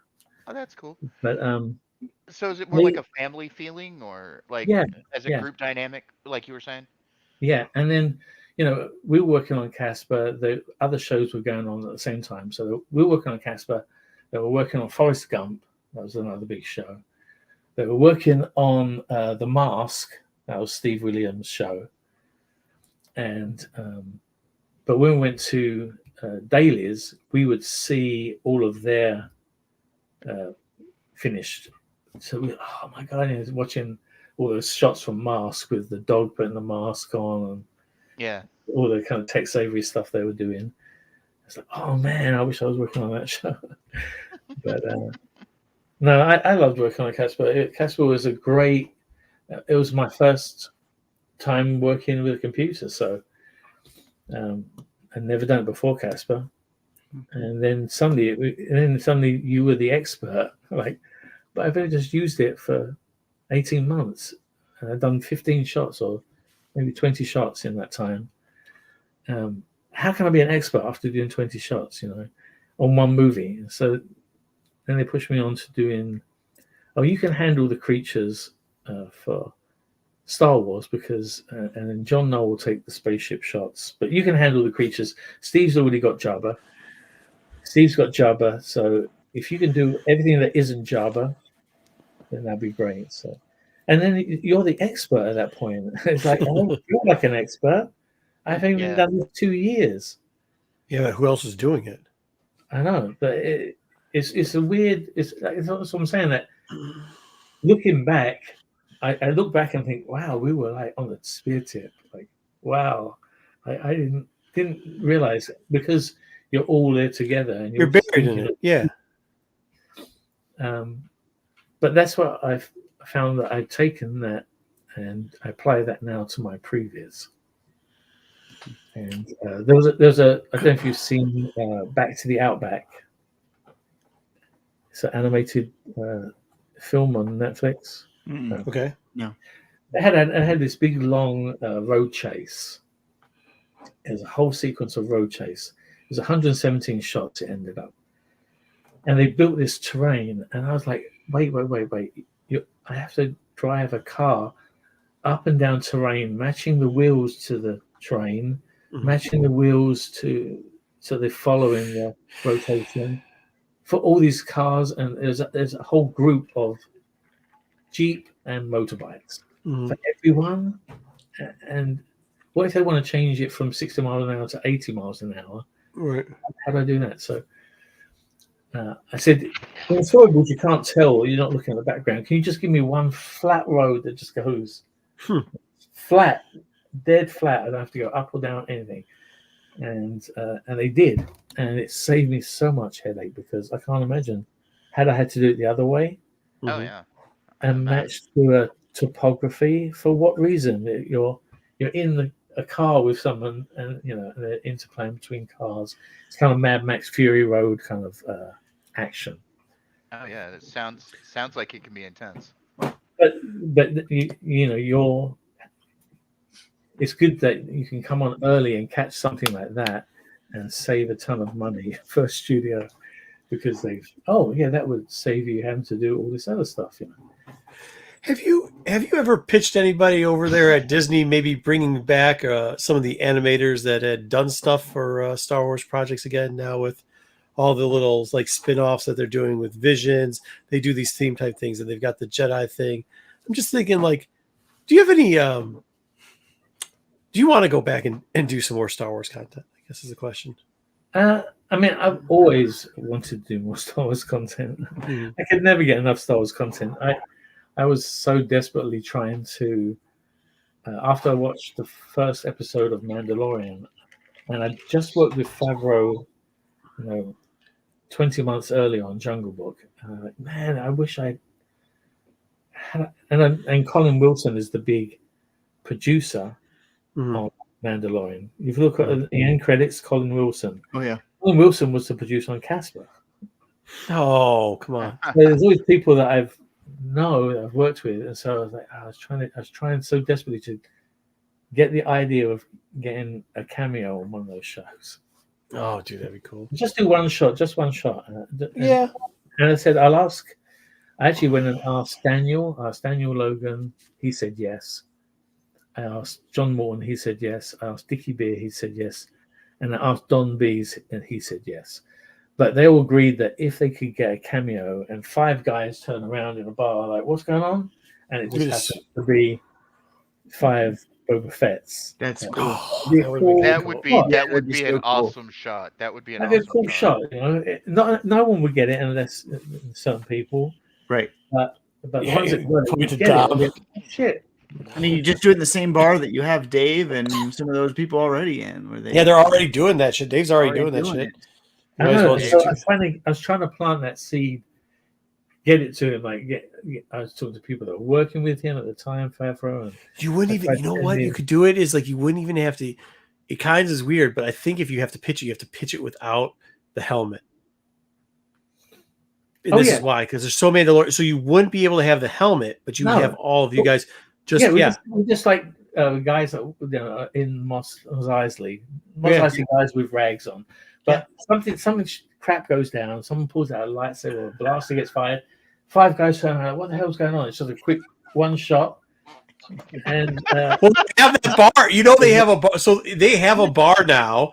It's the one where Zeb showed up, and like Dave has showed up in it a couple. And John, I think, was in one of the scenes too. Like they just what's her name was in it too. One of the directors. Wong, right? Deborah Chow. Deborah Chow. That's right. Yeah. But they show up in it. The Scum and Villainy bar. Is that what you're talking about? It's like the Rangers of the Republic. It's Rangers of the Republic bar. Yeah, they got a new bar It's now a in Rangers bar. Like in the TV show. In the TV show. It's canon of the TV show. There's a bar. We're gonna get you here. We got it. Okay, this is here we go. So there is a bar you could do this at. It's perfect. There is a Rangers of the New Republic bar. They'll have a bunch of droids and stuff hanging up on the top of it, right? Zeb made his first appearance. That's how you pitch it. Now, just have you guys in there. They've got tons of people in the background, stuff going down, all types of stuff. So in the next episode, next season, we can, if that's a movie or not, we can get you in there, and all 5 of you, they love putting in Easter eggs like that. So make sure you pitch it to them. Dom, we're gonna send him the episode through you. Send him the episode. We'll give him a timestamp so he knows what he's doing, and then we'll transpose you guys at one of the tables so they can get the feel for it. And that would totally be awesome. Totally, dude, they'll do it. I was actually thinking more like, I don't know if you followed all of the animation that is going through Disney currently. No, I hear you. I'd love to do. This is what I'd love to pitch Disney: Legends of Boba Fett, and it's all the stories. Wait, hold on. I think we found a new partner in life for you real quickly. Here we go. We're gonna. It's gonna be like a dating app. We're gonna remove ourselves from this real quickly, and we're just gonna have you pitch this to Dom because I think you're making Dom's day here. Let me give it. Okay, ready, Dom? Okay, Legends of Boba Fett. It's all the stories that contributed to the mythos that we hear about in Empire Strikes Back. It's all the collaborations, the meetings with Dengar, with Bosk. He knows all the other guys, and how's he know them? I want to see those stories. So that's a series. I thought the Book of Boba Fett was going to be and wasn't. So I'm saying Legends of Boba Fett, and I'll just I'll do it for you, Disney. Don't worry. Hey, would you want to do it live action or animated? Animated's cheaper, and you can have, but at the same time, nothing like live action. It would be cool to have. I'm just thinking now. It would be cool to have it animated, but all the different styles, like they do, like the Legends, where they send it to different studios. Yes. So they're all slightly because I can't get enough different versions of Boba Fett, So I can have all these different visual styles of Boba Fett from all these different artists. That would be Dom, stop being a fanboy and pitch him your idea. Remember when I saw you in Jersey, we were talking about the idea, the 7 deadly bounties of Boba Fett, and Boba Fett goes out and gets the 7 deadly bounties that each represent the 7 deadly sins. Yeah, and he is the last one. Everybody, it's all about at the end that they're going after him. They pay a heavy sum of money to take him out, and at the end, that's when he starts figuring out it's all about him, and that'd be pretty good. And you can mix that with the there you go. there you go. And what you can do is you can also have this. Everybody has a different vision of Boba Fett. So if you did an animation, people have their different Boba Fett, and it's Boba Fett, but different outfits, different armor, different just a different outlook. Each person has their own vision. Mark, we try to have interventions with Dom to explain to them how hard it is and how many people it does to put together any story and storytelling version. And he just says, you know what I'm saying? Because the idea I have is the best, you know what I'm saying? Just get it done. And I would like you to, as somebody who has created great content, tell him maybe it takes like a whole village to even whatever idea he just said accomplish. Believe me, I know. I know what it takes. I know it. It's easy to pitch something and easy to put something out there, but at the end, it just takes a lot of work and a lot of different elements to make something, even a small percentage, happen. You can do it, Dom. You can do it. I've got faith in you. See, I appreciate it. Thank you. Someone has faith. You're gonna do it. You're gonna do it. No, zero faith. But I think you're on the right track. I think we've all been asking for it, and Dom has too. Is like we don't need to know what Boba Fett ate and pooped out the day before yesterday, in between Jedi and Empire. We don't need the day-to-day activities. Just give us like if it's 1 episode or 2 episode story about them. You know what I mean? Just like do that. And not just in the Boba Fett character, across the board, all of our favorite characters, but like, I think you have the right mindset. And I think we hope that it will get to a point in Star Wars, and maybe it is through animation, but maybe it's live action, but that occurs. I had an idea of like that, like your Boba Fett idea. I had an idea like that for the Sith, because that's, kind of my interest in Star Wars, or do one about like starfighter pilots. Both Imperium and Rebellion. Yeah, just like kind of spin-off stories about their day-to-day and their career. Yeah. I always want to find out why they had the death sentence on 12 systems. Yeah, Dr. Esteban. Yeah, that guy. Systems. Yeah, but like you don't even. We unfortunately got that in the comic book, and it wasn't very good. It was not good. Unfortunately, but yes, I would love to see that in a different. Yeah. Well, like with my idea with this, like my idea with the pitch for the Sith thing, you could do like it doesn't have to be the same one all through the show. It could be just like each episode is a different time period or a different character or whatever. It's just like little one shots on the characters. Where this does play well, as Mark was saying though, with Boba Fett is, I mean, we know the one thing that Star Wars, like we just did it with Ventress is showing up, and I was like, the novel was very good. I don't like that it's going to contradict some stuff, and because that artist did a great job producing that type of content. But when you get something like Boba Fett, people like the fanfare, not just of Boba Fett, but other people. So like Boba Fett runs into Ventress. Boba Fett. I mean, these are all things like. Do you know how many fanboys and girls will wet themselves? Animated if you see that, like that type of stuff happen. Well, listen, we all. It doesn't have to be. Got locked up in a damn box from Ventress in Clone Wars. We all know that. But just imagine in live action if they come together. it's something. Well, not even special. live action, but just like do 30-minute shorts, like cartoons on it. Like, in the style, I remember I saw the trailer for Ultraman before, but then I went back and looked at it because you're referencing the Spider-Man thing. And even if you do it in that style, like I think it would play towards a combination of audiences where it'd make the old people like Dom happy and still would make some of the new generational people happy too. Like, we could do that where we play a fan fiction thing and we don't have to. I mean, one of the best animations I always say for Star Wars, besides Clone Wars, I mean, obviously in Rebels, is like the Freemakers. And why it was because they were telling little short stories and they didn't have to be serious. They could be fun and they could be very almost like fan fiction based, right? You know what I mean? You're going to have a little fan service here, a little fan service there. And I think if you could somehow get that for Boba Fett, holy crap! I mean, like, well, Mark, you believe it or not, the Book of Boba Fett may have been a lot of people's cup of tea. There's a lot of people who actually liked it, and they brought a new generation to Boba Fett, even though it's not the Boba Fett that we wanted to see.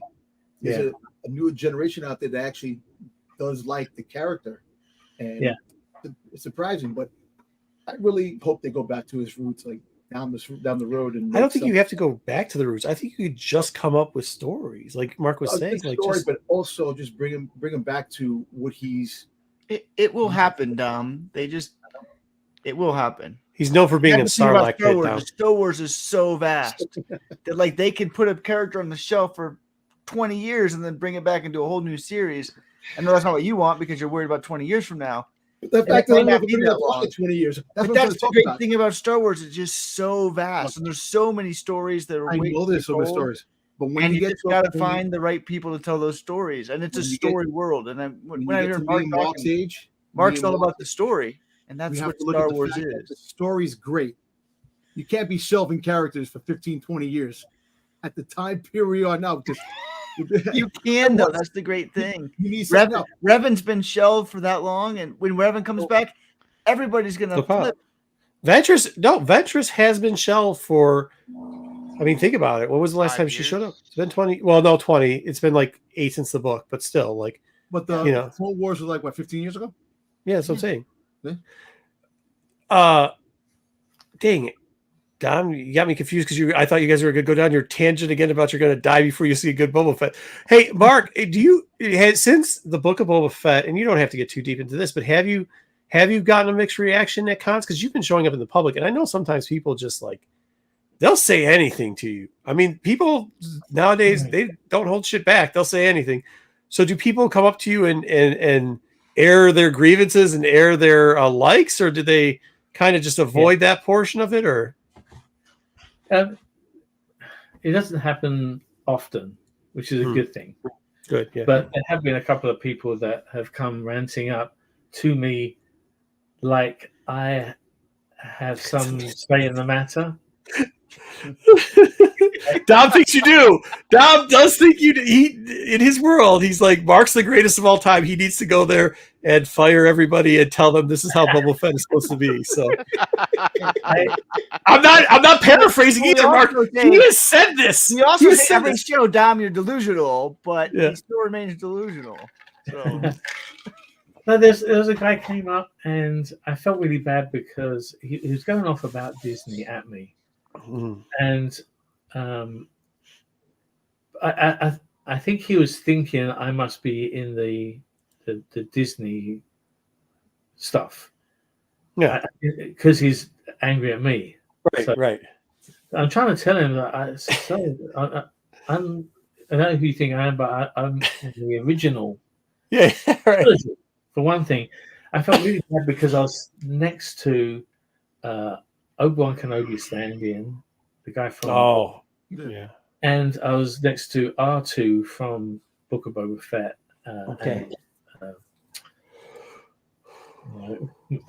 Obi-Wan Kenobi and her husband Jawa. So I'm next to 3 guests that are Disney, and this guy comes in. He starts going off at me. I don't know why, because I'm in front, maybe. And that's when you know you're talking about different events and different standards in a hotel when it comes to there's different standards in security as well. Yeah. Yeah. Ideally, you want somebody in security to get this guy and Escort him. Yeah. show him where he can calm down a bit, you know. Yeah. Take He a was break, buddy. definitely Outside. upset. But there's no one back there, and he was like ranting away in it. And I felt kind of a bit in defense mode with the guys I was with because he was basically trashing them and everything that they'd worked on, everything that they were there representing. He was trashing it, and it was not. It wasn't nice to witness, and Yeah, I mean, like it's, and I'm not trying to relate it like this, but is this the same guy that's going to go into like a restaurant and start yelling at the waitress? You know what I mean? Like that's kind of how it is. And we try to, I think we get it too, because Dom shares some rumors with us, but like the infrastructure, you've kind of said this before, of Disney is so vast that like they think it's one person behind the curtain making all the decisions and doing all these things. And by the way, that person pays attention to what everybody's tweet or whatever the fuck they're thinking on the internet is. And that's like that's impossible to be the case. And some of these people, like their first job, they've been trying for years to get a job. They get a job. And by the way, they're not I'm not going to say it like that.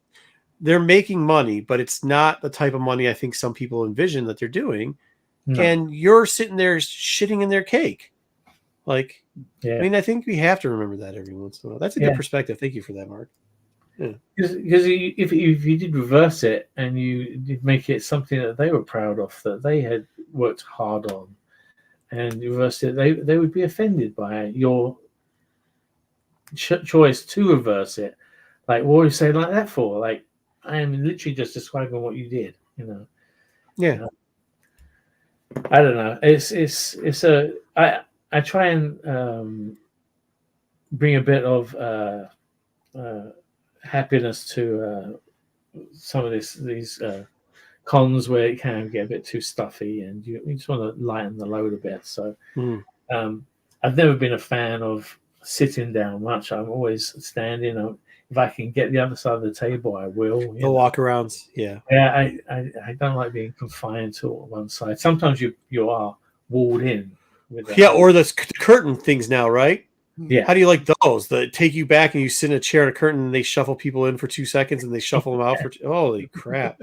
Yeah. Holy crap. I'm not the worst one was it was I'm not going to say who the don't guest say who was, it is. Yeah. But they demanded that they just lay out all the photos that people wanted to buy. He just went along bum bum bum bum bum bum bum bum bum bum bum bum bum. And that was it. And these people waited for hours for him to come. Yeah, I mean it's unfortunate. You know, there was a comic book artist who I don't speak too highly of. He's passed away now, so I'm just not even going to mention it. But there's no reason for me to ever say anything nice to what he was doing, and it was like but I will tell you, it does not matter, because if you speak illy, probably even of that person and bring up their name, the fans will come after you for it. They 100% will. It doesn't matter how bad of a person that is or how disrespectful they are. That person will, believe me, they'll go after you pretty hard. So but yeah, no, I mean I think that's an aspect that you got to take into that. I read that was a great insight. Hopefully that helps Dom in our personal chat, so I don't have to hear anything about it again. But I doubt that will. We have never found one thing to help Dom in our personal chat. They always want to help. They always want to have a help me with situations. But the one thing I can say is that us Star Wars fans are very passionate when it comes to Star Wars. Yeah, that's true. And it's just, we look at some things that if it's going wrong, we want to say something. But we also have to look at the other side too. They're not making really Star Wars for us anymore like they used to. I don't know what you're talking about, but they're making it just for me. They're doing it for that's a troll. A different generation. It's not. That's what I'm trying to say. Look, what we like as a There's no trolling here. No, no trolling. He likes nubs. He likes a blue teddy bear. A blue teddy bear from the High Republic, and that's great. That's a Jedi blue teddy bear to you. It's it's the first Ewok. There you go. That's what I guess. But I'm just saying. But Pobian. I think the higher point too is to, I always tell the story about Warwick and like one of the celebrations, and it was when he was he's had trouble moving around, but it was a couple years ago where it was really bad, and he was just trying to get back up into the he was in Chicago, and how the Chicago celebration was like the elevators to the hotel were right, like you walked out of the celebration right into the McCormick Hall. If you've ever been to McCormick's, you know where it is, right there. And these people just kept slamming the door open to try to do photo ops with Warwick, and you could tell he was obviously in pain at that part of the day, to the point where like, I'm a nice guy, but I'm not that nice. You know what I mean? So we might have had to push some people out of the way. But I think sometimes people forget, like, just with you, why are you yelling at Mark about this? Even if you did work for Disney, who cares? Like, I mean, I care about Star Wars, but why are you yelling at, why are you trying to push in to get pictures with, do you remember there are real people out there too? And like, sometimes the experience that these people, and Warwick Davis has been nothing but like over generous to Star Wars fans, taking more than enough time, doing maybe more than he probably should. And I think sometimes instead of asking as much as we do out of people like yourself and some of these other Star Wars stars, we need to remember and treat them a little bit more like a treasure of people who have been giving us the time and stuff like that. So that's my Mark, you've been exceptionally generous with your time, and we really appreciate it. And thank you. All of these stories and just your love of Star Wars, and I hope to see you someday on another Star Wars project because they deserve you, and you should get it. Yeah, I hope one day, even if it is just a cameo in that bar. Could you imagine that, dude? I just want something like that to happen for you. I've had a ton of crazy encounters, and so I haven't had a crazy Dave Filoni encounter yet, but I'm sure one will happen. And as a result of that encounter, we'll just, because we both come from the same background, Yeah, I could have applied for the same job he went to Singapore for,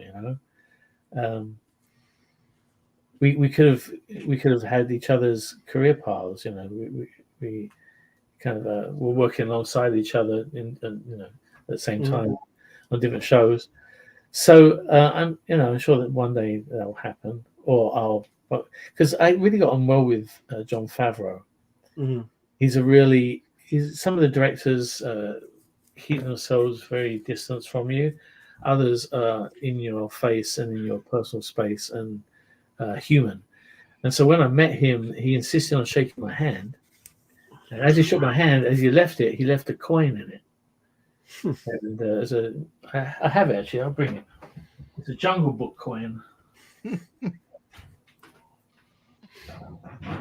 Did you almost fall, Fade? Did you almost fall backwards? Yes. That was not fun at all. Oh, that's so cool. It's a big Star Wars pen. It's called a challenge pen, and it's got a Jungle Book with a Favreau, JF Favreau on there. So it goes this way up, sorry, that way up. Yeah. So the director, Yeah, I have a Boba Fett one like that, challenge pen. But he's a really good guy. So I'm sure if I ever got to talk to him, I'll just tell him what I did for him, because people don't, in this industry, people don't really remember your name necessarily. They'll remember what you did. Yeah, what type of work. Yeah. If I said to him, I choreographed your Shere Khan Baloo fight, then he would know who I am. Yeah, sure. And then I'd get to ask him, what can I do? What can I do to help you out with Star Wars in the future? So maybe it'll happen. You never know. No, you absolutely should. Yeah, I mean, It will happen. I mean, how many times? That is the weirdest thing that I think people. So we have a legendary basketball coach, Tom Izzo at Michigan State, and one thing that he has always said is when you talk to somebody and he's like, you could tell who graduated or whatever, or heard one of my speeches before, because when you see him, you introduce your name and kind of it's not even an elevator pitch, but 2 minutes for remembrance, right? Like, what did you do and whatever else. And I heard this 20, 30 years ago after he was winning a championship. And I've always done it. And the best response you get is, yeah, I know you, right? That's because when they say that, it doesn't matter. It's not an arrogant, why should they remember you? It's hard to remember people's names. But if they can remember the experience in which you that goes a long way a lot of the time. So do that, and then tell them, you know what? If me and you do some animation together, I can put your name back on a bunch of stuff, and it'll work well, and you can start handing out coins, and then there you go. You got it. There you go. There you go. Oh, that's cool as hell. All right. Well, unfortunately, because we got the times mixed, I think we're going to have to finally wrap it up, Mark. I appreciate it, though. I know Dom. Appreciate it. I thank you apologize coming and again for talking to getting us, Mark. the. Don't. Dom, it's okay. It was good meeting you, man. It was very nice to talk to you again. Yeah. One of these days, I'll see you if you ever come this way out to the Denver area for the cons. So Maybe I'll run into you in the business eventually. Yes, definitely. Definitely. And you're always welcome back. If you want to have some of the more fun during news and everything else and the craziness, we got to have you back on. We do appreciate it. I mean, we appreciate the time you spend with us too, man. If we ever run into each other out there, maybe we can work on a Star Wars pitch together. Yes. See, well, make sure you say what your name is and where you know him from, and that way he will be like, "Oh yeah, I had that great experience with you." So yeah, you of course. Yeah. And listen, I don't know. I'll meet Mark again. I'll go to a convention. He'll be there. I will chat away. My wife will be like, "All right, leave the guy alone. Leave him alone. Leave him alone." Giggles Fed did say, "Yeah." Giggles Fed's like, "Yeah, I had to tell him to leave him alone." I was like, "Giggles, I bet you he didn't mind it." Look, when Mark, I went out and went to get coffee. Got Mark some coffee, this and that. Yeah. All my wife was saying was, she kept turning around saying, "Leave him alone. He's talking to other people." I said, "Yeah, I know he's talking to other people." He goes, he doesn't mind. She goes, "Leave him alone." I'm like, I'm like, yeah. I'm not. But here's the thing. Then Marco, some guy screaming at us. If Dom was there, Dom's a big boy. Don't get it twisted. He's a big boy. He would have been your security and bounced that guy out of there. So, Dom and I could work security for you at these cons. There you go. There you go. Nobody would take me seriously. So both a couple of Italian boys here, Mark, thank you. Appreciate it for spending Seriously, the time though, and thanks talking for your to us time, man. and great stories. And hopefully you'll come on again in the near future and we can have some more stories. Definitely. Okay. All right. Thanks a lot, Mark. Thanks. All right, guys, we're gonna take off. night. Appreciate everything. Yeah, Bye. have a good one. Yeah. All right. See everybody. All right, cool. Yeah, hey guys, thank you for sticking around for all of you. Sorry it was so late, but we got it in there. I think we made Dom's universe or day or whatever. That dude's cool as fuck. That dude is awesome. Yeah. Um, Dom, did you hear what he said though? Stop blaming people that you don't even know about for doing shit. That's what he said. That's your boy. Stop it. All right, guys. Thanks again. Make sure you check out all the great content that we have here. We really do appreciate everything that you guys have been doing. We appreciate all the subs. We appreciate you telling your friends and families. We appreciate all that. Man, I would have appreciated a couple field goals in that game, but what are you going to do? That's your coach's fault, you know. Hey, live and die with it, man. It got us there. We got to go with it. All right. See y'all later.